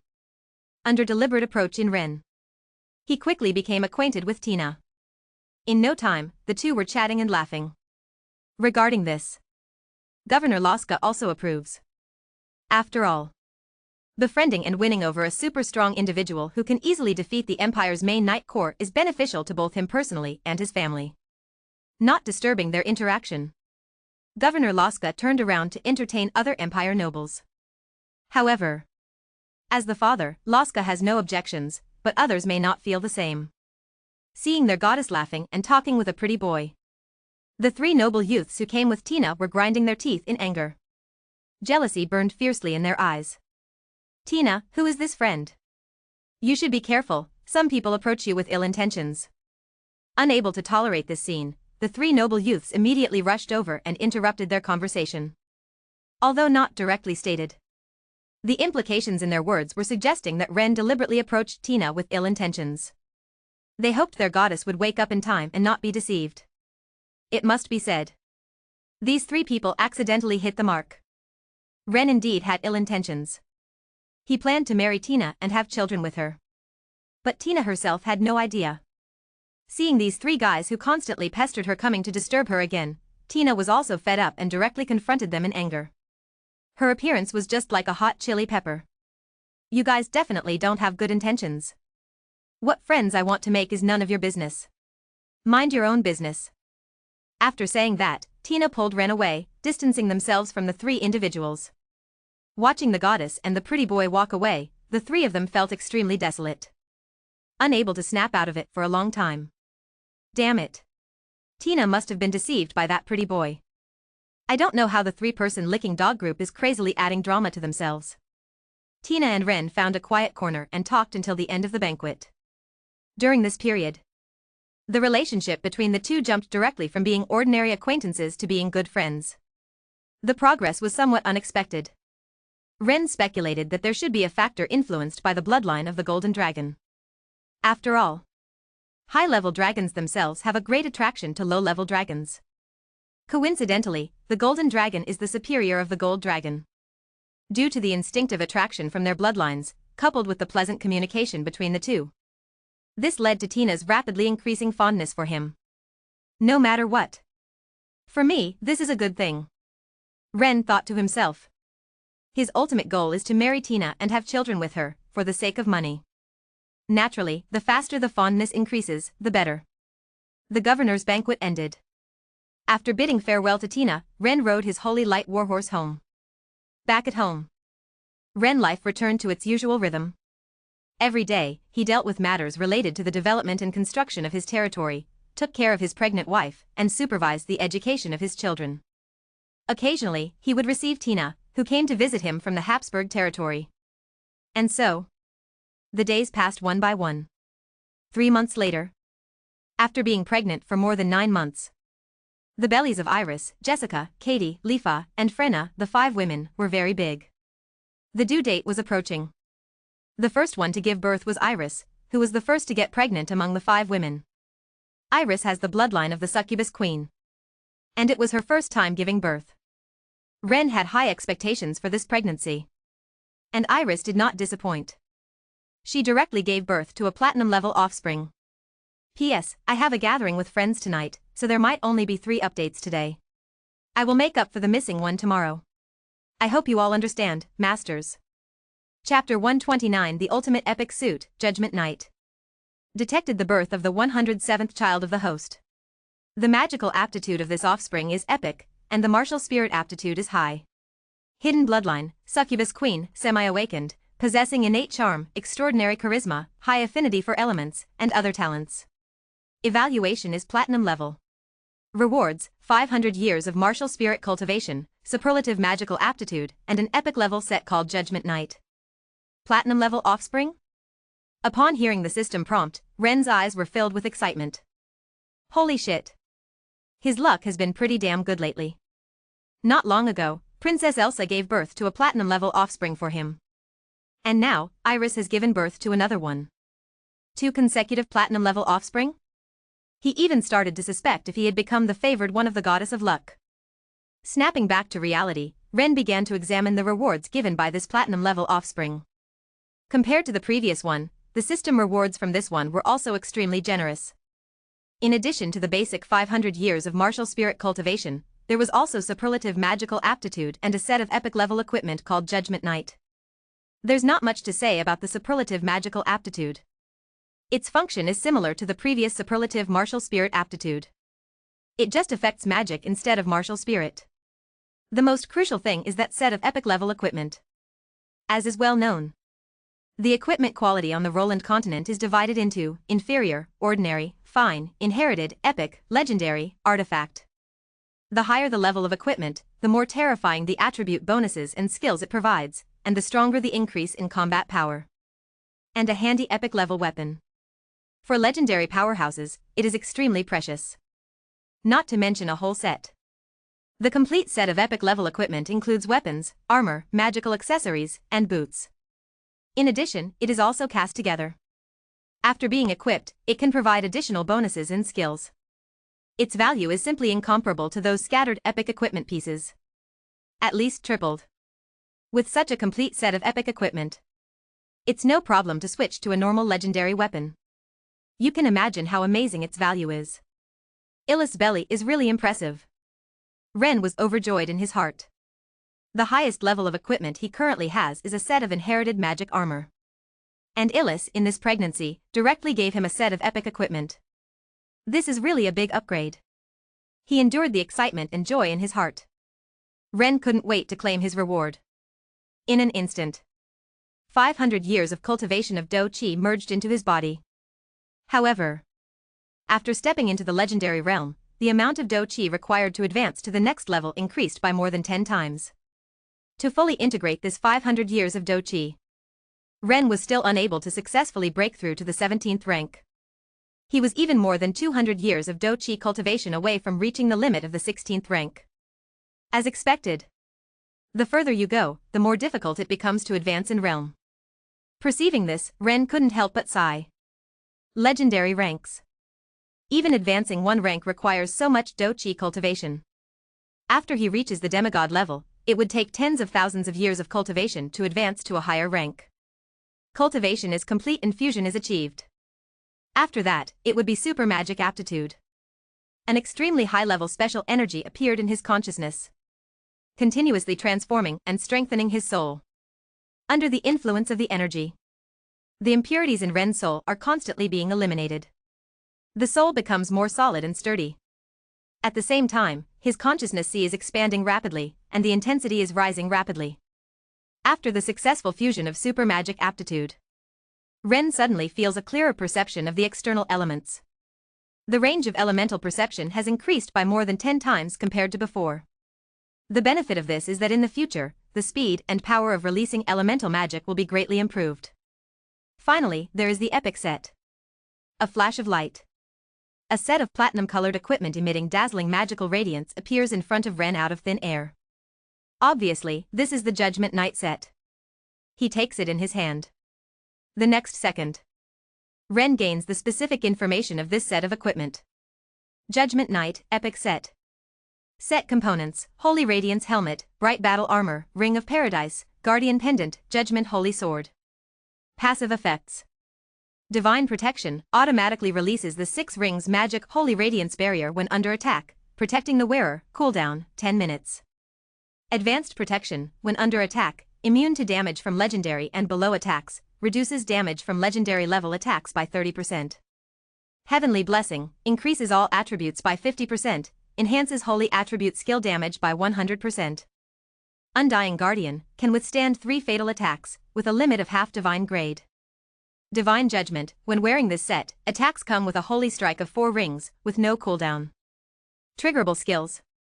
Holy Shield Technique, 7th Ring Magic, summons an immortal holy shield to protect oneself, with defense equivalent to legendary grade defensive equipment, duration, 5 seconds.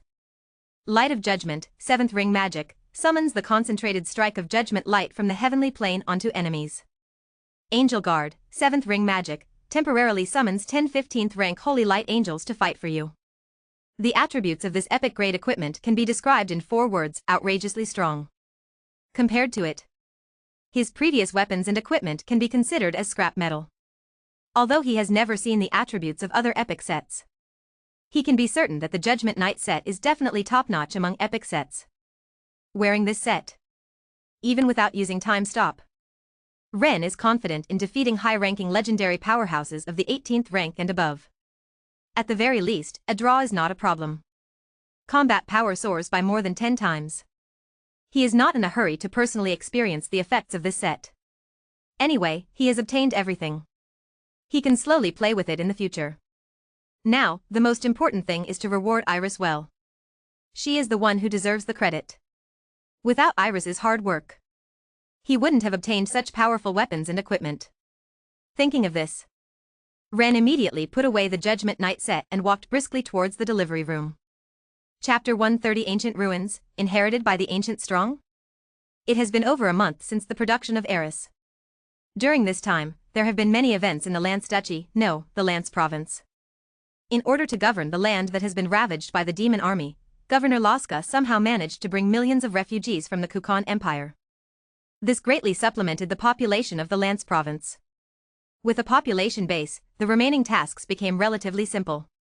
Reconstruction was carried out on the basis of the original towns. After the refugees settled down, they could then reclaim the abandoned fertile land. Under the methods of Governor Laska, the Lance Province quickly regained its vitality. The overall situation improved. The Habsburg family also benefited greatly. The family's industries, which had been devastated by the demonic disaster, began to slowly recover.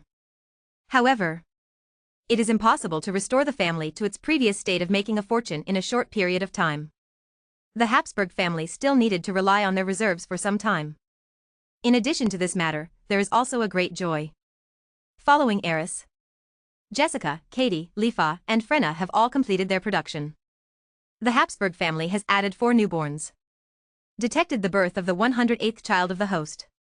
The magical aptitude of this offspring is high, the fighting spirit aptitude is medium, and the evaluation is silver level.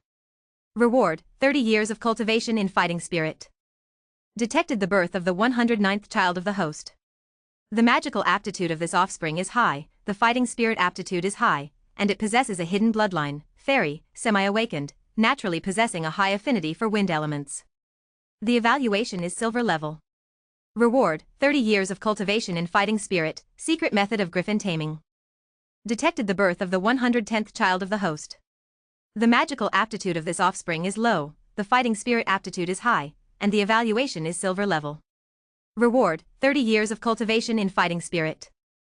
Detected the birth of the 110th child of the host. The magical aptitude of this offspring is high, the fighting spirit aptitude is high, and the evaluation is silver level. Reward, 30 years of cultivation in fighting spirit, detailed version of the Warcraft Mountain Range peripheral map. Although there were no surprises. But these 4 children have good aptitude.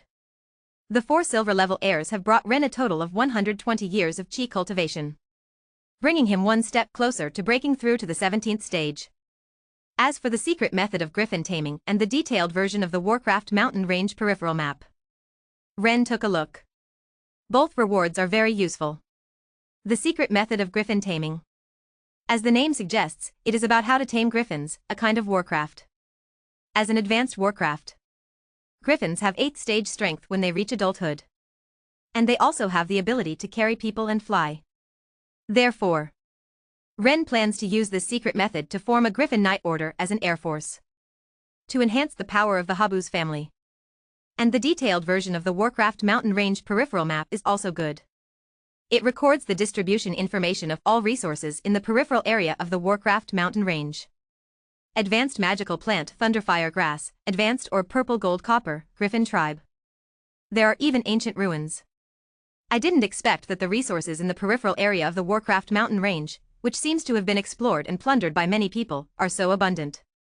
Looking at the map in his hand, Ren's eyes became brighter and brighter. These advanced and extraordinary resources are not easy to buy even with money. If he can collect them all, it will definitely take the development of the Habuz family to a higher level. Thinking of this, Ren didn't hesitate and started to take action. However, there are too many of these resources. One person searching, the efficiency is too slow. Therefore, he decided to bring more people with him. Wine, go and help me call Hilwo. Having made up his mind, Ren spoke to the butler beside him. Yes. Upon hearing the master's command, Wine immediately walked out of the door. About 5 minutes later, the butler Wine brought Hilda over. Father, did you call me for something? Approaching Ren, Hilda asked in confusion. I am preparing to go to the outskirts of the Warcraft Mountains to search for some resources to supplement the household expenses. Now, bring 20 knights with you and come with me. Hearing this, Ren didn't beat around the bush and spoke directly. Since Hilda broke through to become an Earth Knight, he had handed over the family's knight order to his daughter to command. 0 requesting flowers, 0. It was appropriate to leave this matter to her to arrange. Understood. Hilda nodded decisively and walked straight towards the Knight Order's headquarters. Although she didn't know why her father suddenly had the idea to go and search for resources in the Warcraft Mountains. But her father had personally given the order. Naturally, she would execute it 100%. Soon, Hilda selected the 20 strongest knights from the family's Knight Order. After completing the assembly, Ren led Hilda and the others towards the direction of the Warcraft Mountains. The Warcraft Mountains were adjacent to the Rhine region. The distance was not far. Riding on warhorses. After more than 10 minutes, a vast mountain range, with towering trees, appeared before Ren and his companions. Entering the territory of the Warcraft Mountains. Father, the Warcraft Mountains are so big, how do we find resources? Should we split up and search? Hilda suggested. However, before she could finish speaking, Ren waved his hand to interrupt. Not necessary. A few days ago, I unexpectedly obtained a detailed distribution map of the resources on the outskirts of the Warcraft Mountains. We can just go and plunder. Upon hearing this, Hilda and the others immediately brightened up. This is great. No need to explore everywhere, saving a lot of effort. Taking out the detailed version of the map of the outskirts of the Warcraft Mountains from the spatial equipment, Ren's gaze instantly locked onto the information marker about ancient ruins. You see, in the Roland continent, a high magic world full of powerful individuals, ancient ruins have always been synonymous with treasures. Accidentally entering ancient ruins, obtaining the inheritance of ancient powerhouses or long-lost legendary weapons, and eventually rising to become top-tier powerhouses. This is a classic story often told by bards. Therefore, he decided to make the ancient ruins the first target of his exploration and plunder on this journey. After determining the target, Ren immediately led Hilda and the others towards the location of the ancient ruins. Chapter 131 Legendary Mage Inheritance, Legendary Profession Elemental Monarch. Outside the Warcraft Mountains. At the waist of an unnamed mountain. Ren is leading Hilda and others to search for traces of ancient ruins. According to the map markings, the ancient ruins are nearby. However, these ancient ruins are on the outskirts of the Warcraft Mountains and have not been discovered by anyone until now. Obviously, they are very well hidden. Ren and the others searched for a long time without any findings. Father, is the map you obtained really reliable? They have been empty-handed all along. Hilda suspects that this map is fabricated. After all, on the Roland continent, there are many scammers who engage in such unethical activities. They exploit human greed and attempt to profit by selling so-called treasure maps and resource distribution maps. It's impossible. This map is definitely real. Ren replied with certainty. It is a reward from the system. How could it be fake? Upon hearing his father's resolute answer, Hilda also had doubts. They continued searching carefully for another half an hour. Finally, Ren discovered some clues in a cave. Inside the cave, there was an extremely sophisticated magic array guarding it. If he didn't have advanced knowledge of magic arrays, he wouldn't have noticed anything unusual here. This magic array seems to be a void magic array. I remember that this kind of top-level magic array related to space can only be successfully set up by a master magician. It seems that the owner of this ancient ruin is not simple. After roughly examining the situation of this magic array, Ren felt delighted. The owner of the ancient ruins is not simple. This means that the probability of there being good things inside the ruins is very high. Thinking of this, Ren couldn't wait to start deciphering this magic array. Although this spatial magic array is very powerful, but with the relentless passage of time, even the most powerful magic array is inevitably damaged and decayed. After a brief look, Ren quickly identified the flaw in this magic array in his heart. Afterwards, activate the fighting spirit. Holding the Judgment Holy Sword, he continuously struck several times. One after another, the Holy Fire Sword Chi, emitting a destructive aura, shot out. Like having eyes, accurately hitting the damaged part of the spacetime array. Boom! The immensely powerful holy flames erupted, directly igniting everything around. The scorching heat instantly evaporated and annihilated the entire cave. Father is truly powerful. Seeing Ren casual strike with such power, Hilda's eyes revealed a look of shock. She was even more yearning for the legendary realm in her heart. After fulfilling her dream of becoming a female general, she was ready to promote to a legend as the next goal in her life. Before Hilda and the others could recover from their shock, they only heard a bang. The damaged and decayed void array shattered. The dust dispersed. A blue spatial gate appeared in everyone's eyes. Father, is this the ancient treasure mentioned in the map? Coming back to her senses, Hilda subconsciously asked. There seemed to be some disbelief in her tone. She had almost concluded that the map was a fake. Who would have thought that there would actually be a harvest now? That's right. Looking at the map, Ren replied affirmatively. Upon hearing this, Hilda and the others looked at the spatial gate with anticipation. This was the legendary ancient relic. If they could find some powerful inheritance or an incredibly powerful artifact from it, wouldn't they be able to soar to the sky? Let's go. Let's go in and take a look. After successfully opening the ancient relic, Ren wasted no time and took the lead towards the spatial gate. Hilda and the others followed Ren's footsteps closely behind. Passing through the spatial gate, Ren and the others arrived in a silent small dimension. The area of this small dimension is not large. It is only the size of a small town. The interior is extremely spacious. You can see the end at a glance. The only man-made structure is the Mage Tower located in the center of the small dimension. It is obvious. The valuable things of this ancient relic should be hidden inside. After walking for a few minutes, Ren and the others successfully arrived in front of the Mage Tower. The gate of the Mage Tower is tightly closed. The defensive magic array engraved on the gate is still working, blocking any unauthorized guests from entering. No way. Ren had no choice but to choose violence and break in. He drew out the Judgment Holy Sword. Infused with the Holy Dragon Chi, he swung it effortlessly. Boom! With a loud roar, the gate of the Mage Tower instantly shattered, revealing the path leading to the interior of the Mage Tower. There must be many powerful magic traps and golems set up inside the mage tower to prevent enemies from invading. Be careful later, follow behind me, and don't run around. Without rushing in, Ren cautioned Hilda and the others. He didn't want any casualties during the exploration of the relic.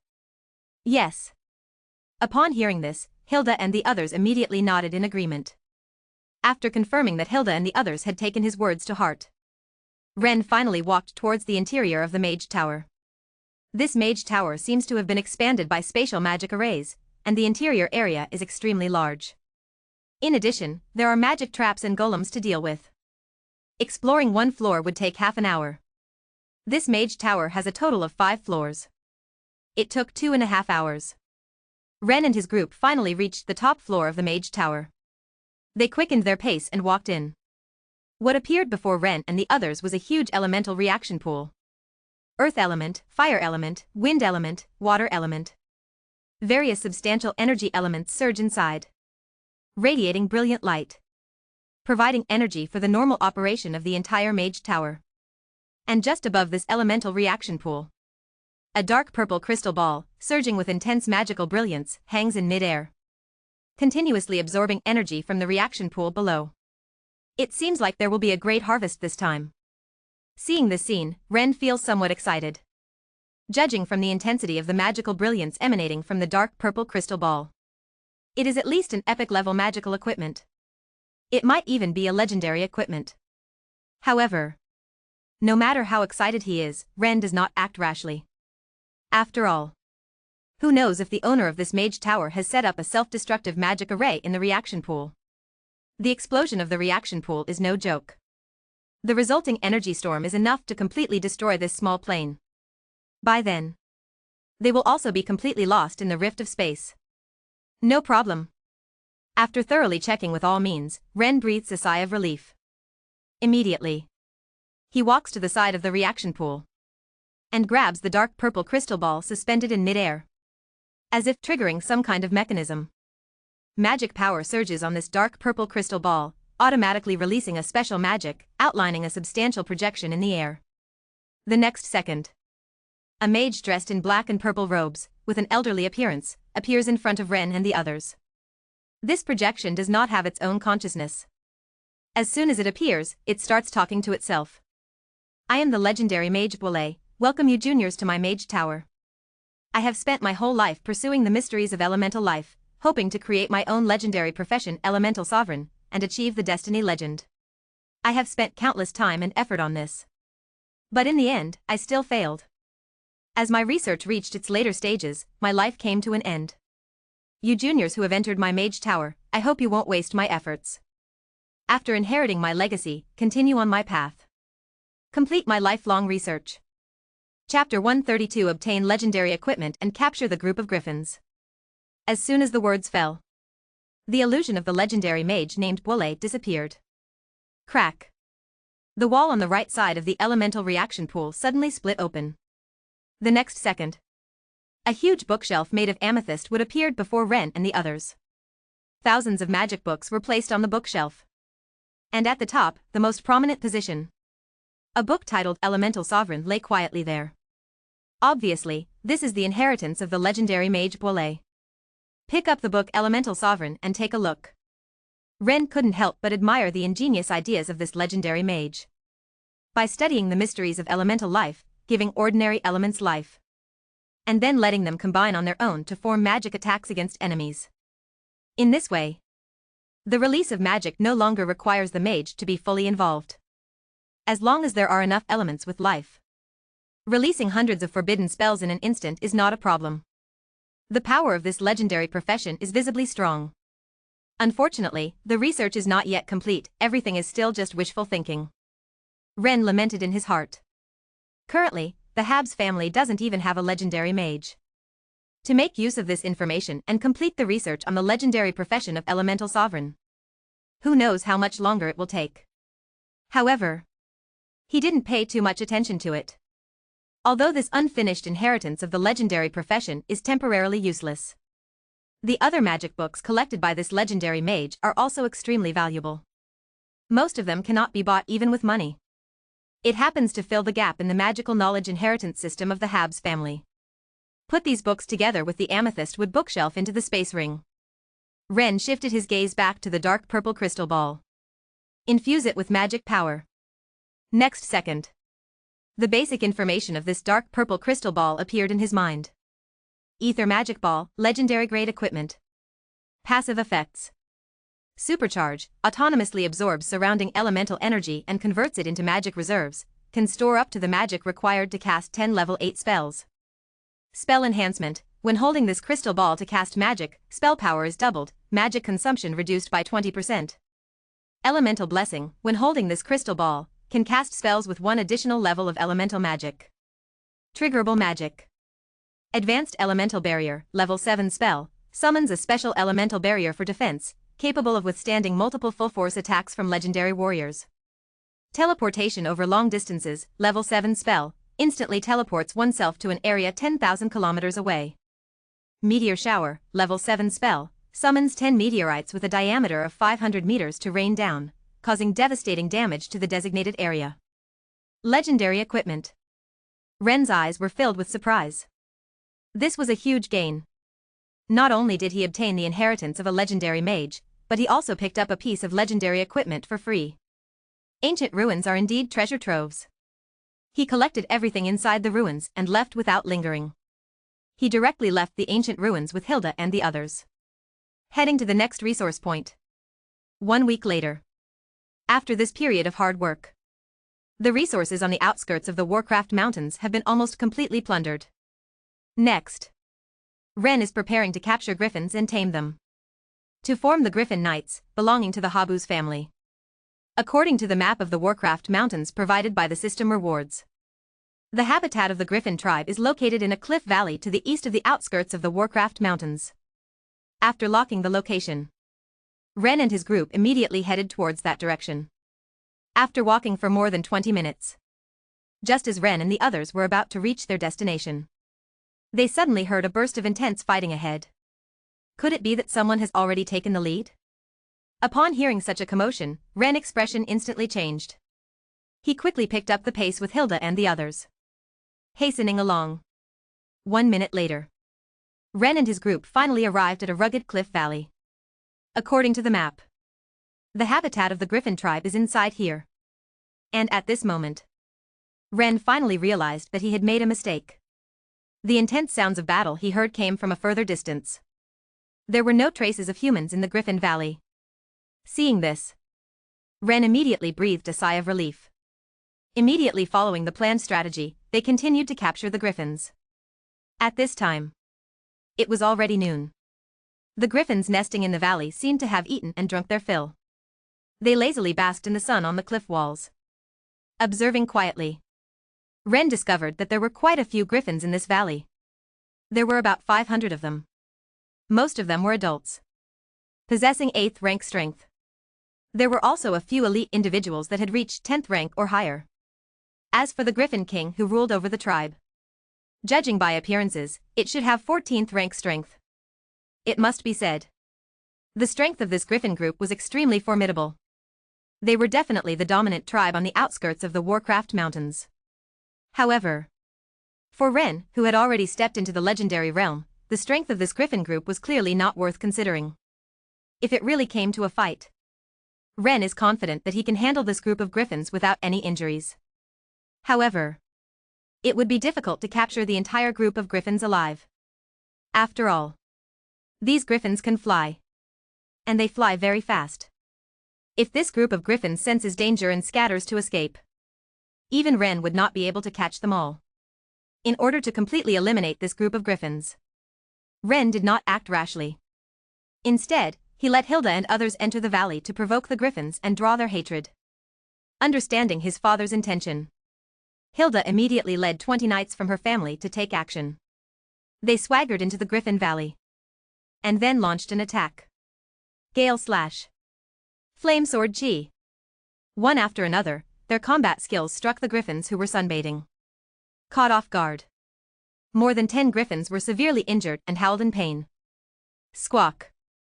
Seeing humans intruding into their territory and arrogantly attacking their own kind, the Griffin King instantly became furious and let out a piercing roar.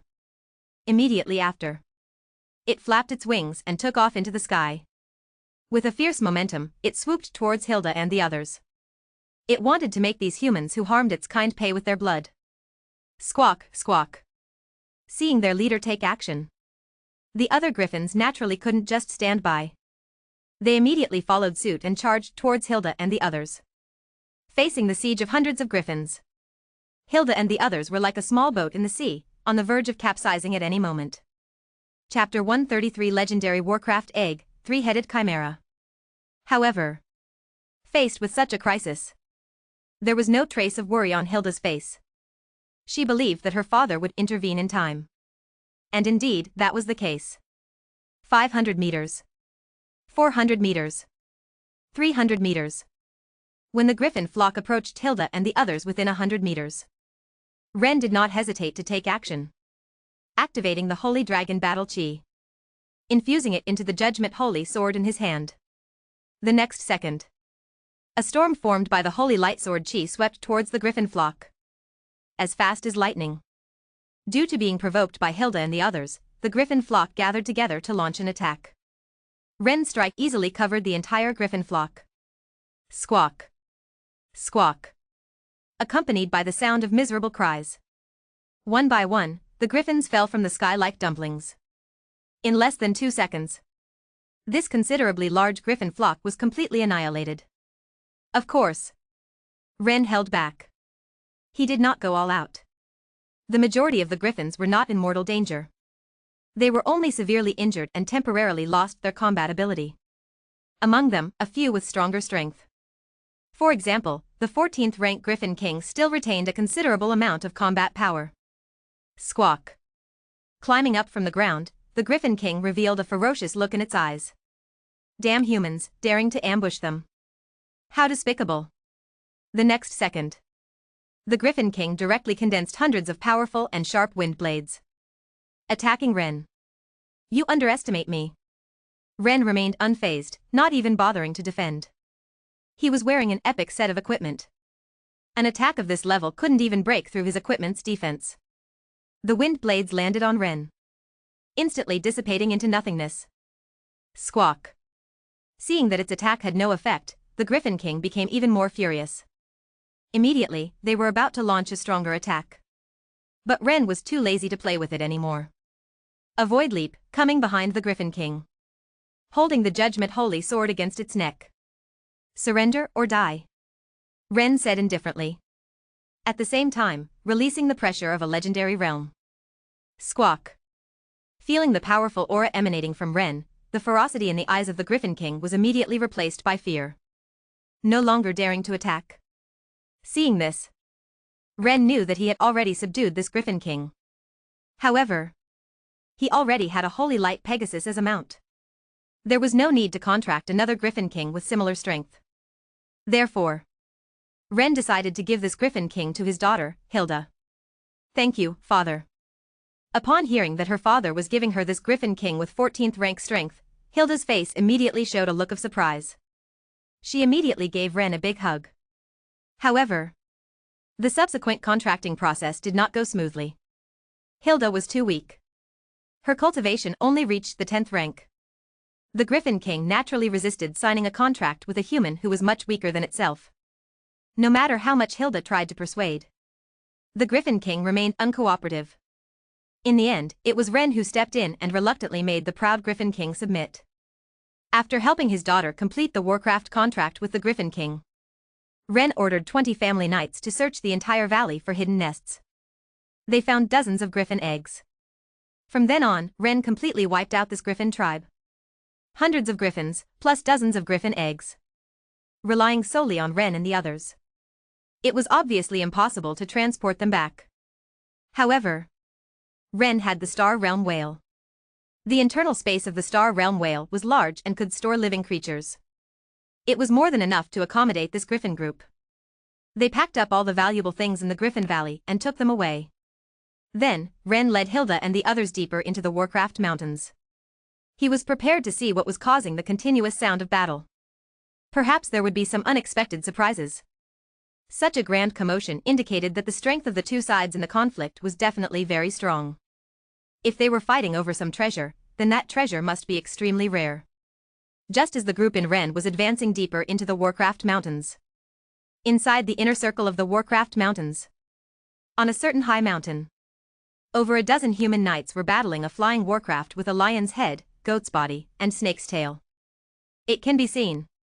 The human knights were clearly at a disadvantage. Each attack from the flying warcraft caused them great trouble. If it weren't for some kind of restraint, they would have attacked with all their might.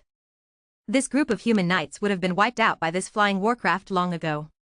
Even so, the balance of victory in the battle continued to tilt towards the flying warcraft. Under the attacks of the flying warcraft, the number of human knights continued to decrease. What should we do now? Watching as the guards fell one by one, Tina tightly held the monster egg in her arms, her eyes full of panic. She had secretly come to the Warcraft Mountains this time to personally obtain a high-level monster egg as a birthday gift for her father. Everything was going smoothly. She and the guards successfully killed a 15th rank chimera and obtained its egg. Who would have thought? The dying cry of that chimera actually attracted its mate. And most importantly, that mate of the chimera turned out to be a legendary three-headed chimera. Seeing its mate die tragically and its child being taken away, that three-headed chimera instantly became enraged and launched an attack on her directly. If it weren't for the guards sacrificing themselves to protect her, and the fact that the three-headed chimera was afraid of hurting its own child, she would have died long ago. However, based on the current situation, she would most likely not be able to escape this disaster. As for returning the chimera monster egg and asking for forgiveness from the three-headed chimera, it was useless. She had killed the mate of the three-headed chimera and had already formed an irreconcilable enmity with it. If only I hadn't stolen this monster egg. No. I shouldn't have entered the Warcraft Mountains in the first place. Tina thought to herself, full of regret. It wasn't worth risking her life for a monster egg. Miss Tina, please escape quickly. I will hold them off and buy you time. Seeing his subordinates dwindling, Knight Commander Blair's eyes flashed with determination. Without hesitation, he chose to exhaust all the fighting spirit in his body. He began to explode. The next second, an extremely violent aura rose from his body. The cultivation realm instantly broke through the 15th stage limit. Entered the legendary realm. Although it is only a pseudo-legendary without comprehending the laws. But Blair's strength has still increased by more than 10 times compared to before. Under his desperate resistance, even the legendary level 3-headed chimera couldn't escape for a while. In order not to waste the escape opportunity that the Knight Commander fought desperately for her, Tina ran towards the outskirts of the Warcraft Mountains while crying. Roar! Seeing the human girl holding her child gradually getting farther away, the 3-headed chimera, who was tightly entangled by Blake and others, showed anger in all 6 of its eyes. No longer dodging, full firepower. The 3 heads crazily spewed out strong acid, lightning, and flames, these 3 types of breaths. In the end, at the cost of minor injuries, they successfully wiped out Blake and the others. It took a few minutes to get rid of these annoying bugs. The 3-headed chimera quickly flapped its wings and chased after Tina, who was running away. The speed was extremely fast. In less than a minute, the 3-headed chimera successfully caught up with Tina, who was fleeing, and stopped her. Open. I'll give this egg back to you. Seeing the 3-headed chimera in front of her, Tina tightly held the Warcraft egg in her hand and didn't dare to let go for a moment. She, Diqian Zhao, knew that this was her last talisman. Once lost, she would immediately be turned into ashes by the breath of the 3-headed chimera. However, faced with Tina's threat, the 3-headed chimera remained unmoved. It would not believe the despicable humans who spoke nothing but lies. If it weren't for fearing retaliation, it would have killed this human who had killed its mate long ago. And so, the 2 sides remained deadlocked for over 10 minutes. Seeing that it was unable to retrieve its child from this human's hands, the 3-headed chimera also lost patience. It decided to take action directly. After all, it had more than just one child. It's over. Seeing the 3-headed chimera lock onto her and begin to gather its breath, Tina couldn't help but feel a surge of despair. As an Earth Knight, she was directly facing the attack of a legendary monster. She would definitely be reduced to nothing but ashes. However, at this moment, a golden flame sword aura emitting high temperatures swiftly broke through the air and fiercely struck the 3-headed chimera. Pa, today was tough. I sat in front of the computer for over 10 hours just to write 2 chapters. The author needs to organize their thoughts and outline, and recover their state. I'll try to resume regular updates tomorrow. Chapter 134, Dragon Language Magic, Kill Legendary Warcraft. Sacred fire breaks evil slash. A nearly 10-meter-long golden flame sword energy descended from the sky.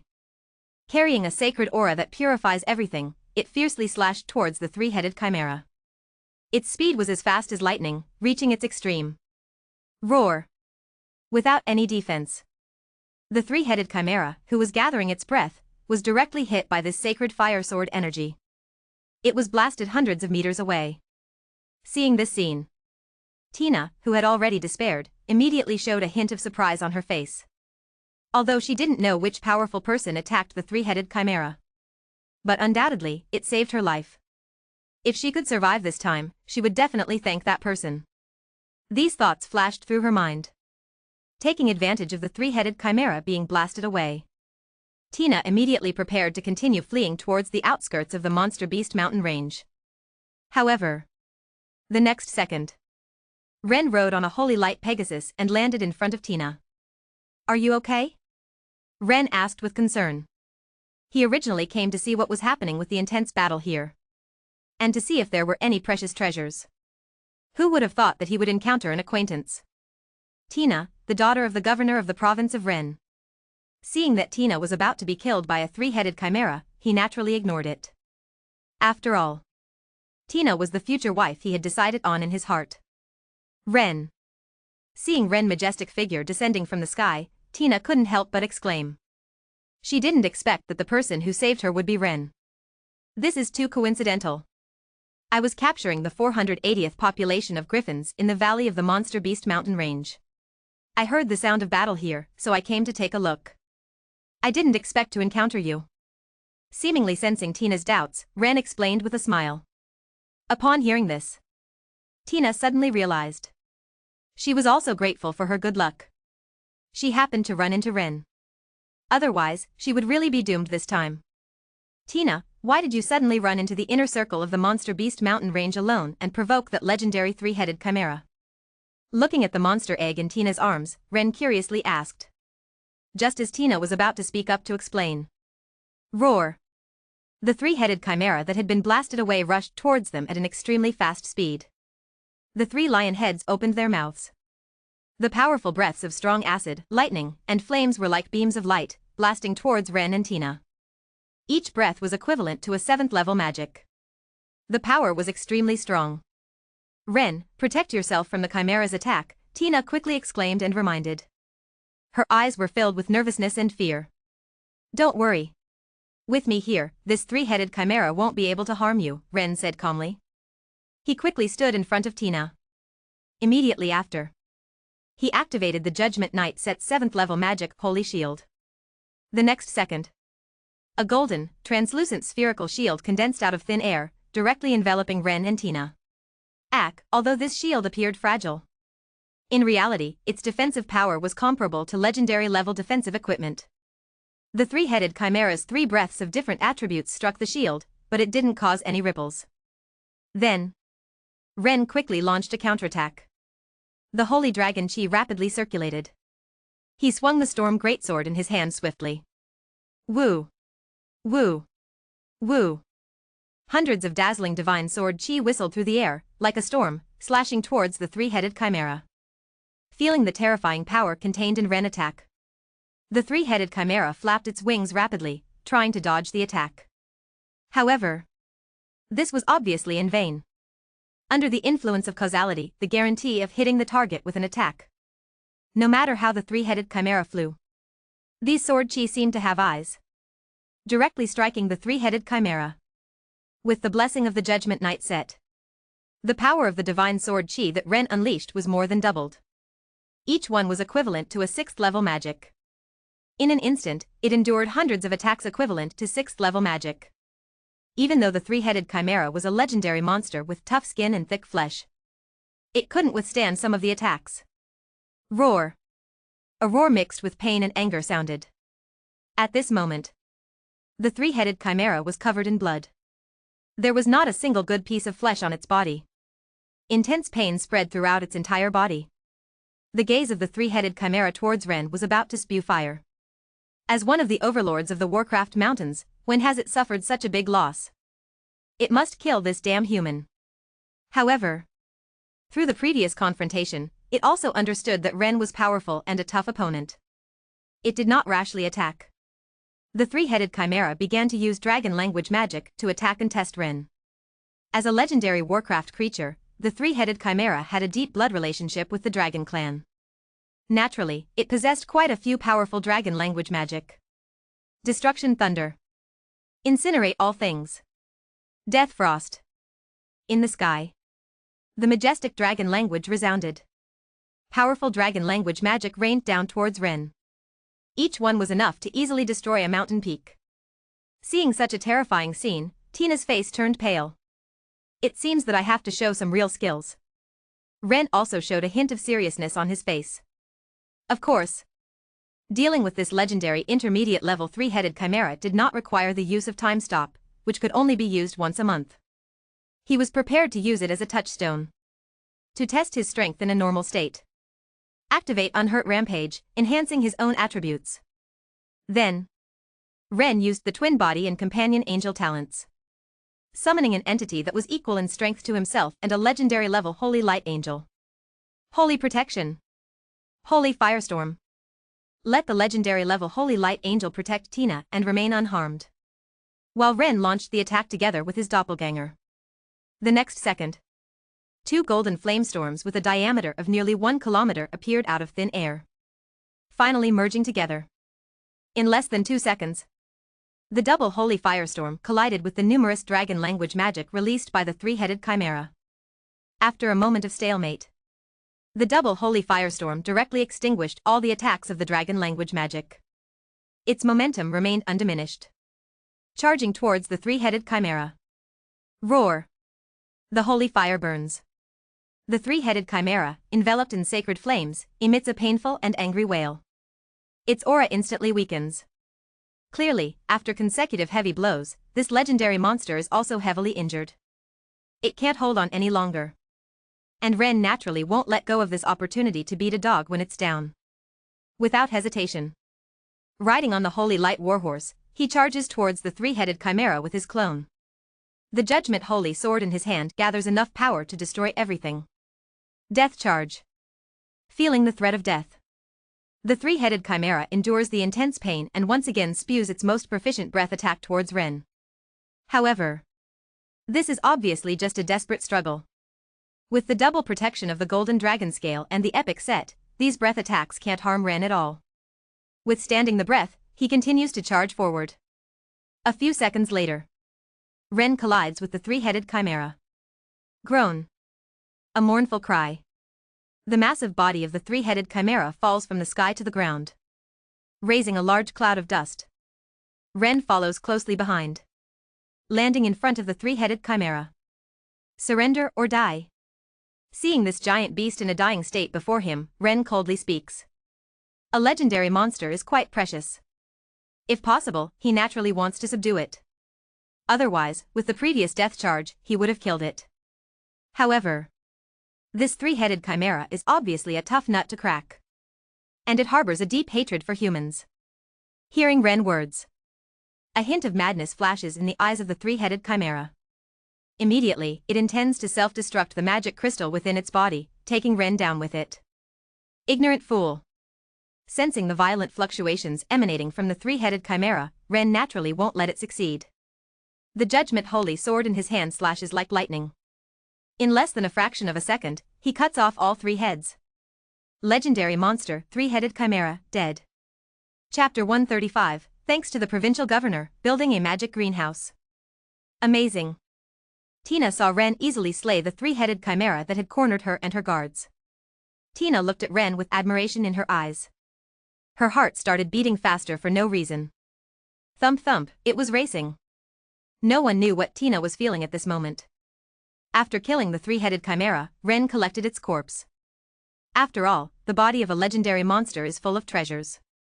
Almost every part can be used as a high-level magical material. It's quite valuable. Can't let it go to waste. Come up. I'll take you back. After collecting the spoils of war, Ren rode his holy light Pegasus to Tina's side and spoke. Helping others to the end, even Buddha will be sent to the west. If Tina were left alone in the monster mountain range, who knows what accidents might happen. He didn't want his future wife to meet an untimely end. Upon hearing this, Tina immediately nodded in agreement. Immediately after, Tina swiftly climbed onto the back of the holy light Pegasus, feeling the strong masculine aura emanating from Ren behind her. This was the first time Tina had such intimate contact with a man, and a blush appeared on her face involuntarily. Her heart started beating violently. Go. Feeling Tina's tense body, Ren smiled slightly and commanded the holy light Pegasus to soar into the sky. After meeting up with his daughter Hilda and the others, Ren led the group to leave the monster mountain range. Returning to the Habs Manor, Ren had Hilda and her team categorize and store everything they had collected from the outskirts of the monster mountain range in the family treasury. As for the griffin flock, to prevent these wild griffins from attacking humans and causing panic among the residents of the territory, Ren ordered the steward to find a secluded valley to build a griffin nest. To tame these griffins, of course, until the griffin nest is completed. These griffins need to stay in the spatial cavity of the starry whale. After handling all the gains from this operation, Ren was ready to send Tina home, riding the holy light Pegasus. Several hours later, Ren and Tina successfully arrived at the provincial governor's mansion in the city of Debite. When Ren brought his daughter back, all of her guards were missing. Governor Laska immediately sensed that something was wrong. He quickly asked what had happened. Seeing that it couldn't be concealed any longer, Tina had no choice but to explain the cause and effect of the situation. I have been too indulgent with you. Hearing that his daughter almost lost her life in the Warcraft Mountains due to her own reckless behavior, Governor Laska's face turned purple with anger. He scolded Tina severely. If Ren hadn't been present, he probably would have given her a good beating to teach her a lesson. It was the first time Tina had seen her father so angry. Even the usually unruly and willful Tina was scared. She instinctively hid behind Ren. Marquis Ren, I have caused you trouble this time. If it weren't for you saving my daughter, the consequences would have been unimaginable. After scolding his daughter who had narrowly escaped death, Governor Laska turned his attention to Ren. He repeatedly expressed his gratitude and thanks. He even planned to give Ren an epic-level equipment as a token of appreciation. However, Ren directly declined. He already had the Judgment Knight set and didn't need this epic equipment at all. Compared to that, the favor from Governor Laska and Tina was more valuable to him. When Tina heard that Ren didn't expect anything in return and refused such a generous gift, her liking for Ren instantly increased. Governor Laska felt the same way. He immediately warmly entertained Ren. They chatted for over half an hour. They also had lunch with Governor Laska and Tina. Ren was about to take his leave. However, just as he reached the entrance of the governor's mansion, he heard Tina calling out from behind. Ren, wait. Ren stopped and turned around to look. Tina was hurrying towards him. Tina, is there something else you need? Ren asked curiously. It's nothing. I just want to thank you with a special gift. The next second, Tina took a deep breath and directly hugged Ren, kissing him. Lasted for 3 seconds.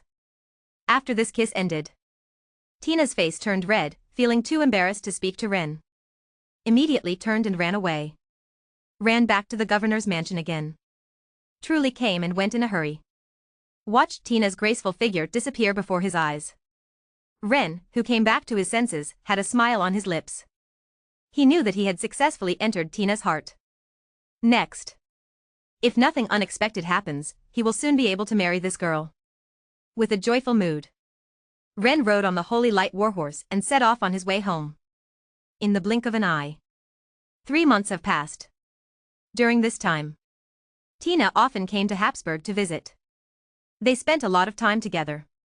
Naturally, their feelings for each other gradually warmed up. Noticing the love in Tina's eyes for Ren, Janice and others knew that they would soon have another sister. Therefore, their attitude towards Tina was also extremely enthusiastic. In addition to cultivating feelings with Tina, Ren did not neglect other matters. He has been busy developing the family's territory, attempting to restore the former prosperity of the Rhine region. For this, he deliberately spent tens of millions of gold coins to obtain nearly tens of millions of refugees from the governor of Luska at a preferential price. With such a large influx of population, the sparsely populated Rhine region instantly burst with new vitality. Abandoned cities, fertile fields, canals, and mines are all recovering at an extremely fast pace. 0. Seeking flowers. However, with benefits, there are drawbacks. Suddenly increasing the population like this, the consumption of food in the Rhine region has increased several times. The food reserves that could have supported the next year's harvest are expected to run out in 3 months. There's no way. Rennes can only buy emergency food from other merchants while searching for high-yield and high-quality crops, trying to increase the territory's food production. However, high-yielding crops are obviously not easy to find. Crops like sweet potatoes and corn, which were high-yielding in my previous life on Blue Star, do not exist in this world. Fortunately, Rennes has a solution to this problem. The merchandise in the family store includes myriad manifestations. Even divine positions are sold there. Naturally, there won't be a shortage of high-yielding crops. By returning some unused extraordinary items to the store and exchanging them for points worth decades of cultivation, Rennes purchased a crop called white taro rice. This crop looks similar to taro, but its fruits are rice. After planting, it yields 3 times a year. 1 acre can produce over 2,000 kilograms. Moreover, the planting conditions are not demanding. Only sufficient water and soil nutrients are needed. If the entire Rhine region can cultivate this crop, not to mention 10 million people, even 100 million people can afford it. After finding a solution to the territory's food crisis, Rennes bought another crop seed called icefire wheat. According to the product description in the family store, icefire wheat is a staple food that can be consumed year-round, enhancing physical fitness and accelerating the cultivation speed of intermediate and low-level extraordinary individuals. Rennes plans to cultivate it on a large scale, making it the daily food of the Habuz family, allowing the future generations of the Habuz family to truly have an advantage. However, because it is a magical plant, compared to ordinary plants, it has higher growth requirements. To speed up its maturity, it needs to be grown in an environment with high magical concentration. Therefore, Rennes plans to build a magical greenhouse specifically for cultivating this crop. Having advanced mastery of magical arrays, designing the magical arrays required for the greenhouse is not difficult for him. In the midst of such busyness, soon, another 2 months have passed. After this period of effort, Rennes successfully built the first magical greenhouse. The seeds of icefire wheat have been planted inside. Currently, they are growing very well. It is expected that in another 4 months, the first batch of icefire wheat will appear on the Habuz family's dining table. Besides this matter, there is also a great joyous event. Pregnant for 8 or 9 months now, Princess Elsa, Serena, and the other 13 wives' bellies have completely swollen. The Habuz family is about to welcome a wave of grand babies. Chapter 136, Epic Talent Danger Prediction, Marry the Governor's Daughter Tina.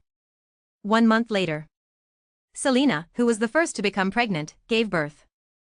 Half an hour later, the 2 sisters gave birth to Rennes offspring one after another. These are Rennes' 111th and 112th children. However, these 2 offspring have relatively average aptitude. One has a silver level evaluation, and the other has a bronze level evaluation. In this situation, naturally, the system rewards are not very generous. In total, it provides 40 years of chi cultivation, plus 1,000 years of magic cultivation. Regarding this, Rennes is not disappointed. After all, giving birth to children is like this.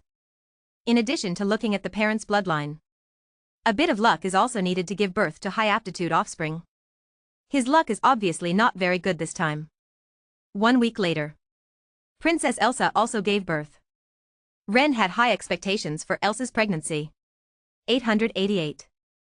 After all, Elsa gave birth to a platinum-level offspring for him in her first pregnancy. After anxiously waiting for more than 20 minutes, the cry of a baby finally came from the delivery room. And it was 3 cries. In other words, Elsa gave birth to triplets this time. Detected the birth of the host's 113th child. The magic aptitude of this offspring is super, and the chi aptitude is high. The evaluation is gold level. Reward, 100 years of chi cultivation, epic level talent danger prediction. Detected the birth of the host's 114th child. The magic aptitude of this offspring is average, and the chi aptitude is high. The evaluation is silver level.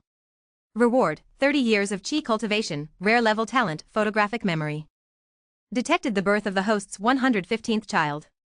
The magic aptitude of this offspring is high, and the chi aptitude is high. The evaluation is silver level. Reward, 30 years of chi cultivation, 10 years of magic cultivation. It has to be said. The quality of Princess Elsa's pregnancy is still very good. 3 children. 1 golden level heir, 2 silver level heirs.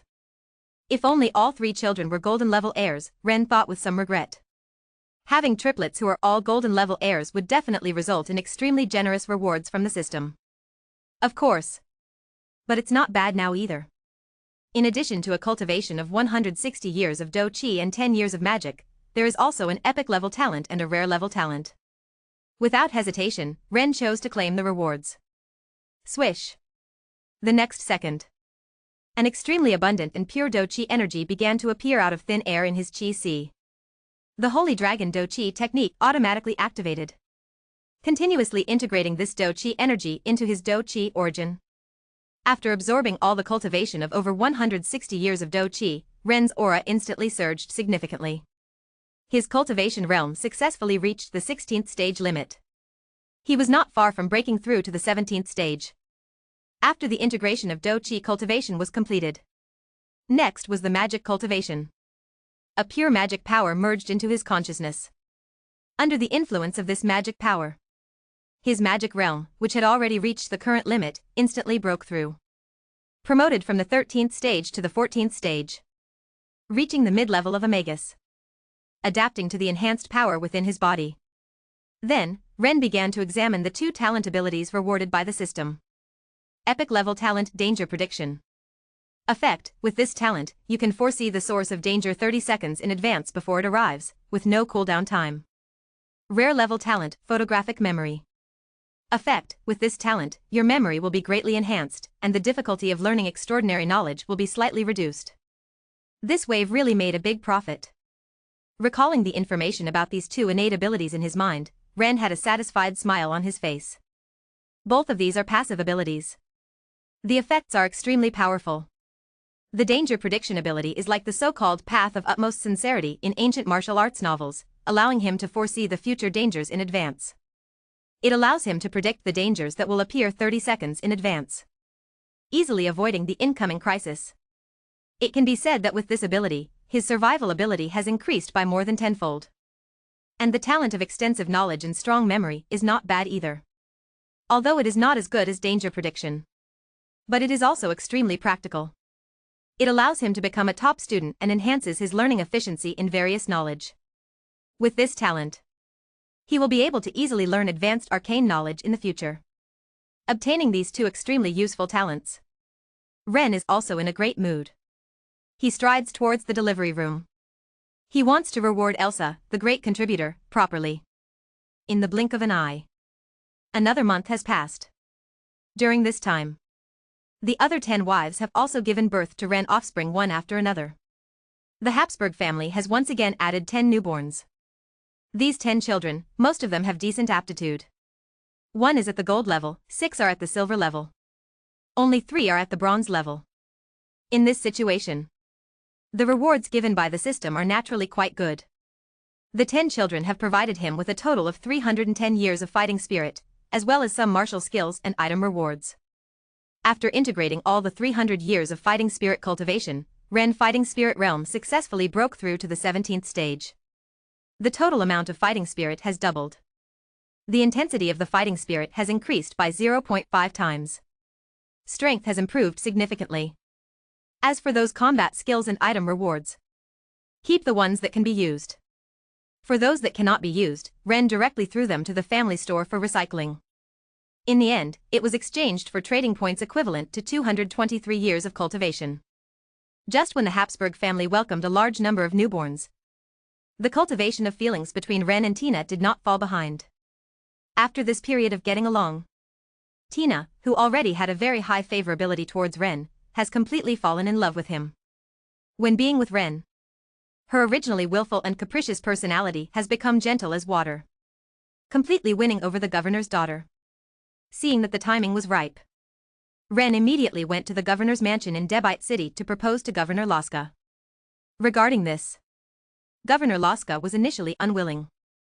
Although he had a good relationship with Ren and didn't mind his daughter maintaining a good relationship with him. But that doesn't mean he is willing to marry his daughter to Ren. After all, he only has Tina as his daughter. If she is married off to Ren, wouldn't his lineage come to an end? This is absolutely not acceptable. Upon hearing that her father did not agree to her marriage with Ren, Tina felt very upset. She immediately went to confront her father. However, it was completely useless. Governor Laska, who used to dote on his daughter, was very firm this time. No matter how much Tina cried or argued, he wouldn't budge. In the end, it was Ren who proposed to give the first child born to him and Tina to the Laska family to continue their bloodline. He also presented a legendary crystal of the three-headed chimera as a betrothal gift. Only then did Governor Laska relent. He agreed to this marriage.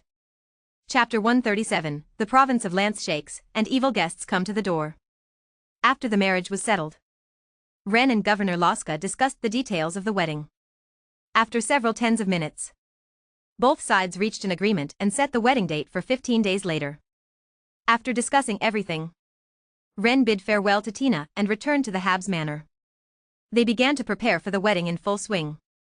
At the same time, they sent out invitations, inviting other imperial nobles to come and witness the ceremony in half a month. With each wedding invitation sent out, soon, all the imperial nobles in the entire province of Ren knew that Ren would marry Governor Laska's daughter, Tina, in half a month. A stone caused 1,000 ripples. You should know that Tina is Governor Laska's only heir. Not to mention her noble status. She is extremely beautiful and has outstanding talent in martial arts cultivation. At the young age of 23, she already possesses the strength of a great Earth Knight. She also has a high concentration of Golden Dragon bloodline within her. With all these conditions combined, it is not an exaggeration to say that Tina is the goddess of all unmarried noble youths in the province of Ren. Nobles who came to seek marriage with Governor Laska were in endless numbers. However, they were all rejected. And now, the news suddenly tells them that Tina 04 is about to marry the head of the Habs family, that old man who is already over 70 years old. Everyone who had thoughts about Tina had their mentality shattered. Jealous. Too jealous.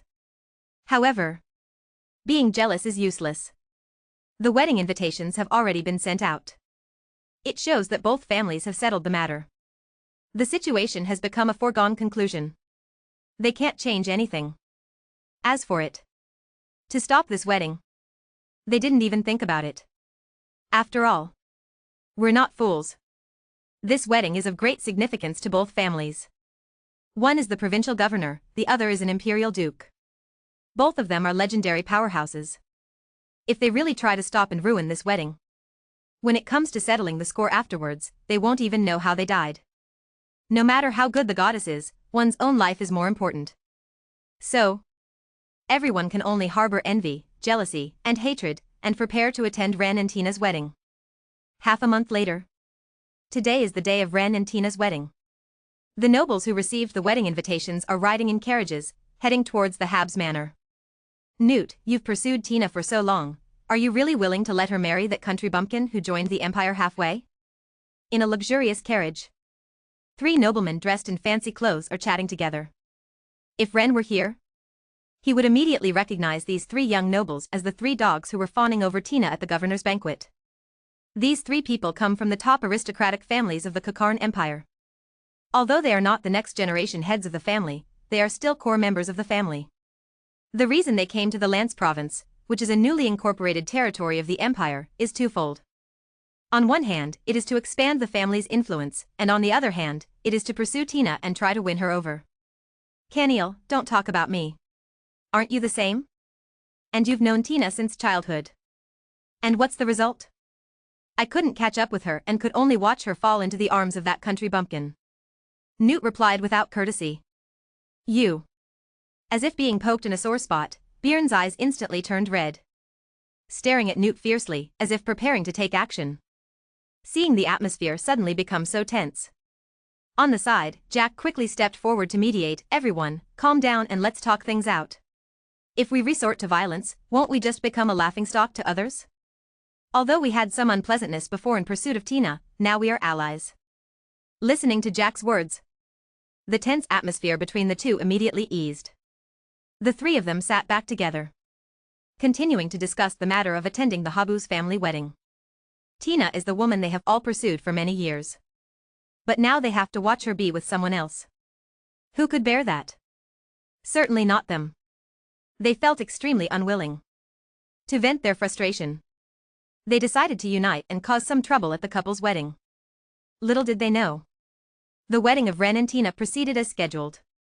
People from all walks of life gathered at the Habu's manor. As the main characters of this wedding, Ren naturally had to personally receive all the guests. Busy to the point of being overwhelmed. By the time all the guests had arrived, it was already noon. The wedding officially began. Ren and Tina walked up to the wedding stage in their wedding attire. Representatives of the Habu's family, such as Janice and Governor Laska, were seated on both sides of the wedding stage. Just as the couple was about to begin the wedding ceremony, suddenly, a noise came from outside. Immediately after, 3 young men, accompanied by a dozen people, walked in with great momentum. Newt, Kynal, Jack? Why are they here? It looks like things are going to get interesting. Among the nobles attending the wedding, some recognized the identities of these 3 young men and their eyes showed a hint of excitement. Upon hearing this, those who were unaware were puzzled, their eyes couldn't help but reveal curiosity. What's the matter? Is there something wrong with the identities of these 3? Don't you know? Let me tell you, these 3 are all from the top families of the empire, and they have all liked Miss Tina for many years. Now that Tina has been snatched away by Marquis Ren, can you blame them for not being able to bear it? Hiss. Judging from this, these 3 people don't seem to be good news. Most likely. I don't believe these 3 are here to bless Miss Tina. The nobles present whispered and discussed among themselves. Soon, they guessed the purpose of the 3 people's arrival. Count Ren, the 3 of us have come to attend the wedding. I hope you won't be unwelcoming.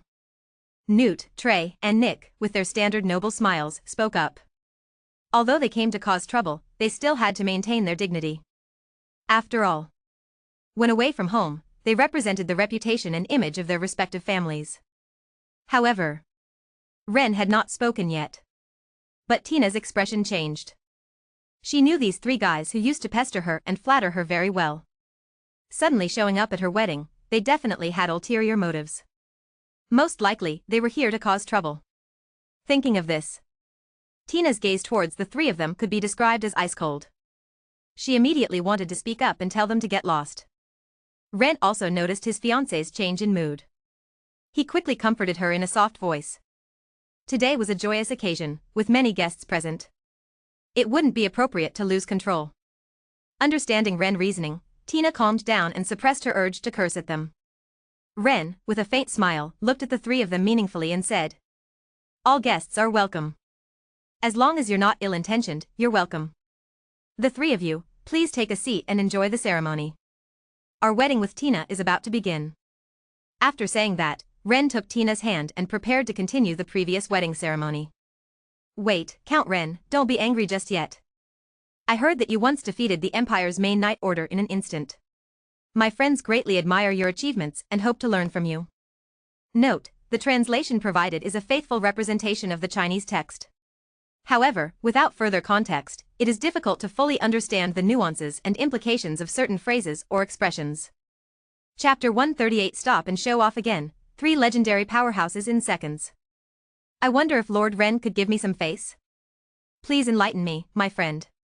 Seeing Ren holding Tina's little hand, preparing to continue the wedding. A hint of jealousy flashed in New York's eyes, with a fake smile on his face, he spoke again. As his words fell, behind New York, a middle-aged man dressed in epic magic leather stepped forward from the crowd, exuding a powerful aura unique to legendary powerhouses. As a core descendant of the top aristocratic family in the Kukarn Empire, New York came alone to the province of Ren to expand the influence of his family, naturally not without bodyguards.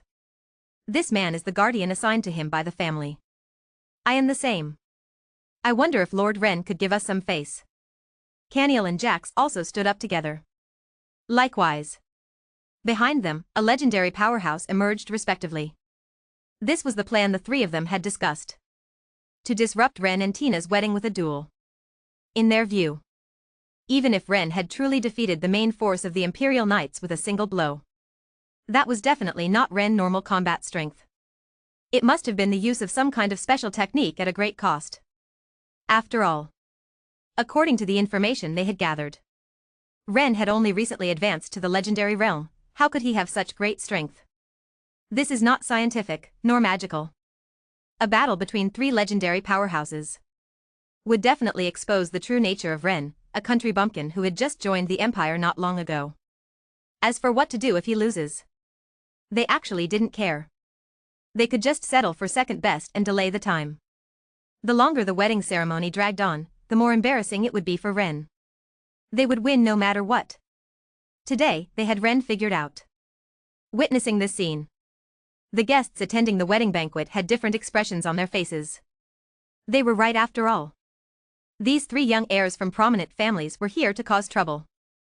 I have no problem showing you. But today is my wedding day, it's not convenient to take action.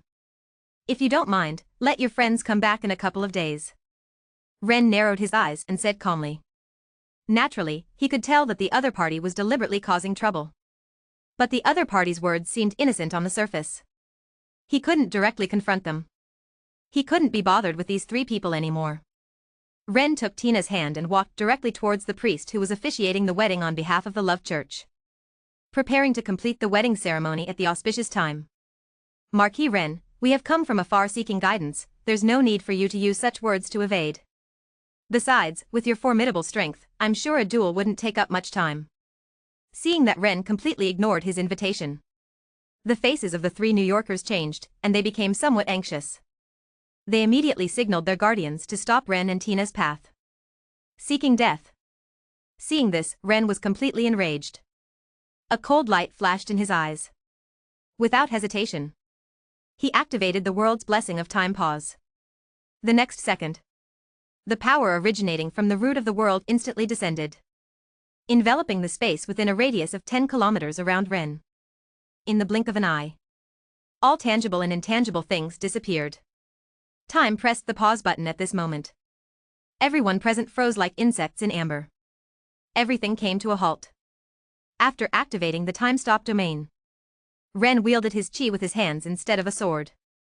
In an instant, 3 holy fire sword chi condensed and struck the chests of the 3 legendary powerhouses, blocking the way. If it weren't for fear of scaring Tina and the wives. Furthermore, today is a joyous day, and it is not appropriate to cause loss of life. Ren immediately beheaded the 3 individuals on the spot. However, capital punishment can be avoided, but living with guilt is difficult to escape. These blockers must pay a heavy price. Under Ren control, the holy fire sword chi penetrated the chi seas of the 3 legendary powerhouses, causing their internal chi to explode. The out-of-control chi instantly severely damaged all their meridians and acupoints. After this set of actions, the cultivation of the 3 legendary transcendents was completely lost. They were directly crippled. And at this moment, only 2 seconds had passed. Taking advantage of the time-stop domain still being active, Ren gave the 3 individuals a little lesson. After completing all of this, the time stop ended perfectly. Returning from the time-stop state, the 3 legendary powerhouses hadn't even reacted yet when they were horrified to find that all their cultivation was gone. Even their meridians and chi seas were destroyed by the out-of-control chi, as if being cut by 1,000 knives. The 3 of them immediately let out extremely miserable screams. And the 3 individuals from New York didn't fare any better, continuously spitting blood, unable to even speak. Hiss. Hiss. Hiss. What's going on? Seeing this scene, everyone present was dumbfounded. What exactly happened just now? How did New York and the others suddenly turn into this ghostly appearance? Everyone was full of question marks. However, as long as you're not an idiot, you can guess that this was done by Ren. Although I don't know how Ren did it. But the fact that he killed 3 legendary powerhouses in an instant is right in front of us. Seeing this scene with my own eyes, everyone present looked at Ren with awe. And Tina, Janice, and others were also amazed. shocked and proud at the same time. After all, this is their husband. Their husband is so powerful. As wives, they are also proud. Sorry, everyone.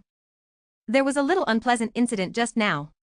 After dealing with Nutrick and others, Ren apologized to everyone with a smile. Not at all. Lord Ren move just now really opened our eyes. Having just witnessed Ren's terrifying strength, everyone naturally wouldn't fail to give face, immediately complimenting with smiles on their faces. For a while, everyone was enjoying themselves. And Nutrick and others, who failed to steal the chicken and lost the rice, became background characters. They were ignored and forgotten by everyone. If it weren't for Ren feeling annoyed and having Nutrick's other subordinates take them away, I'm afraid Nutrick and the others would have been tortured to death here. The unwelcome guests were gone. The rest of the wedding naturally went smoothly. Under the witness of many imperial nobles, Ren and Tina officially became husband and wife. The wedding lasted for a day. After sending off the last guest, Ren, with an expectant mood, entered Tina's room. A few minutes later, the room was filled with a thrilling sound.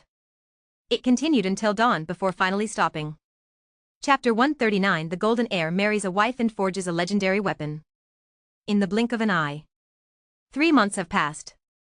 During this time, the Habuz family's territory has flourished. The high-yield crop, white taro rice, promoted by Ren before. Recently, the first harvest has already matured. Although it was the first time planting and lacked experience. But because white taro rice is easy to grow, the first harvest was bountiful. After the entire harvest, a total of about 2 billion caddies of grain was obtained. Enough to feed over 10 million people for half a year. In this situation, the food crisis caused by the rapid increase in population in the territory naturally disappeared. Moreover, after Ren's efforts during this period, the Rhine region, which was devastated by the magical disaster and turned into ruins, has now achieved preliminary recovery. Most of the towns have been rebuilt and restored. Commercial trade has also gradually become active. Everything is developing in a positive direction. Of course, in addition to developing the territory, Ren has not forgotten to sow seeds for his wives. Tina, who has just entered the door 3 months ago, is now pregnant. At the same time, Jessie 127 card, Katie, and Lifa are also visibly pregnant. As for Freya, who has also completed postpartum recovery, she is currently aiming for the 10th rank and needs to focus on cultivation. So Ren did not let her get pregnant. 1 month later, another great event happened in the Habuz family. Ren's 50th child, Pantaleon Habuz, is getting married. This child is born to him and Freya, possessing elven bloodline. Moreover, he is the first descendant of Ren to have a golden level evaluation. As the oldest heir of the golden family, Pantaleon is now 25 years old. Under the careful cultivation in Ren, he has already become a level 8 knight. It is a sure thing that he will break through level 10 and become a Grand Earth Knight in the future. Even becoming a Sky Knight is not very difficult. If lucky, he might even have the opportunity to glimpse the realm of legends. Calling him a young hero is not an exaggeration. If it weren't for the previous outbreak of the magical disaster, countless nobles would have come to request a marriage alliance long ago. However, it's not too late now. A gold will always shine. Recently, Ren took Pantaleon to attend a banquet hosted by the imperial nobles. With his outstanding appearance and strength, more than 10 beautiful noble ladies were attracted to Pantaleon on the spot. After some interaction, Pantaleon developed a liking for a noble lady named Monica. The man has affection, and the woman has intentions. Their relationship progressed very quickly. Soon, they started discussing marriage.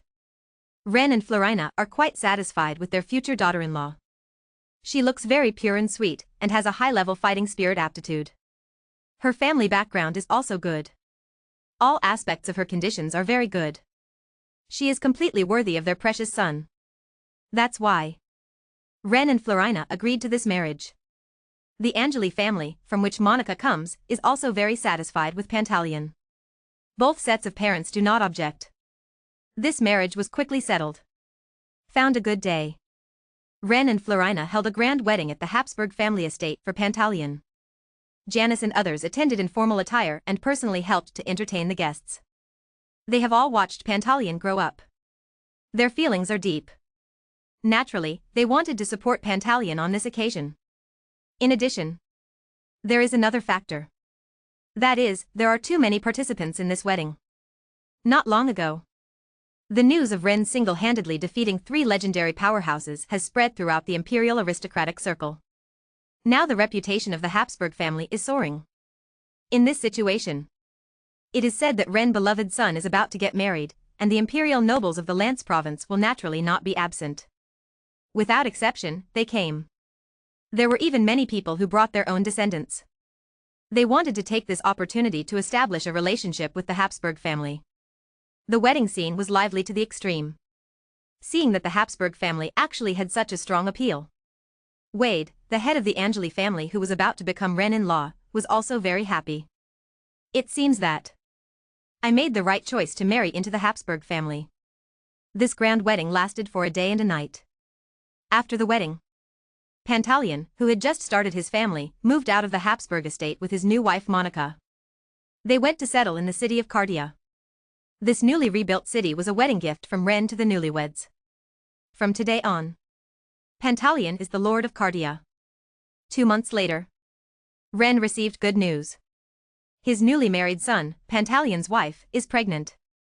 If nothing unexpected happens, 10 months later, he will have one more grandson. He values this unborn grandson. After all, Pantaleon is a golden-level heir. As long as luck is not too bad, the child-born will definitely have good aptitude. Perhaps they could become the leading figure of the Habus family's 3rd generation. With nothing else to do, Ren is preparing to bring his wives to Cardia City to visit their son and daughter-in-law. And also take a break. However, before he could take action, Governor Laska sent someone to deliver a message to him, saying that there is progress on the matter of Starfall Iron. A long time ago, Ren obtained a top-tier legendary weapon, the Sunfire Divine Sword, from a system reward. However, at that time, limited by his own strength and connections, he was unable to obtain the precious forging materials and the help of a master forger. Ren could only temporarily seal away this legendary weapon blueprint. And now, he has been promoted to a legend and become an imperial duke. Considering himself to have enough strength and power, Ren naturally cannot continue to let this top-tier legendary weapon blueprint gather dust in the family treasury. He immediately starts collecting the materials needed to forge the Sunfire Divine Sword. Main materials: Starfall Iron, Ancient Red Dragon Heart, Ancient Red Dragon Soul. Auxiliary materials: Mithril, Adamantite, Legendary Grade Fire Elemental Gem, Star Sand.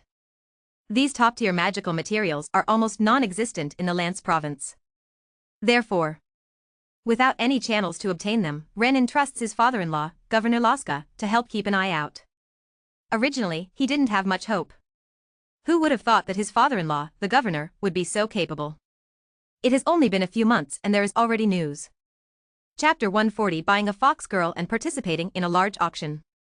1 month later, the capital city of the Duchy of Ducas, Juliices, will hold a large auction, with 1 kilogram of star meteorite as one of the auction items. Upon receiving this message sent by the governor of Laska, Ren felt quite excited. If he could win the star meteorite at the auction, he would have collected 1/3 of the 3 main materials for the Sun God Sword. He must attend this large auction.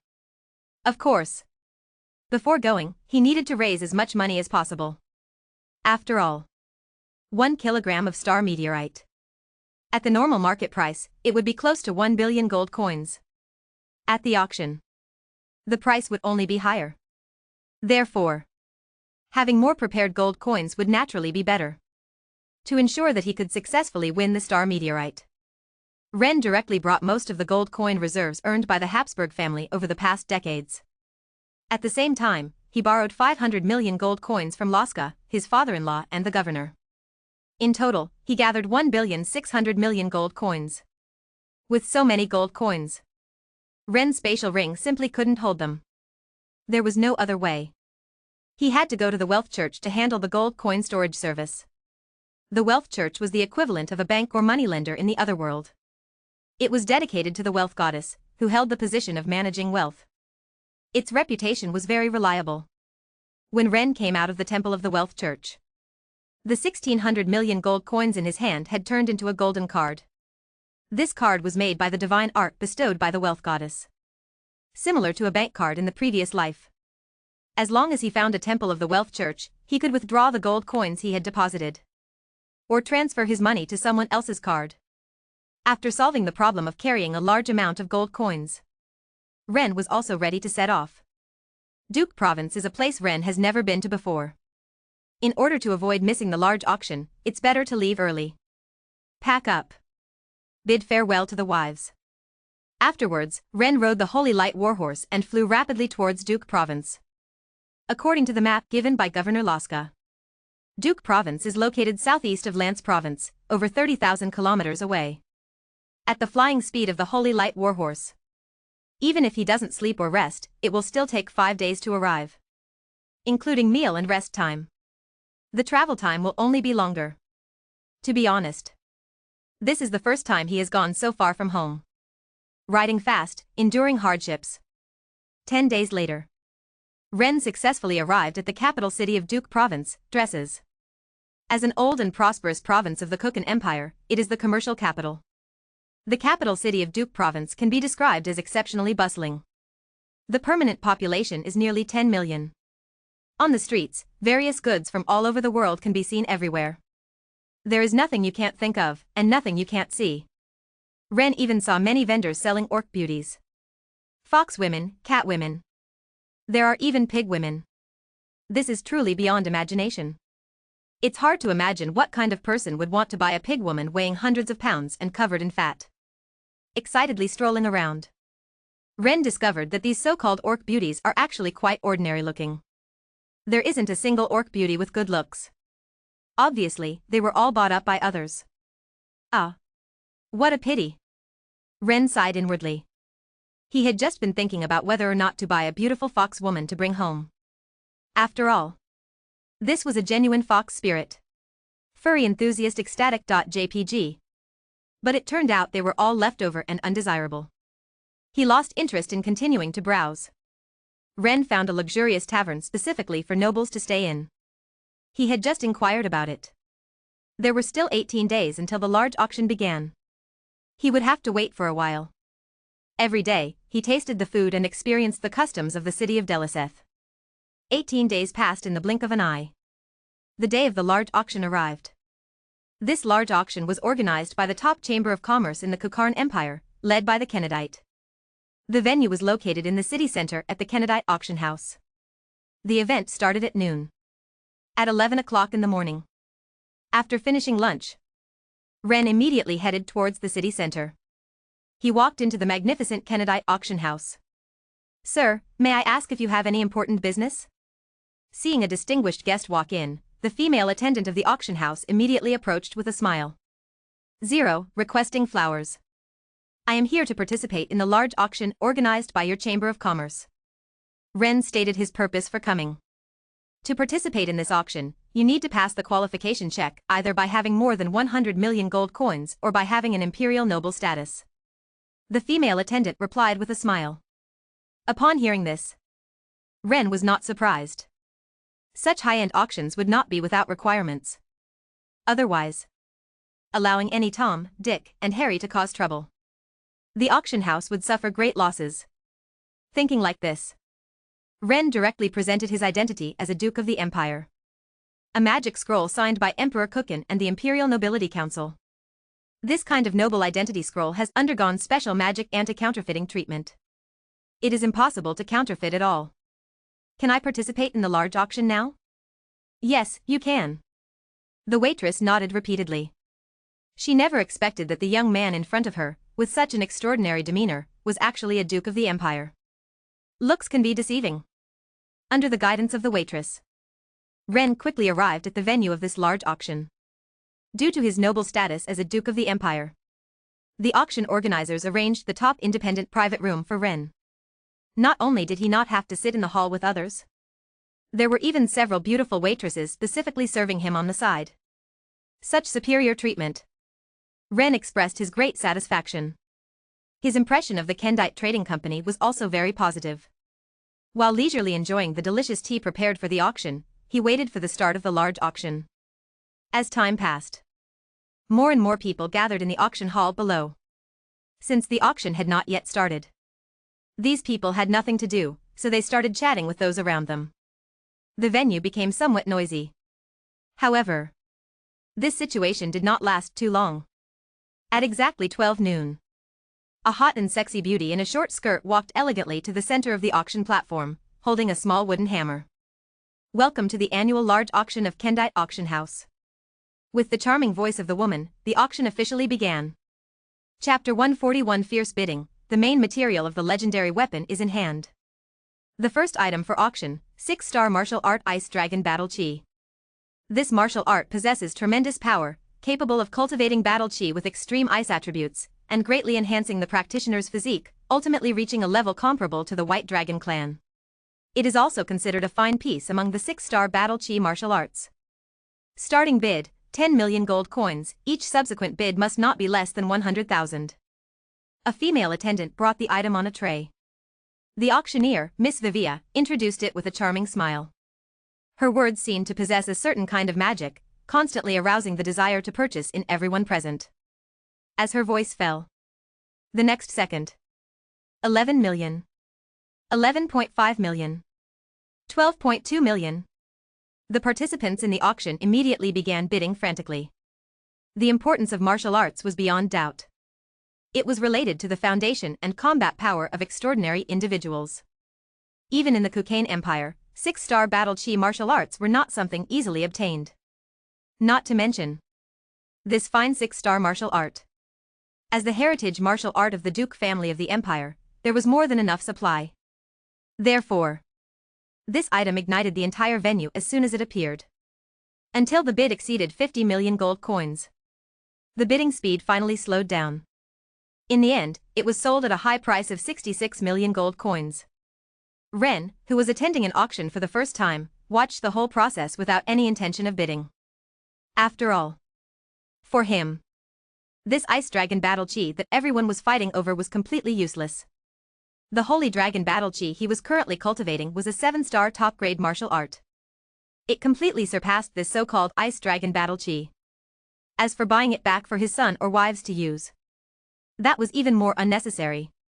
The 6-star martial art he had previously cultivated, the Furious Dragon Battle Chi, was already sufficient for use. Buying another martial art of the same level would just be a pure waste of money. The auction continued. The first item achieved a great success, simultaneously creating a heated atmosphere. Miss Vivia, the auctioneer, took advantage of the momentum and had the second item brought up. The second item is a high-grade magical plant, purple gold tree orchid. The second item. The third item. The fourth item.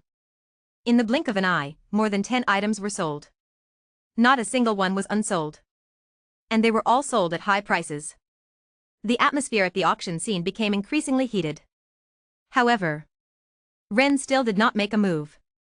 As if he were an unrelated spectator. Until the 32nd item. The 32nd item is 10 kilograms of high-purity secret silver. The uses of this precious high-grade magical metal are surely clear to everyone.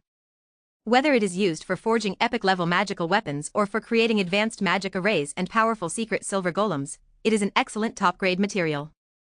Upon hearing the auctioneer, Vivia, Ren, who was sitting leisurely in his private room, suddenly sat up, a glimmer of light flashing in his eyes.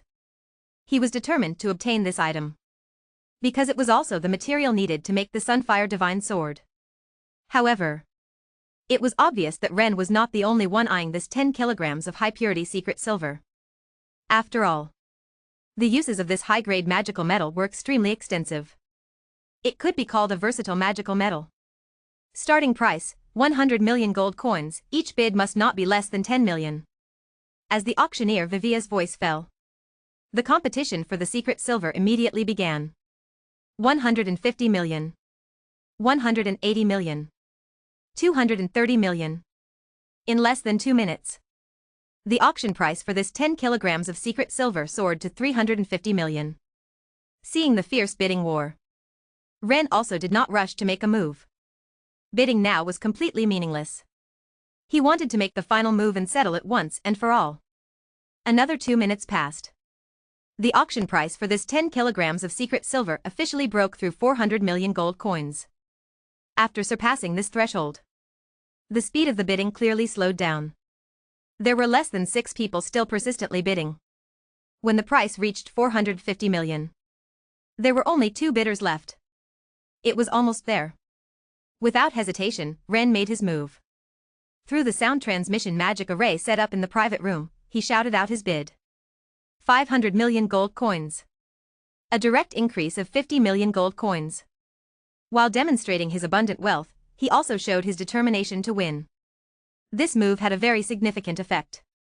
The bidder who was left immediately chose to give up the competition. The other one, unwilling to give up, made another bid.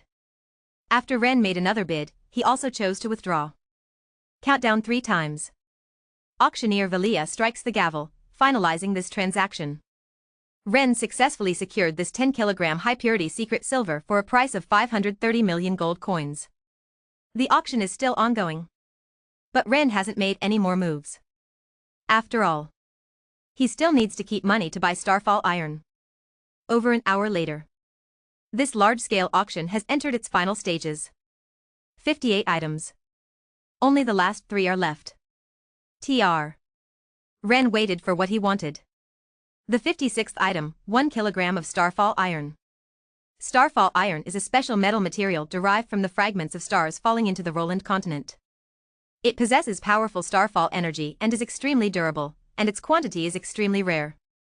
It is said that the top-tier legendary weapon, the Starfall Staff, is forged primarily from this material. Friends who like it, don't miss out. Starting price, 350 million gold coins, each bid must not be less than 10 million. Auctioneer Valia's voice continuously stirs up the emotions of the bidders on site. As her voice falls, a continuous stream of bidding instantly erupts. 350 million. 400 million. 480 million. Due to the relatively low starting price, the auction price of Starfall iron soars rapidly. In the blink of an eye, it has risen to over 800 million. And it is rapidly approaching the 10 billion mark. It seems like I don't have enough gold coins with me. Seeing this scene, Ren couldn't help but furrow his brows slightly. After spending over 500 million gold coins to buy 10 kilograms of secret silver, he only has 1.13 billion gold coins left to use. Based on the current bidding trend, the auction price of Starfall iron is bound to exceed 1 billion gold coins. If the auction price exceeds 1.13 billion gold coins, that would be troublesome. Missing the opportunity to obtain Starfall iron this time. Who knows when there will be another chance in the future? After pondering for a moment, Ren asked the female attendant massaging him beside him, "Does your auction house accept high-level star-rated techniques?" "We do. Of course, we do. As long as it's a 3-star or higher technique, our Kendai auction house accepts them all." Upon hearing the question from Ren, the Imperial Duke, the female attendant dared not neglect and quickly replied, "I have a 6-star combat chi technique and a 5-star meditation technique to sell. Have your supervisor come over to give me an estimate." Ren spoke directly and straightforwardly. In order to obtain the Starfall iron, he decided to exchange a portion of the family's inherited martial arts for gold coins. Anyway, even if he sold them, the martial arts could still be practiced. There wouldn't be much loss. All right. Upon hearing this, the female attendant quickly walked out. 1 minute later, the female attendant brought in a middle-aged man. No time was wasted. Ren directly took out 2 martial arts books and handed them to the middle-aged man for appraisal. Both books were high-quality martial arts of the same star level. Coupled with his status as an imperial duke, this middle-aged man didn't dare to cheat Ren and bought them both for 60 million gold coins each. Although it couldn't compare to the auction price, it was definitely higher than the normal market price. Income, 120 million gold coins. Ren disposable funds reached 1.25 billion.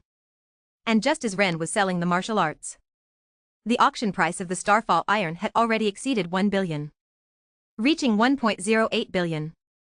With such a high price, naturally, there were fewer bidders. Only 3.6 people were still raising the price. 1.15 billion. Seeing this, Ren didn't hesitate to make a move. He instantly raised the auction price by 70 million gold coins. Seemingly intimidated by Ren momentum, 3 more bidders dropped out. And the remaining 2 clearly valued the Starfall iron greatly. Even with such a high price, it still couldn't make them back down. 1.18 billion. 1.2 billion. The two continued to bid. A posture of being certain of victory. 1.3 billion. In order to completely overwhelm these two opponents, Ren directly increased the price by 100 million gold coins. Although he only had 1.25 billion in his hands, with a shortfall of 50 million gold coins. But he wasn't worried. He could just sell another martial arts book. Once this price was announced, those two immediately wilted. Feeling Ren's wealth and determination to win, no one else competed with him. After the countdown of 3, the auctioneer, Vilya, struck the gavel, indicating the deal. The main material of the legendary weapon, the Fiery Sun Divine Sword, the Starfall Iron, was successfully acquired by Ren. Chapter 142 Legendary Mage Interception, Danger Prediction and Merit. After capturing the Starfall Iron, Ren immediately felt relieved. He had traveled a long way to participate in this large auction, all for the sake of this piece of Starfall Iron. If he hadn't been able to acquire it, then he would have come here in vain. After achieving his goal, Ren no longer made any moves. After all, he had spent all his money, and even exceeded his budget. His pockets were empty. The 57th item after the Starfall Iron was a bottle of legendary magic potion called Dragon's Legacy Elixir. After consuming it, one could directly obtain physical strength comparable to that of an ordinary dragon. The effect was quite astonishing. This bottle of legendary magic potion that instantly made people stronger was obviously more popular than the Starfall Iron. As soon as it appeared, it immediately ignited the bidding enthusiasm of everyone in the venue. After several rounds of competition, this bottle of legendary magic potion was sold for an astonishing price of 1.65 billion gold coins. The last highlight item was a top-quality epic weapon called the Heavenly Fire Greatsword. The importance of a weapon goes without saying. An excellent and well-matched powerful weapon could greatly enhance one's combat prowess immediately. Therefore, this Heavenly Fire Greatsword was finally auctioned off at a sky-high price of 2.3 billion gold coins, becoming the highest-priced item in this auction. After the auction ended, the auction house immediately sent the items that Ren had won, handing over the gold coin card issued by the wealth teaching to the staff of the auction house. At the same time, selling another 5-star meditation technique obtained from the legendary mage's magic inheritance to make up for the 50 million funding gap. Settling the accounts. Those 10 kilograms of secret silver and 1 kilogram of Starfall Iron were officially added to Ren collection. After obtaining what he wanted, Ren did not stay long at the Kendite auction house. Immediately chose to leave Dresses City and fly towards the direction of the Lance province on a Holy Light Pegasus. It has been a month since he left. If he doesn't return home soon, Janice and the others will start to worry. However, Ren, who was eager to go home, did not notice. There was a tail quietly following him. It was a middle-aged legendary mage dressed in epic robes and holding a high-level elemental staff. Using some kind of special spatial concealment magic, he silently landed behind Ren. It is obvious that he has ulterior motives. Indeed, the fact is as such. Taking 10 kilograms of secret silver and my star meteorite, this guy is definitely a big fat sheep. Thinking like this, Blake's gaze towards Ren was filled with greed.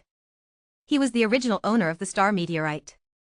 He had previously tampered with the star meteorite, setting up a unique tracking magic of his own creation. The purpose was to secretly track and intercept the person who purchased the star meteorite after the auction ended, to retrieve his own star meteorite, and pocket the auction proceeds of over 1 billion gold coins. As for the secret silver, that was a complete unexpected joy.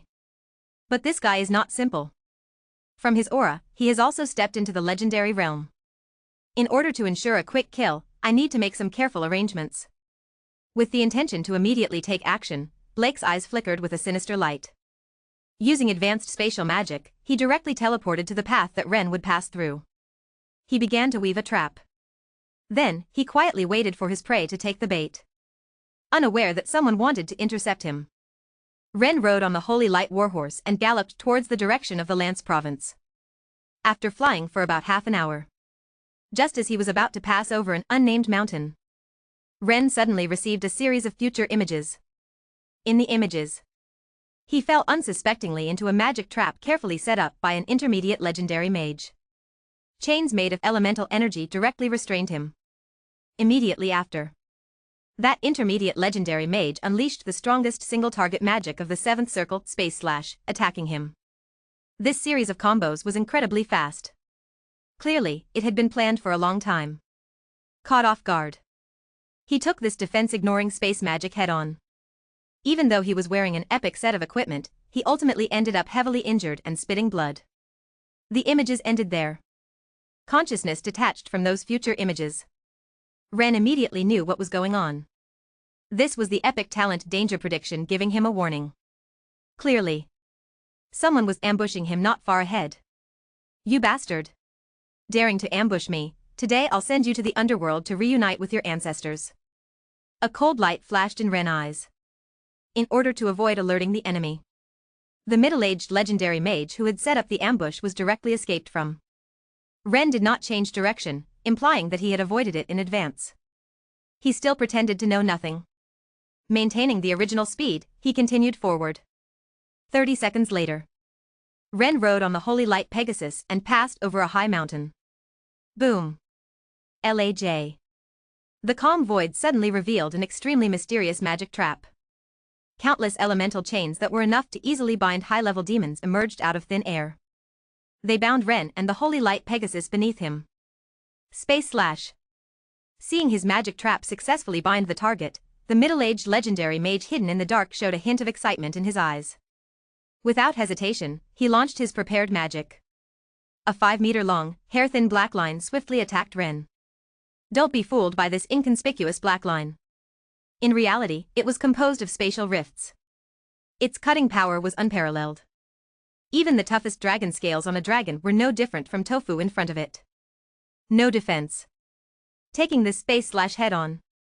Even if Ren was a legendary powerhouse, he wouldn't be able to handle it. A faint smile appeared on Blaken's face. In his opinion, this assassination was almost over. Ren was undoubtedly going to die.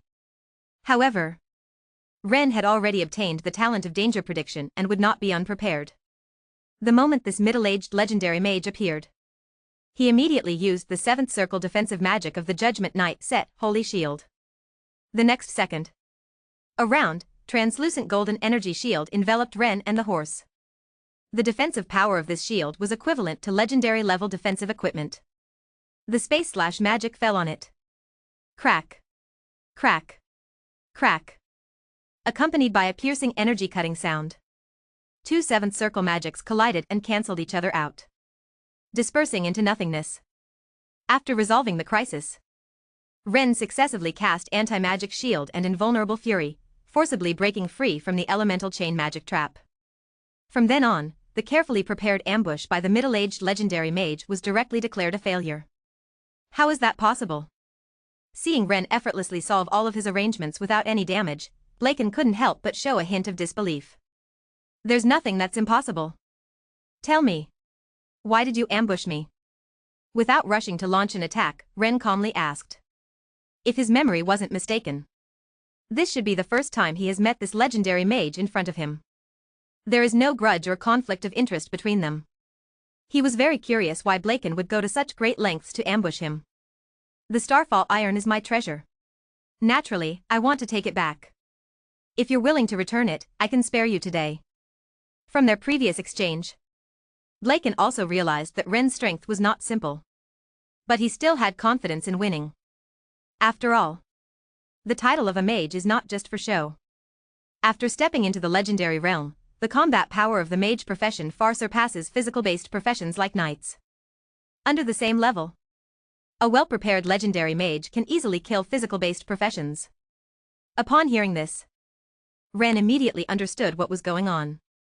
So this guy is here to rob. Most likely, there was some imperceptible manipulation done to the Starfall Iron he had purchased before. Otherwise, this guy wouldn't be able to accurately identify him as the buyer of the Starfall Iron. Hee. Return it? You want to kill and plunder, yet you speak so nicely. And spare me? Are you worthy of saying that? After unraveling the doubt in his heart, Ren sneered at Blaken. You don't know what's good for you. Then die. Upon hearing this, Blaken's face immediately darkened. He immediately unleashed various magic spells, causing a massive explosion. He wanted to completely annihilate this damn guy. Lightning bolt. Dragon's breath. Blizzard. In an instant, Various powerful magic spells came crashing down towards Ren. The might was extremely astonishing. Chapter 143 Huge Harvest, Beheading the Ancient Red Dragon? However, Ren, on the other hand, remained calm. He couldn't be bothered to waste time on this middle-aged legendary magician. He still had to hurry home. Smash Veludo. Accompanied by a crisp snap of the fingers. Time within a radius of 10 miles around Ren instantly stopped flowing. Thunder, fire, blizzards. The elemental magic attacking Ren also froze in place. It looked extremely strange. And as for Blaken himself, he became a bug trapped in amber, motionless. Time stopped for only 3 seconds. Ren didn't waste any time either. He used Void Dash. Bypassing the elemental magic, he arrived in front of Blaken's stomach. Raising his great sword in his hand, he cleanly and decisively beheaded him. The next second, time resumed its flow. Before he could react to what was happening, Blaken was shocked to find that Ren, who was quite far away from him, had mysteriously appeared in front of him. His own head had inexplicably been severed. Filled with countless doubts and confusion, Blaken, who couldn't fully display his powerful magic skills, closed his eyes with unwillingness. Completely losing his breath. You wasted my time, Freeze, so you deserve to die. Seeing the middle-aged legendary mage in front of him who couldn't close his eyes in death, Ren felt no ripples in his heart. After all, this guy had ambushed him first. Now he was killed in retaliation. It was completely deserved. After dealing with the ambusher, Ren began to search for his spoils. The value of a legendary mage was definitely very rich. It just so happened that it could replenish his empty wallet. Epic level robes, high-level elemental staff, spatial ring.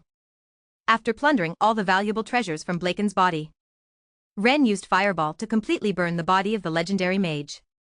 Complete the destruction of the body and leave no trace. Finish everything. Ren seemed as if nothing had happened. Riding on the Holy Light Warhorse, he continued on towards the province of Lanzhou. 10 days later, Ren returned to the Habs Manor. At this moment, the wives gathered in groups of 3 or 4 to play mahjong. This was something Ren had arranged for them when he saw that they were bored during their confinement period. Janice and the others really enjoyed it. When they had nothing to do, they liked to play a few rounds. Darling, you're back? Seeing her husband return, Janice and the others were filled with joy. They immediately put aside the mahjong and hurriedly went to greet him. Ren had been away for over 40 days this time. They missed him very much. I wasn't home during this time. You've all worked hard. Feeling the longing from his wives, Ren also felt warm in his heart. After a moment of tenderness. Darling, did everything go smoothly on your trip? Janice and the others asked with concern. Very smoothly. I have successfully brought back the Starfall Iron. Ren answered with a smile. As for the encounter with the legendary mage and being intercepted, he didn't mention it at all. After all, there was no point in talking about such things. It would only worry his wives for no reason. Why bother? His wives really thought that Ren had a smooth journey all the way. They didn't ask any further. Skipping over this topic, Ren began to inquire about the recent situation at home. I've been away from home for over a month. Has anything happened at home? Not much. It's just that Hilda has been obsessed with her work recently, busy with the formation of the Eagle Knights. I arranged several excellent noble young men for her to meet, but she didn't even go to see them. Saying this, Janice's face was filled with worry. At this rate, I'm afraid this child will end up lonely and old. Hilda is 48 years old this year. She's already an old maid. If this continues, the child has grown up and has their own thoughts. Forcing them won't work, so you don't need to worry about it. When the time is right, Hilda will figure it out on her own. Hearing this, Ren also felt helpless. Now Hilda is focused on training, wanting to become a legendary powerhouse like him. She has no intention of getting married at all. In this situation, he can't just find a man at random and force his daughter to marry, right? After returning home, Ren's life returned to its usual rhythm. Taking care of his wife, educating his children, developing his territory, studying magic. His days were quite fulfilling. Besides that, he didn't forget to deal with the spoils he had plundered from Blaken. Epic level robes, high-grade elemental wands, needless to say. Apart from him, there is currently no mage in the Habs family who has reached the level of a mage. No one can use them at all.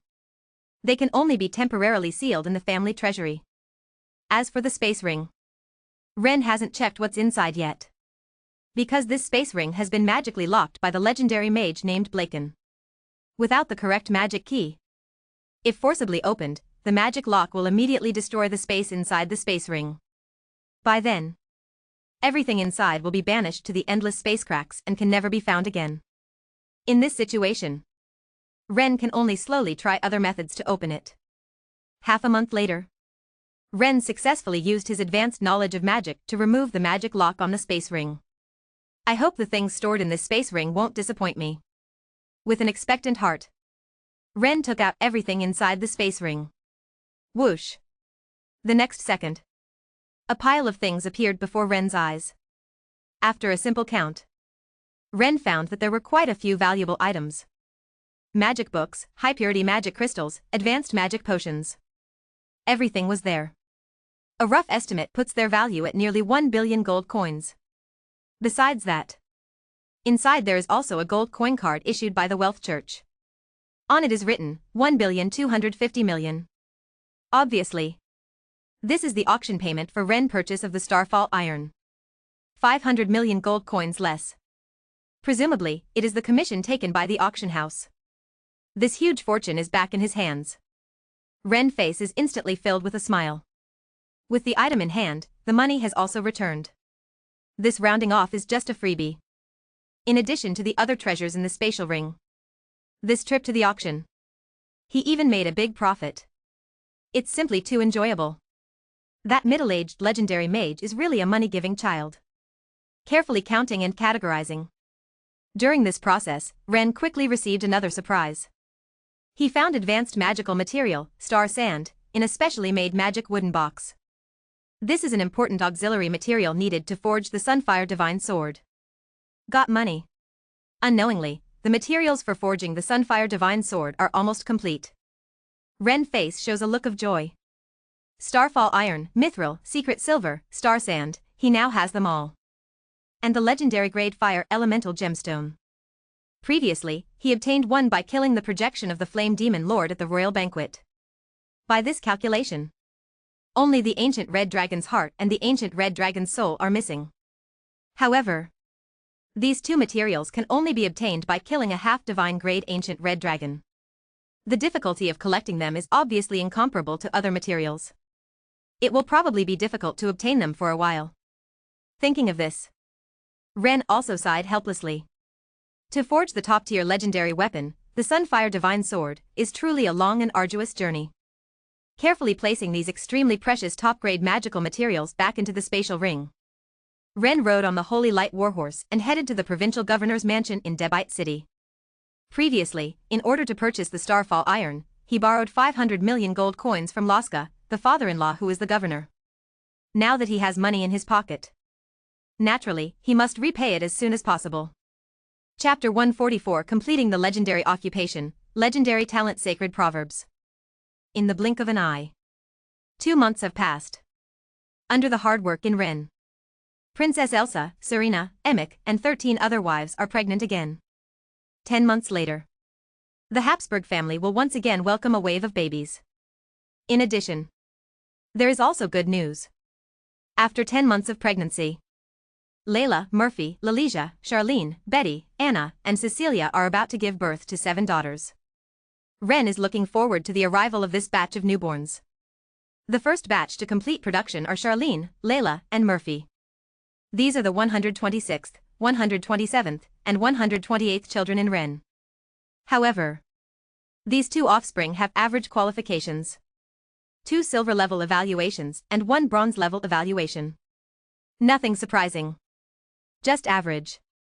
The system rewarded a total of 70 years of chi cultivation, plus 20 years of magic cultivation.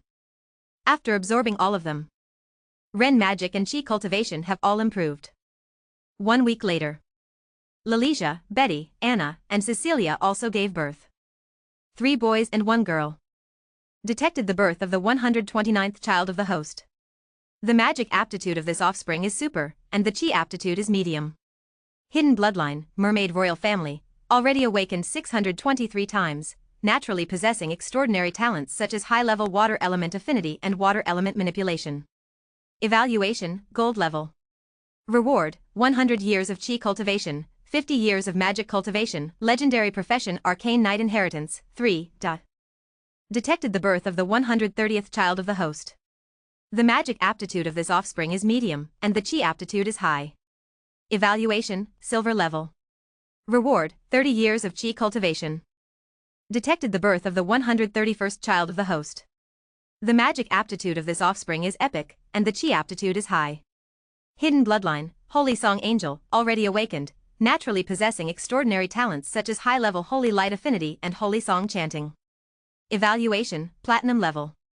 Reward, 500 years of Chi cultivation, 100 years of magic cultivation, legendary talent Divine Chant. Detected the birth of the 132nd child of the host. The magic aptitude of this offspring is high, and the Chi aptitude is high. Evaluation, Silver level. Reward, 30 years of Chi cultivation, 10 years of magic cultivation. I can't believe it. Upon hearing the system prompt ringing in his ears, Ren was filled with excitement. This wave of baby boom is truly amazing. 1 platinum level, 1 gold level, and 2 silver levels. The quality is surprisingly high.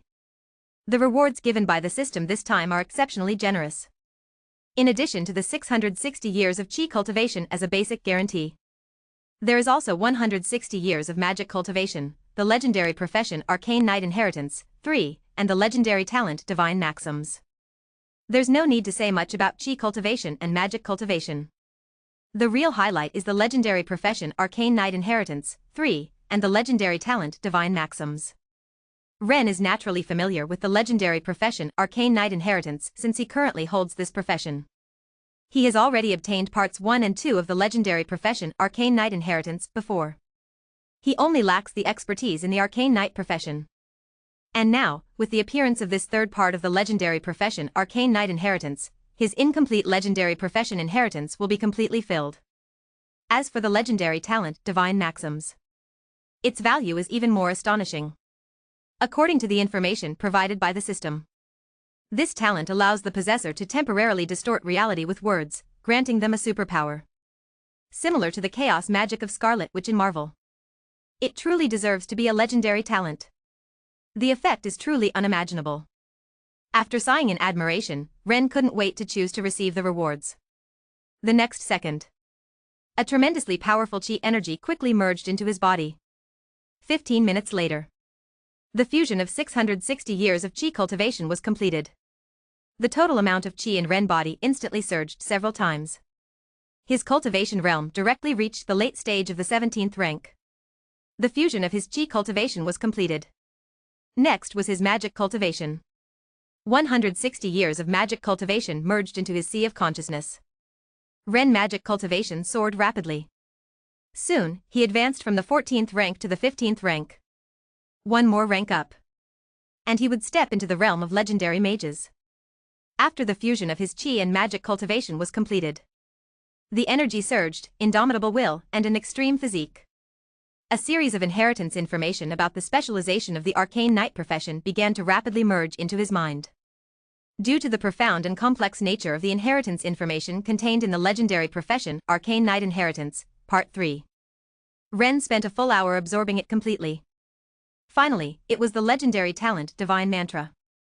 Several minutes later, an extremely profound and constantly changing talent rune appeared in Ren's mind. Phew. When all the system rewards were fully integrated, Ren breathed a sigh of relief. His eyes were filled with joy. The harvest this time was truly enormous. He felt that his strength had increased by more than 10 times compared to before. Even without the protection of the 3 major worlds, he had the confidence to contend with high-level legendary experts. Unfortunately, the specialized abilities recorded in the Arcane Knight inheritance still need to be cultivated by oneself. Otherwise, my strength could at least double. Ren thought somewhat dissatisfied. However, he also knew that this was impossible. The legendary profession, Arcane Knight inheritance, Part 3, contains over 10 extremely powerful specialized abilities. To obtain them all instantly without hard training, at least a platinum level, or even higher, descendant is required to unlock rewards of this level. Regaining his composure, After adapting to the surge of power, Ren immediately entered the delivery room to visit Lalicia, Betty, Anna, Cecilia, and the 4 newborn children. In the blink of an eye, 2 months have passed. During this time, Ren has been leading a very leisurely life. Because the second generation of the Habsburg family has grown up, they can share some of his pressure. Now, most of the matters regarding the construction of the Rhine region's territory are entrusted to his sons. He only needs to oversee the overall situation. There is no need to worry too much, spending 1 hour each day dealing with territorial affairs. The remaining time, apart from accompanying his wife and children, it is devoted to practicing the arcane knight profession specialization obtained before. Life is very regular and fulfilling. However, such a leisurely life did not last long. This morning, Ren received bad news. There was a problem in Iron Furnace City. A collapse occurred deep in the mine. A sinkhole leading to an unknown area appeared. Many strange underground creatures ran out, causing great casualties among the miners. Until now, most of the mines in Iron Furnace City have been occupied by these underground creatures, causing them to come to a standstill. Chapter 145. In the dark area, the Drow elves are surprised. So many underground creatures have come out. Could it be that they have dug into the dark region? Upon receiving this bad news, Ren's expression froze, speculating in his heart. You see, the dark region is the underground world of the Roland continent. It is composed of various caves and tunnels. The area is extremely large. At the same time, it is also inhabited by a large number of evil races or monsters that cannot tolerate light. For example, abyssal fish, elven elves, grey dwarves, spirit suckers, underground dwarves, and so on. If the sinkhole in the depths of the Iron Furnace City mine leads to the true dark region, then things will be troublesome. After all, it is not a good experience to have those evil creatures from the dark region as neighbors. In order to find out the specific situation, Ren decided to personally go to Iron Furnace City to deal with this matter. After handling all the affairs of his territory, after greeting his wives, Ren took the newly formed Griffin Night Guard and flew towards Iron Furnace City. Iron Furnace City is not far from Eagle City. The journey is only over 50 kilometers. In less than 20 minutes, Ren and the others arrived at Iron Furnace City. The original lord of Iron Furnace City, the 13th son Ilii, was transferred by Ren to oversee the development and construction of the family's territory due to his excellent work ability. Now, the lord of Iron Furnace City is his 45th son, Kulo. This child is his silver-level offspring born to him and Katie. Having fairy bloodline, both his martial spirit aptitude and magic aptitude are high. Under Ren's careful cultivation, Kulo, who is 28 years old this year, is already a 7th rank swordmaster. Without any surprises, breaking through to the 10th rank in the future is also highly hopeful. His strength is not bad. Coupled with his agile and intelligent mind, Ren naturally values this child quite a bit. That's why he entrusted him with the position of Lord of Iron Furnace City. Upon learning that his father had come, Kulo immediately brought people out to greet him. Iron Furnace City, Lord's Mansion. How is the current situation? Without any nonsense, Ren asked directly. Facing his father's question, Kuro didn't dare to delay and immediately responded. It's terrible. Almost all the mines are now occupied by those underground creatures. Nearly 1,000 miners have been injured or killed. Iron ore mining has completely come to a halt. If we can't resume iron ore mining within the next 2 days, more than half of the steel workshops in Iron Furnace City will have to shut down. Upon hearing this, Ren frowned slightly. The steel workshops in Iron Furnace City supply the majority of the territory's steel products. It is extremely important. If they were all to shut down, it would undoubtedly have a significant negative impact on the development of the territory. It seems that we must deal with this matter as soon as possible. Thinking this, Ren immediately asked Kuro about the specific situation of those underground creatures.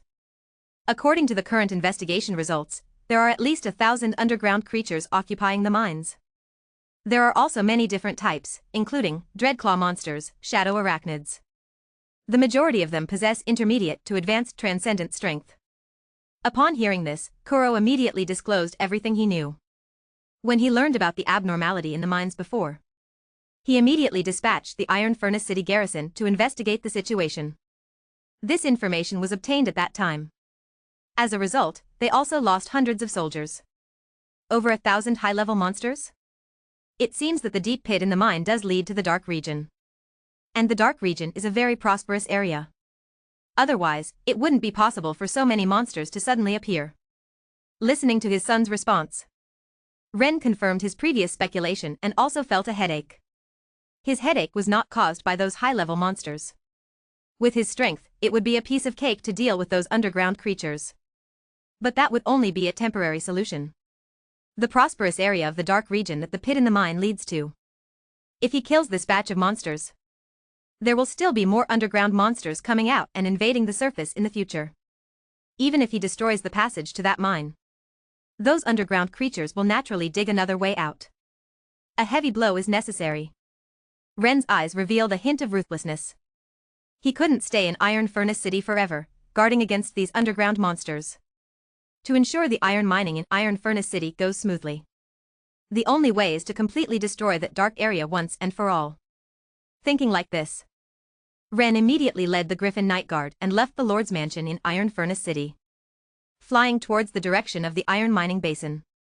The iron mining basin is only 15 kilometers away from Iron Furnace City. Before long, Ren and the others successfully arrived at their destination.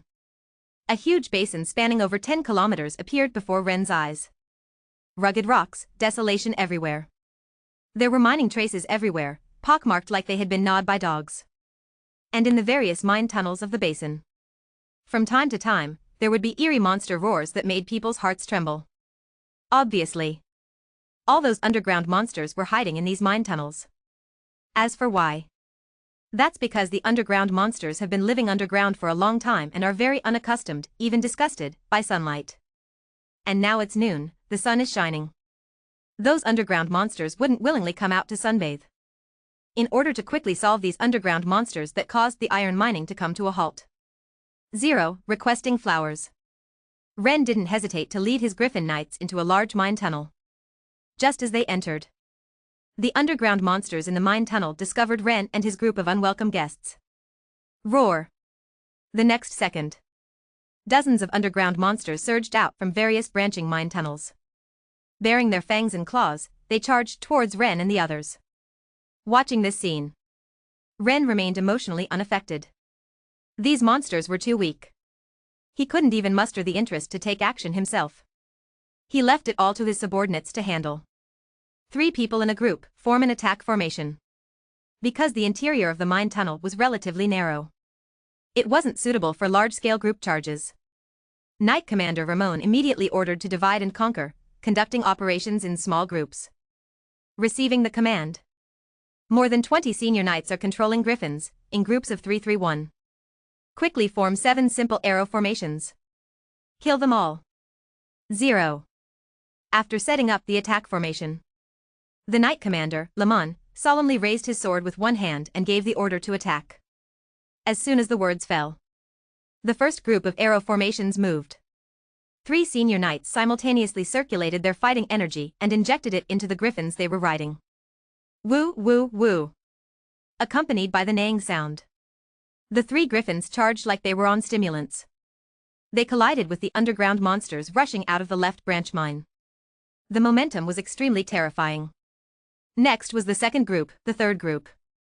There was at least one group of Griffin Knights to deal with each branch mine, although they were at a numerical disadvantage. Compared to the underground monsters fighting individually, the Griffin Knight squads undoubtedly had more combat power. A few seconds later, the Griffin Night Guards collided head-on with those underground monsters. Chi! Chi! Chi! In an instant, blood splattered. The Griffin Night squads were like indestructible arrows. With an unstoppable force, they killed all the underground monsters along the way.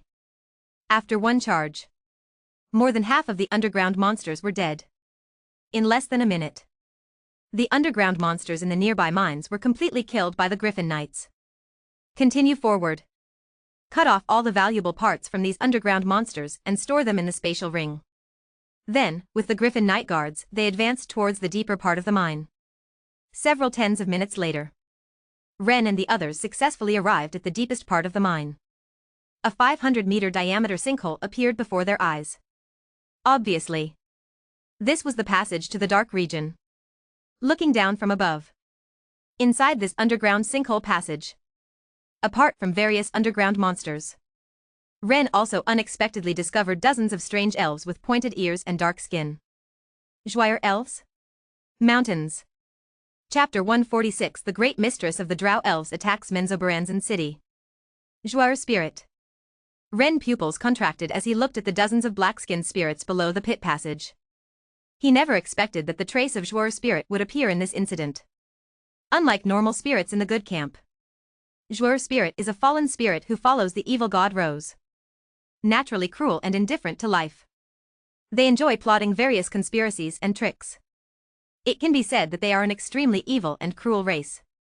Could it be that these Jouer spirits are behind the Iron Furnace City Mine incident? Recalling the information about Jouer spirit, Ren suddenly had a guess in his mind. He didn't believe that these Jouer spirits would appear here for no reason. To verify his guess, Ren chose to take action without hesitation. I say, all creatures before me are imprisoned. Accompanied by the sound of sacred incantations, the terrifying power of distorting reality instantly descended. The Jouer spirits and underground monsters below the pit passage were immediately imprisoned in place. Unable to move. Like statues. Seeing the shocking scene of his lord's words having such an effect, the Griffin Knight's gaze towards Ren suddenly became more respectful. Ordering his subordinates to eliminate all the immobilized underground monsters, Ren bound all the 50-plus Jouer spirits with magic chains. Immediately, he released the imprisonment effect of the sacred incantations. Damn humans! How dare you attack us? If you know what's good for you, release us immediately. Otherwise, our mistress will skin you alive. After regaining their ability to speak, these bound Jouer spirits immediately began to curse Ren with foul language.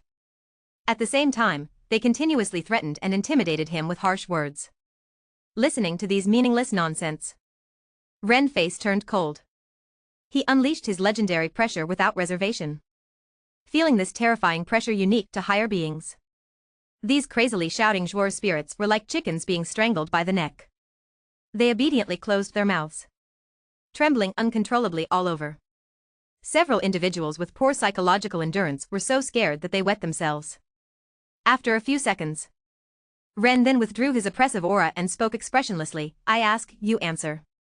If you lie to me, I guarantee that you will suffer a fate worse than death, understood? Upon hearing this, those Jouer elves nodded repeatedly, full of fear. Afraid of angering the monster in front of them disguised as a human. What are you doing here? We are following the orders of Lady Valkyrie, driving away the humans in the mine and establishing a base here to prepare for the next step of conquering the surface. Facing Ren's question, these Jouer elves did not dare to hide anything and answered. Upon hearing this, Ren showed an expression that was not unexpected. He had guessed it right. The mine incident this time was indeed the work of the Jouer elves. Continuing the interrogation. Soon, Ren learned about the origin of these Jouer elves and who Lady Valkyrie really was. Originally, these Jouer elves came from the city of Mozablay located southeast of the Abyss Passage. That underground city was ruled by a council composed of the 8 matriarchs of the Jouer elf families. And the Lady Valkyrie was the highest leader of the matriarch council. The head figure of Mozablay City. This plan to invade and conquer the surface was personally formulated by Lady Valkyrie. After understanding the cause and effect of the situation, Ren also had an idea of how to resolve this incident. As long as he killed Lady Valkyrie and destroyed Mozablay City, everything could return to its original state. Ending the questioning. Casually killing all these worthless Jouer elves, Ren, accompanied by the Griffin Night Guard, headed towards the direction of Mozablay City. The tunnel leading to Mozablay City was very wide, but the interior was very dim. Only a few lichens emitting faint light provided illumination. In this situation, the progress of Ren and the others was naturally greatly affected. It took a full half-hour. Ren and the others finally emerged from the tunnel. Suddenly, everything became clear before their eyes. A huge cave, spanning tens of kilometers, appeared in front of Ren and the others. Hills, valleys, lakes. All kinds of terrains were present, like a miniature world on the surface. If it weren't for the rock walls on the cave ceiling, Ren would have thought he had unintentionally walked out of the dark region and returned to the surface. This is the underground world of the Roland continent, truly amazing. After the astonishment, Ren quickly shifted his attention to the city at the center of this huge cave. If nothing unexpected happened, that city would be the Mosuabu Lai city mentioned by the Zwa air elves. Without rushing to take action personally, Ren used his innate talent of summoning a companion angel and summoned a 17th level holy light angel equal to his own realm, instructing it to lead the Griffin Night Guard in launching an attack. To test the strength of this Mosuabu Lai city. Griffin Knight Order, charge. More than 20 Griffin Knights took off into the air. With Knight Commander La Meng at the center, they formed a battle formation and charged towards the Mosuabu Lai city. The Holy Light Angel followed closely behind, using various divine magic to bless the Griffin Knight Order. Enemy attack. Seeing a Holy Light Angel leading dozens of human knights riding griffins charging towards them, the city guards of Mosuabu Lai city immediately sounded the alarm. However, it was too late. The griffins flew at an extremely fast speed.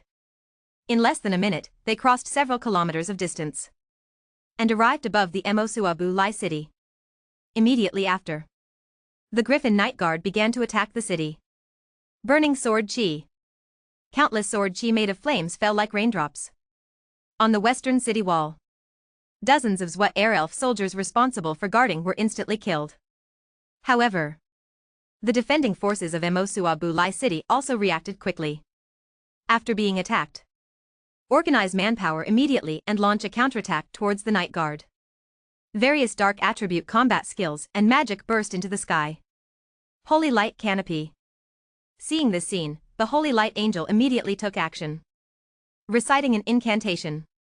Summoning a Holy Light Giant Wall with a diameter of 1 kilometer in front of the Griffin Night Guard. Those dark attribute combat skills and magic fell upon it, instantly disappearing into nothingness, not having any effect. While the Griffin Night Guard continued to attack, countless fiery sword energies poured down recklessly, ruthlessly slaughtering the elven soldiers on the city walls below. 1. 10. 100.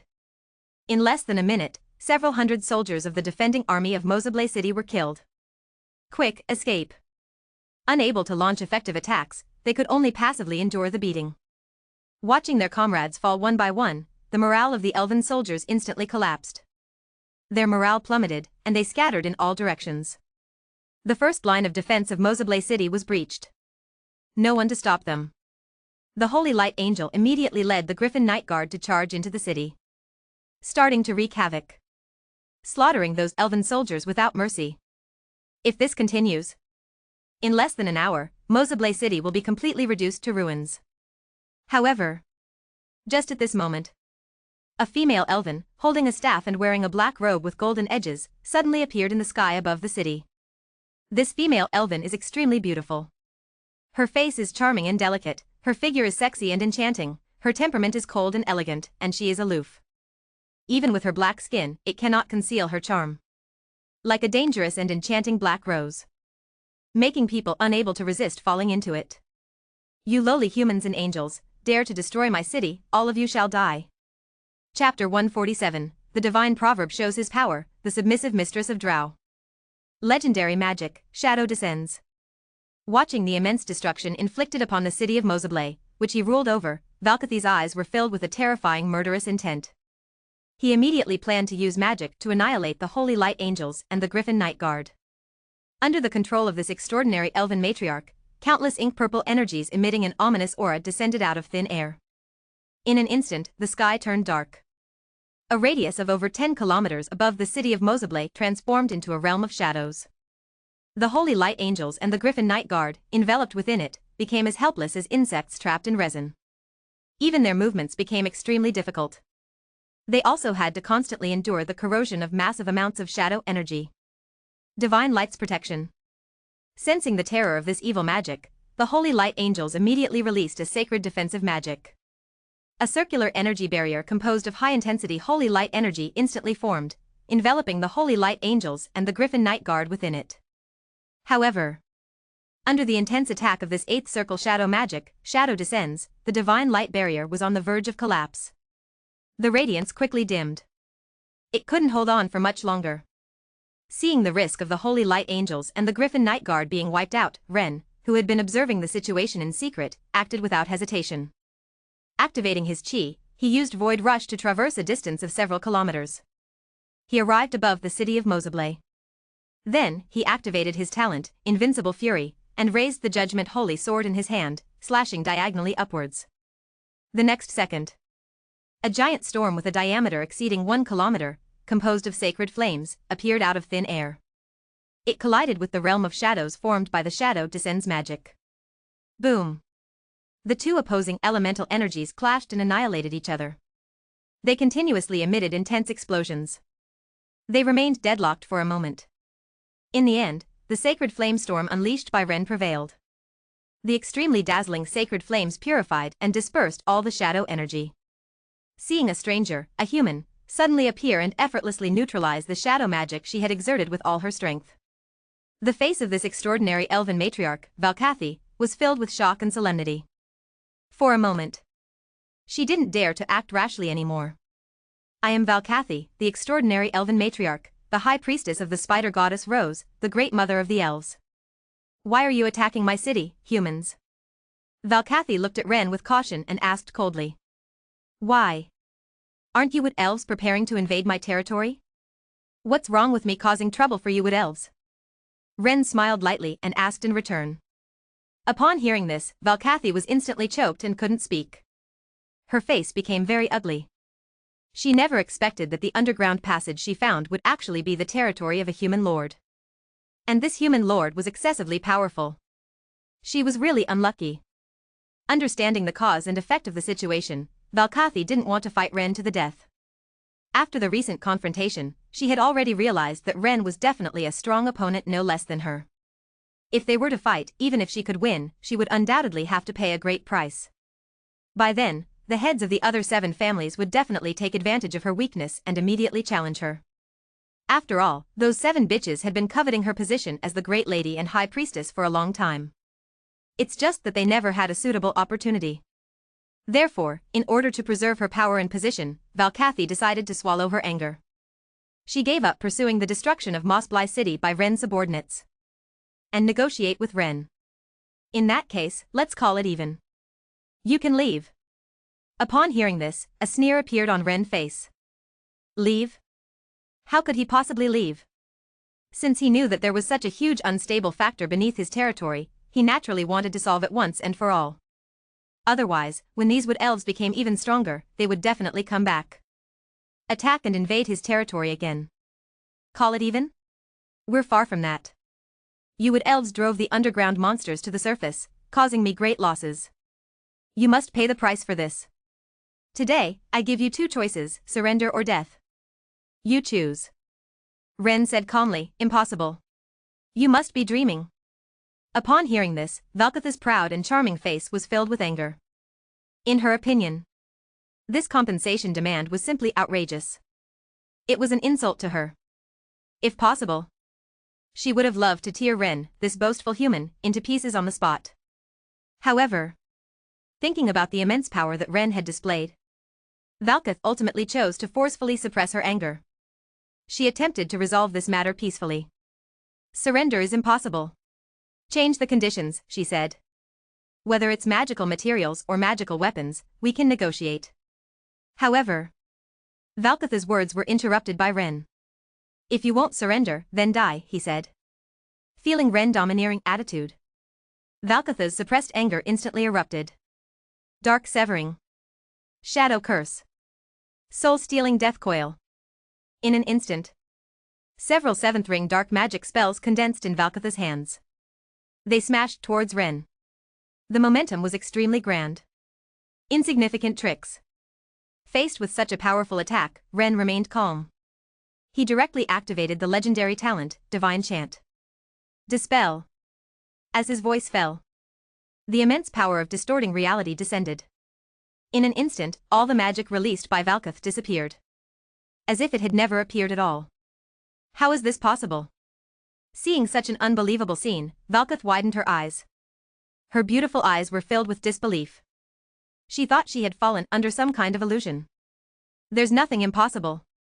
Ren smiled calmly. Immediately, he activated the ability of Divine Chant once again, Imprison. Next second, Valkathi felt an invisible and powerful binding force fall upon herself. Realizing the imminent crisis, Valkathi's reaction was also extremely fast. Immediately activated the shadow barrier magic on her own staff.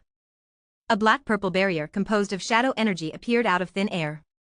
Next second, Chi, a holy fire sword energy, swiftly attacked 510 times, colliding with each other. After a moment of stalemate, they cancelled each other out. Did you block it? Seeing his almost certain attack fail, Ren's eyes showed a hint of surprise. It seems this Archelf Grand Matron still has some skills. However, he didn't pay too much attention. In the face of absolute strength, the failure of this Archelf Grand Matron is already a foregone conclusion. Locked onto Valkathi's position again, Ren once again infused the Holy Dragon Chi into the Judgment Holy Sword. With an overwhelming momentum, riding the Holy Light Pegasus, he charged towards Valkathi. Mage Knight Profession Skill Death Charge. Damn. What kind of monster is this human? How can he be so strong?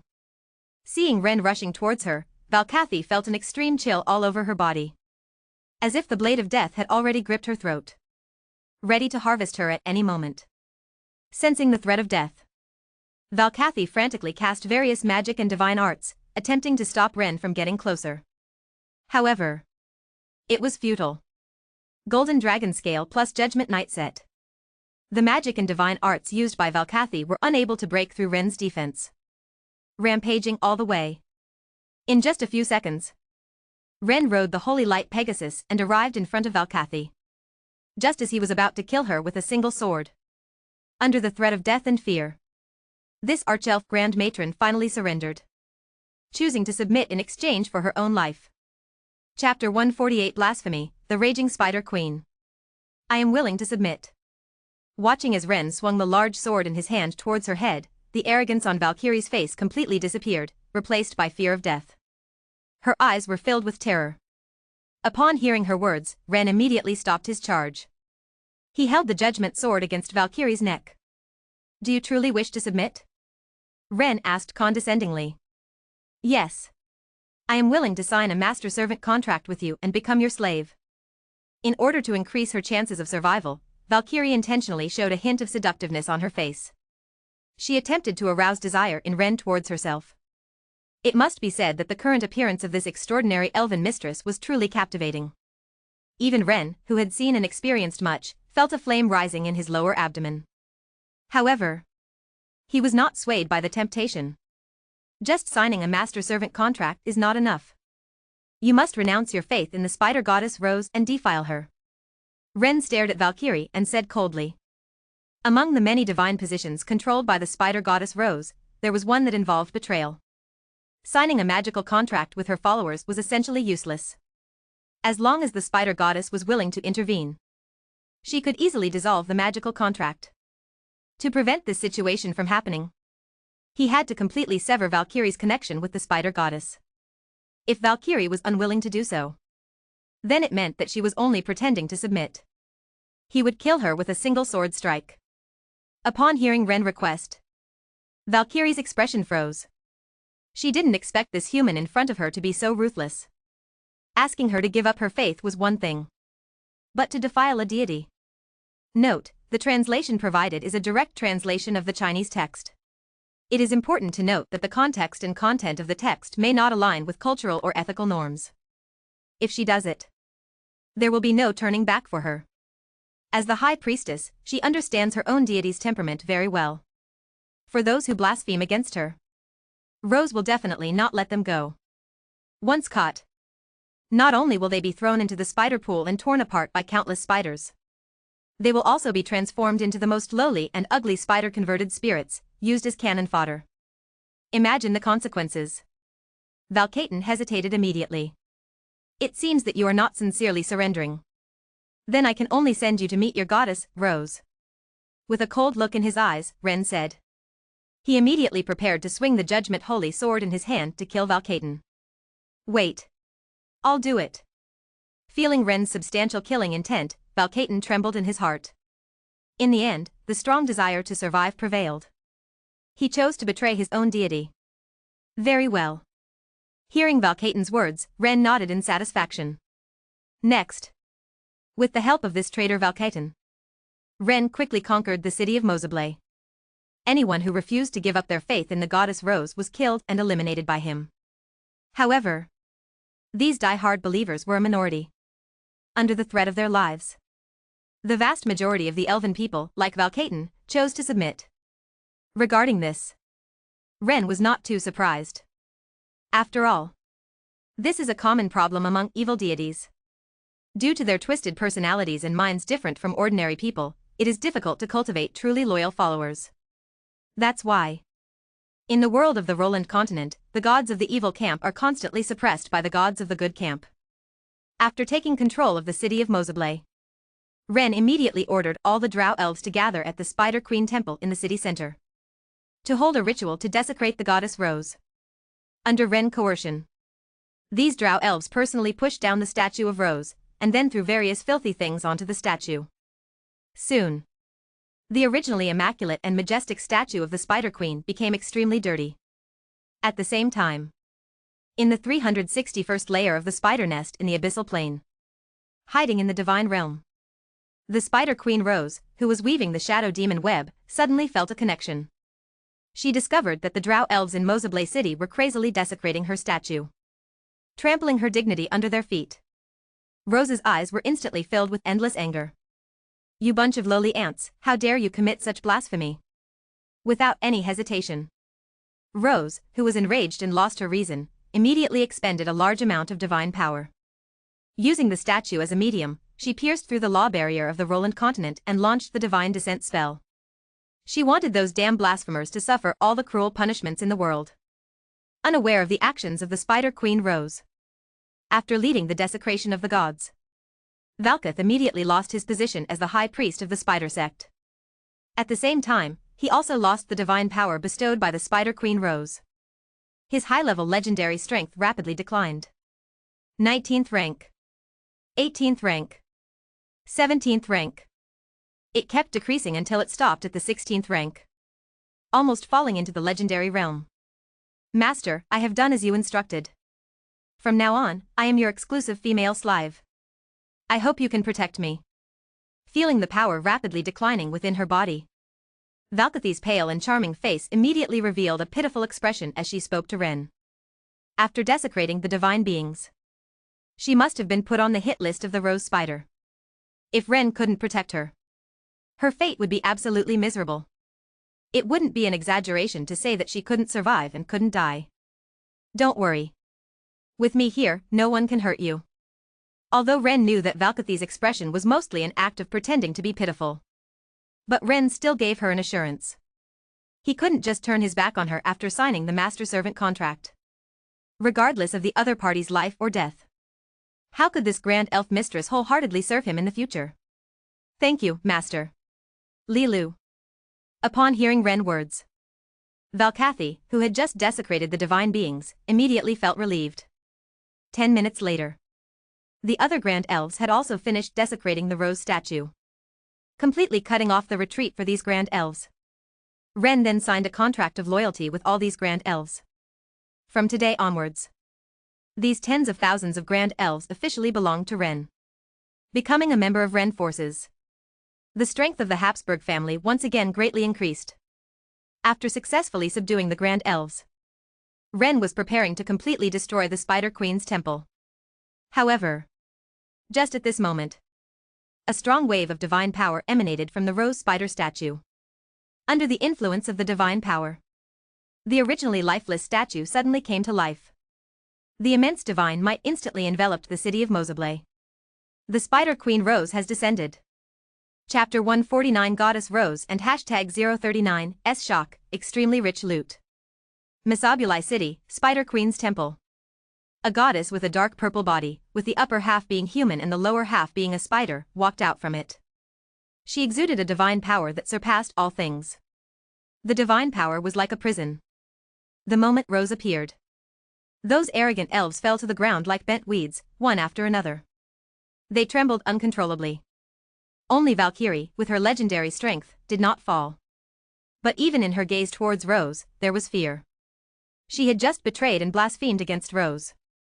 Now that Rose, the Spider Queen, descended with her divine power incarnation, it was obviously to bring divine punishment upon her.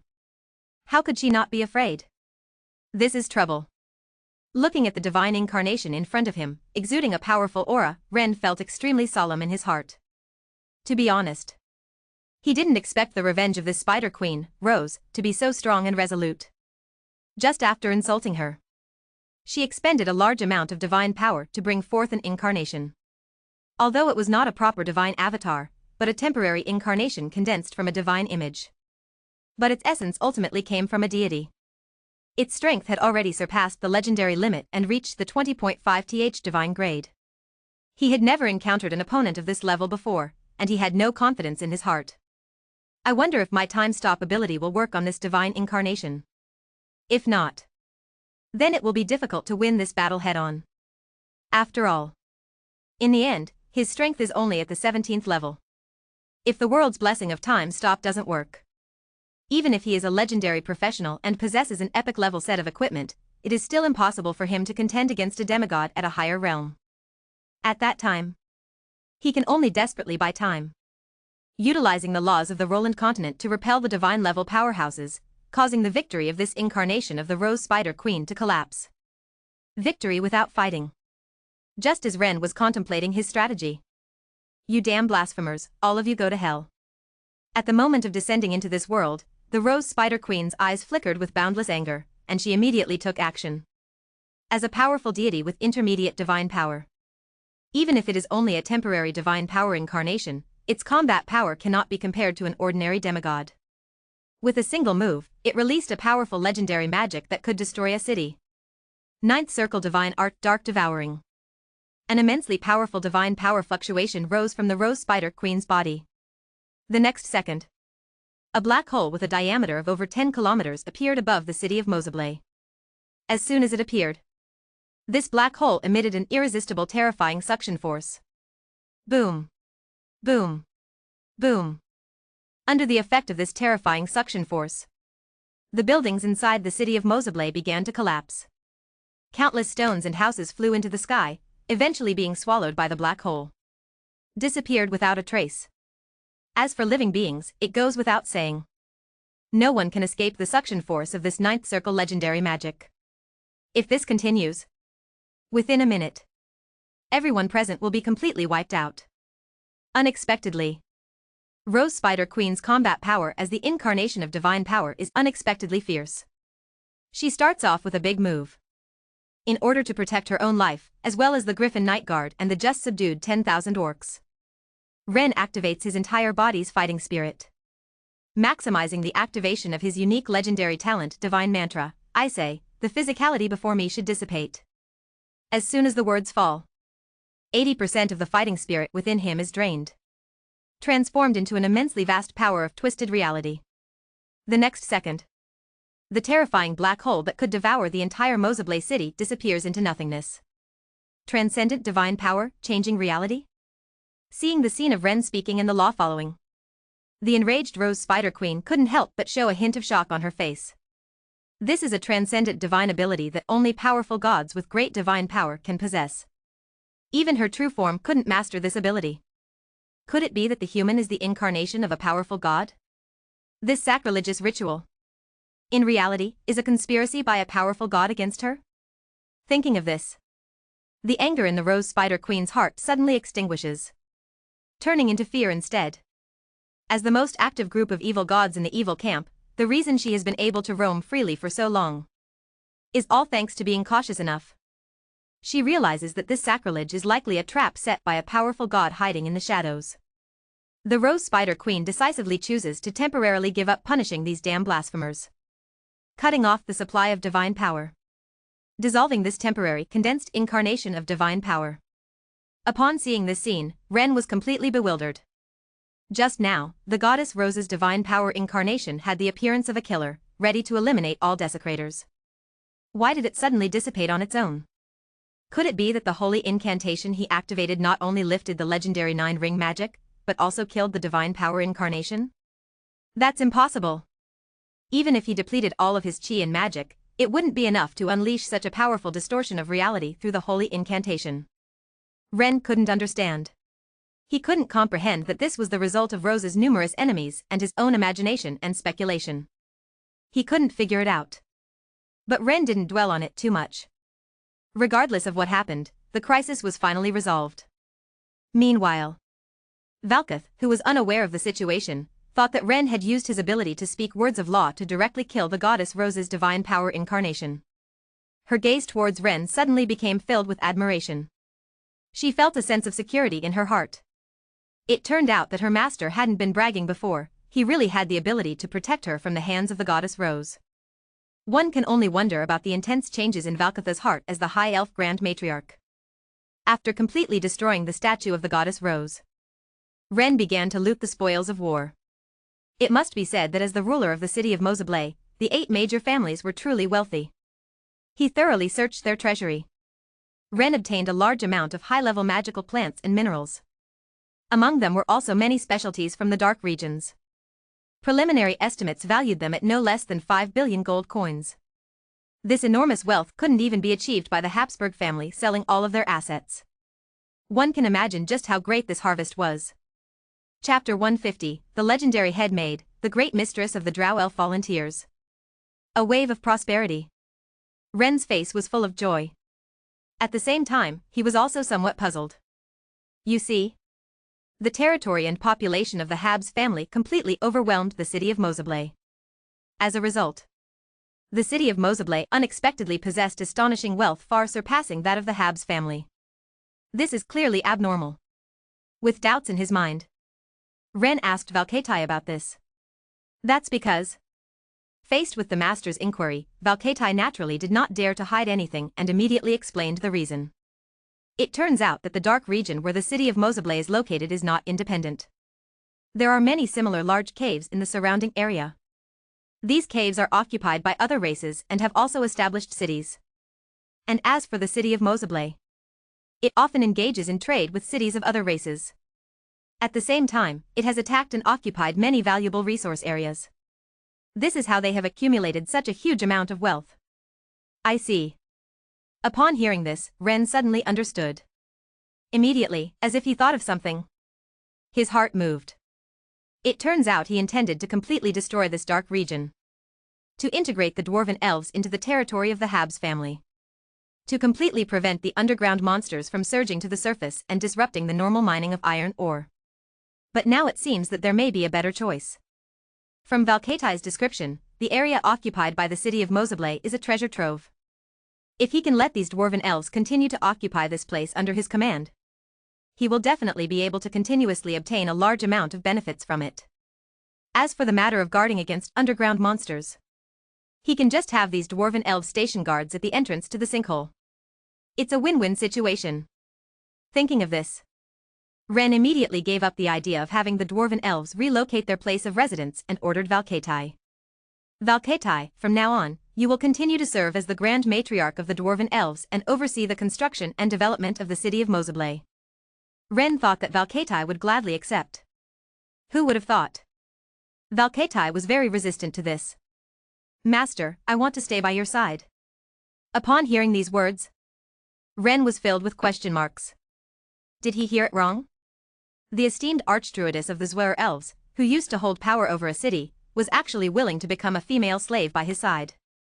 This definitely didn't seem like a normal person's choice. Could this archdruidess of the Zweir Elves have some special masochistic tendencies?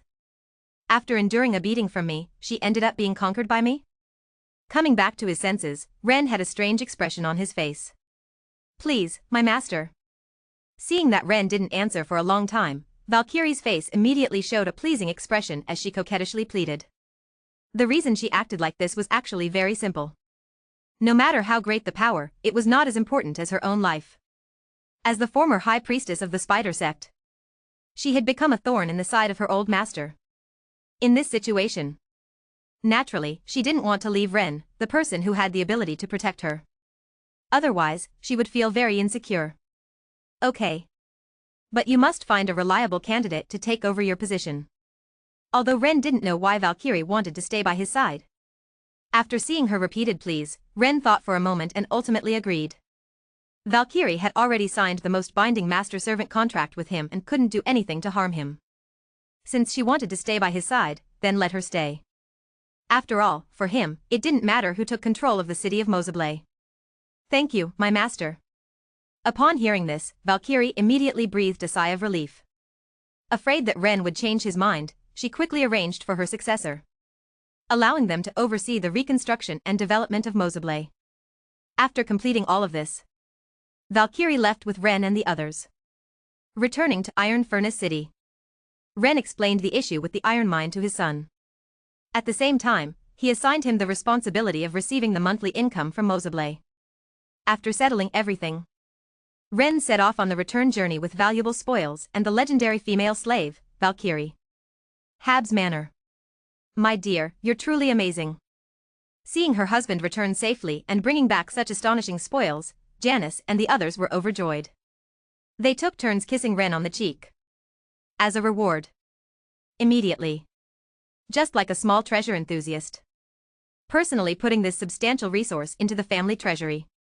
After doing all this, Janice and the others finally noticed Valkathy beside Ren. In order to prevent any trouble caused by Valkathy's identity as a drow elf, Ren had long ago asked Valkathy to use magic to cover up her pointed ears and dark skin, these two distinct features. Therefore, Valkathy now looks no different from an ordinary human. At most, she is just exceptionally good-looking. Darling, have you brought us another sister? Janice said teasingly. There was no trace of jealousy on her face. She had long been accustomed to her husband's philandering ways.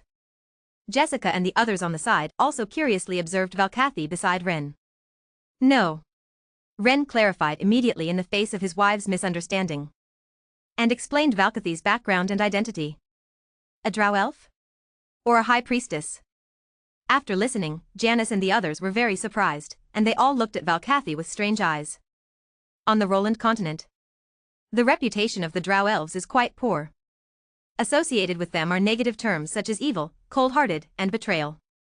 If Valkathy hadn't been brought back by her husband Ren, they would have already ordered the guards to arrest her. Feeling the rejection from Janice and the others, Valkathy remained calm and composed. She maintained her cool and elegant demeanor. She completely disregarded the opinions of these weak women. The worldview of the drow elves is survival of the fittest, with the strong being supreme. If these women were not Ren wives, she wouldn't even bother to look at them. Seeing the wives and Valkathy not getting along at their first meeting, Ren was also somewhat troubled. Valkathy is different from those drow elves. Not only is she very powerful, but she is also trustworthy. In the future, she will serve as the head maid of our Habs family. When I am not at home, she will be responsible for protecting all of you. Upon hearing her husband say this, Janice and the others became less hostile towards Valkathy, the drow elf. They no longer looked at her with biased eyes. However, they wanted the women to truly accept Valkathy as a member of the Habsburg family. Obviously, it would take some time. Night fell. Ren was in the study dealing with estate affairs. However, at this moment, Valkathy, dressed in a cool maid outfit, walked in carrying chicken soup. Her figure swayed gracefully. It made people unable to control their desires. She placed the chicken soup on the desk. Valkathy twisted her waist and walked behind Ren to massage and relieve his fatigue. During this process, she would occasionally tease him, which made Ren quite angry. However, no matter how angry he was, he had no intention of punishing this seductive and enchanting maid on the spot.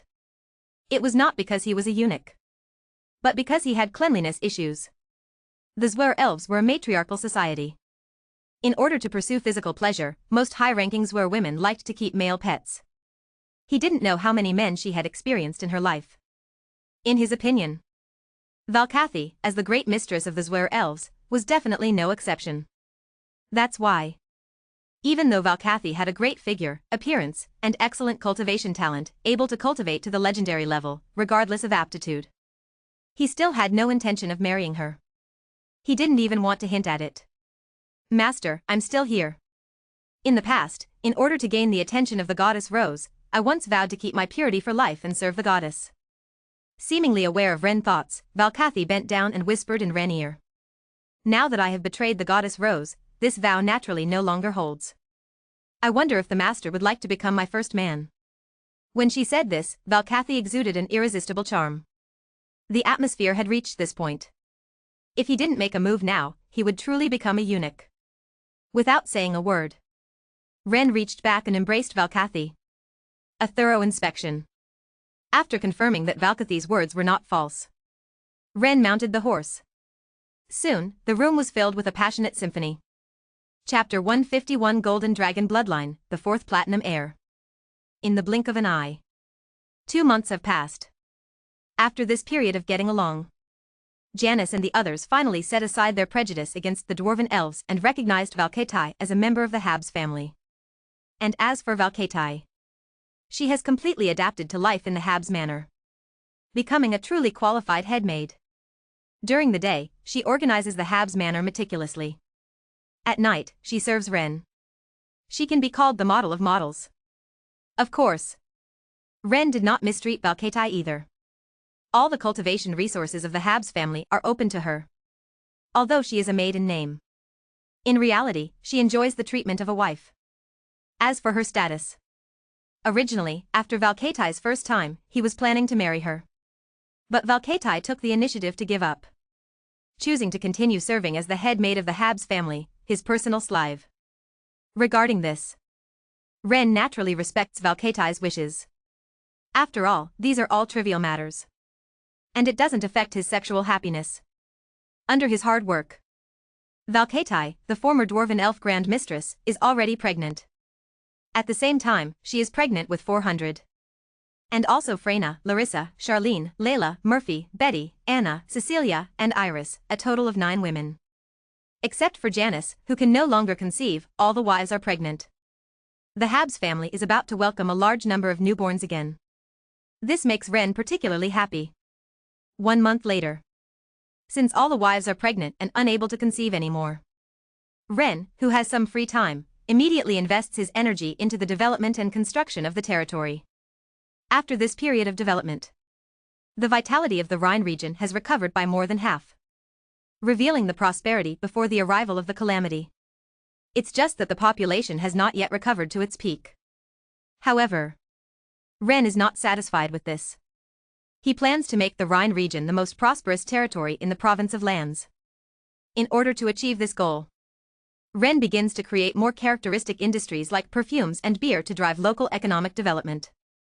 At the same time, he offers many preferential policies to attract external merchants, strengthening the flow of goods between the territory and the outside world. Under Ren guidance and planning, the development speed of the Rhine region becomes even more rapid. Time flows like water. In the blink of an eye, another month has passed. At this moment, Tina, Jessica, Lifa, and Katie's bellies have become very big. It is expected that they will all give birth within this month. In this situation, Ren naturally needs to fulfill his duties as a husband. Putting aside his work, he wholeheartedly takes care of the 4 wives who are about to give birth. 1 week later, Tina, who was the first to get pregnant, goes into labor and is taken to the delivery room. This is Tina's first child. After receiving the news, Ren immediately goes to wait outside the delivery room. Janice and others also arrive. In fact, it's not just the Habus family members. Governor Laska also attaches great importance to Tina's delivery. After all, according to his agreement with Ren, this child will be adopted by the Laska family. In other words, this is the future of the Laska family. Therefore, Governor Laska arrived at the Habus family early, just to wait for the birth of this child. In the blink of an eye, the area outside the delivery room is crowded with people. 1 minute. 5 minutes. 10 minutes. Time passes little by little. Half an hour later, there is still no sound of a baby crying from the delivery room. Why hasn't the delivery been completed yet? Is Tina okay? Even Governor Laska's calm face couldn't help but show a hint of anxiety. He is worried about his daughter's safety, and also worried about whether the child can be born smoothly. After all, in general, the delivery process should be completed within half an hour at most. If it exceeds this time, most likely there has been some unexpected situation. Father-in-law, don't worry. Tina will be fine. Our Habus family's midwife has a lot of experience. She has delivered hundreds of babies so far, without any problems. And the priest from the Church of Life is also inside. There will be no mistakes. Ren speaks up. This statement is not only for Governor Laska to hear, but also for himself. Because he was also worried about Tina's condition in his heart. Another 15 minutes passed. There was still no movement inside. The worries in Ren and others' hearts grew stronger. Another 10 minutes passed. You should know that there was still no response inside.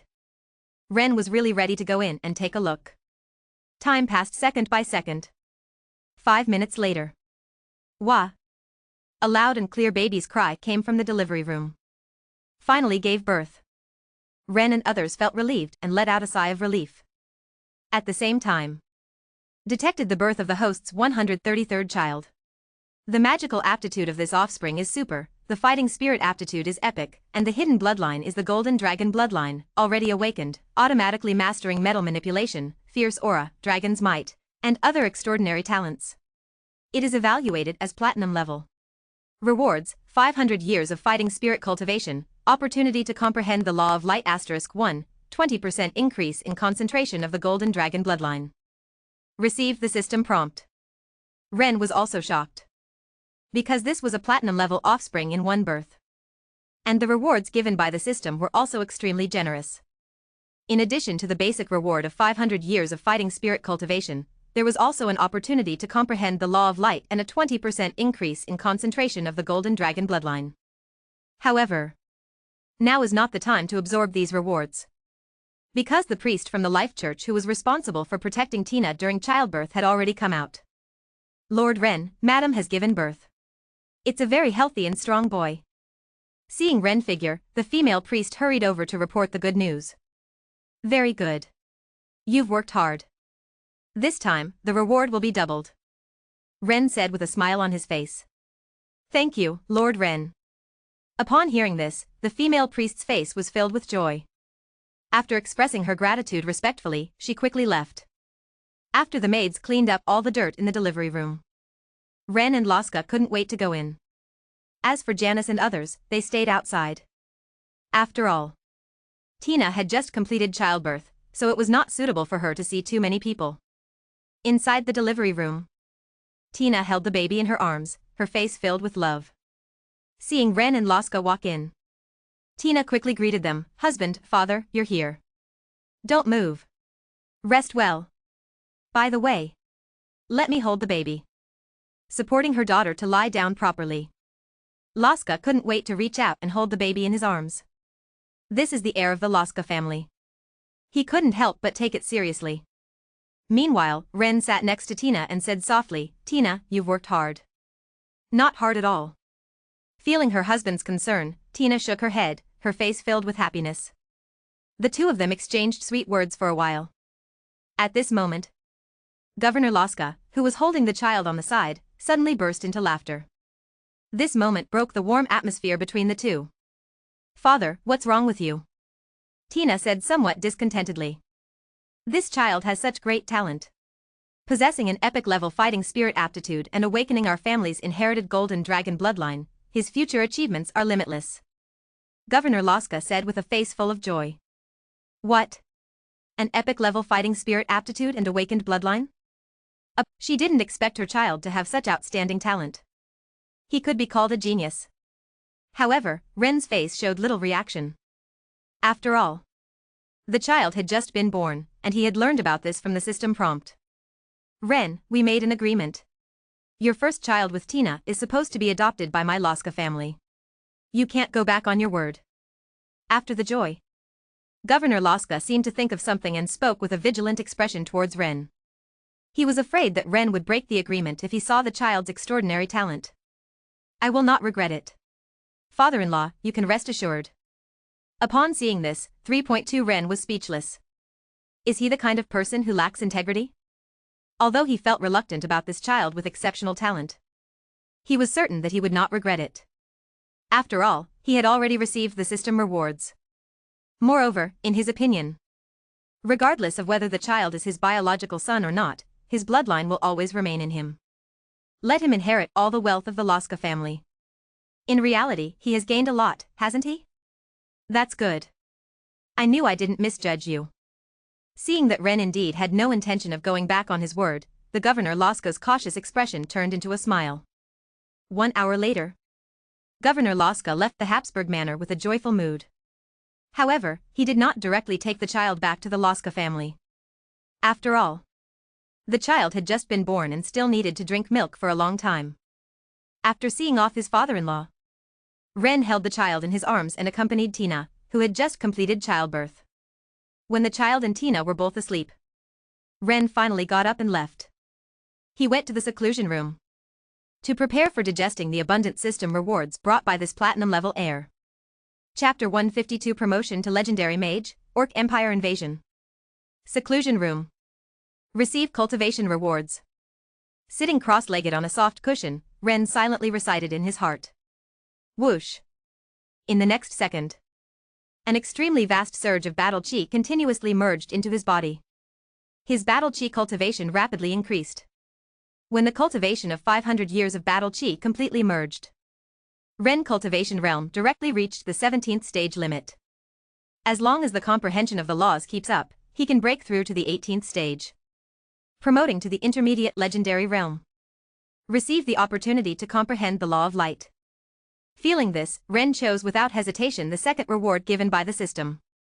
As soon as the words fell, Ren consciousness entered a strange space filled with countless rays of light. Having had previous experience, Ren was also familiar with it. Soon, he entered a state. He began to comprehend the mysteries of the law of light. 1 minute. 2 minutes. 3 minutes. Until half an hour later, the power of the system dissipated. Only then was Ren expelled from that strange space. At this moment, his comprehension of the law of light had reached 15%. The comprehension of the law met the standard. The cultivation realm, which had already reached the limit of the current stage, naturally broke through. Under the influence of the law, the quality of the holy dragon battle chi in his body rapidly strengthened. The contained aura of light also became more intense and pure. After about 10 minutes, the aura around Ren suddenly surged by a large margin. 18th stage. Middle stage of the legendary realm achieved. Although it's just a small breakthrough, it still brings significant improvement to Ren. Not only have all his attributes been slightly enhanced, he has also gained the ability to manipulate light. This ability may seem insignificant, but in reality, it has great development potential. The simplest application is distorting the surrounding light to become invisible or completely removing light from an area, turning it into a place of darkness and depriving enemies of their vision. With further development, he can even emit high-intensity laser beams and simulate solar explosions, and so on. Of course, due to his limited understanding of the law of light, Ren can currently only manipulate light within a radius of 1 kilometer. It is still too early to develop those super powerful moves using this ability. Overall, this small breakthrough has roughly tripled his strength. Receive the increase in concentration of the Golden Dragon bloodline. Adapt to the surge of power within his body. Ren immediately receives the final reward given by the system. As soon as the words fall, a surge of life essence energy suddenly enters his bone marrow.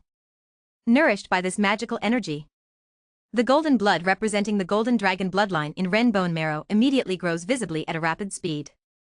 In less than half an hour, 30% of his blood has turned into Golden Dragon blood. This golden blood flows through his body along his blood vessels. Ren life essence is continuously transforming into that of a golden dragon. Even his body begins to show numerous characteristics of a golden dragon. A majestic golden dragon horn appears on top of his head, emitting a golden glow. A pair of enormous golden dragon wings grow on his back. The substantial aura of a dragon emerges from him. This phenomenon continues for over an hour. Only then do these anomalies disappear without a trace. Clearly, the transformation of Ren body by the golden dragon blood is complete. Phew. He opened his eyes. Ren let out a breath. His eyes were filled with joy. There's no way around it. The gains from this wave are too great. The concentration of the golden dragon blood has tripled. It has increased from the original 10% to 30%, making his life essence even closer to that of a golden dragon. Not only has his physical fitness increased by at least 10 times, his lifespan has also increased from the original limit of 5,000 years to 10,000 years. The innate talent abilities that Ren previously obtained from the Golden Dragon blood have also undergone a qualitative change. The Golden Scales, Super Reproduction, and Golden Dragon pupils have all changed from active skills to passive skills. Their practicality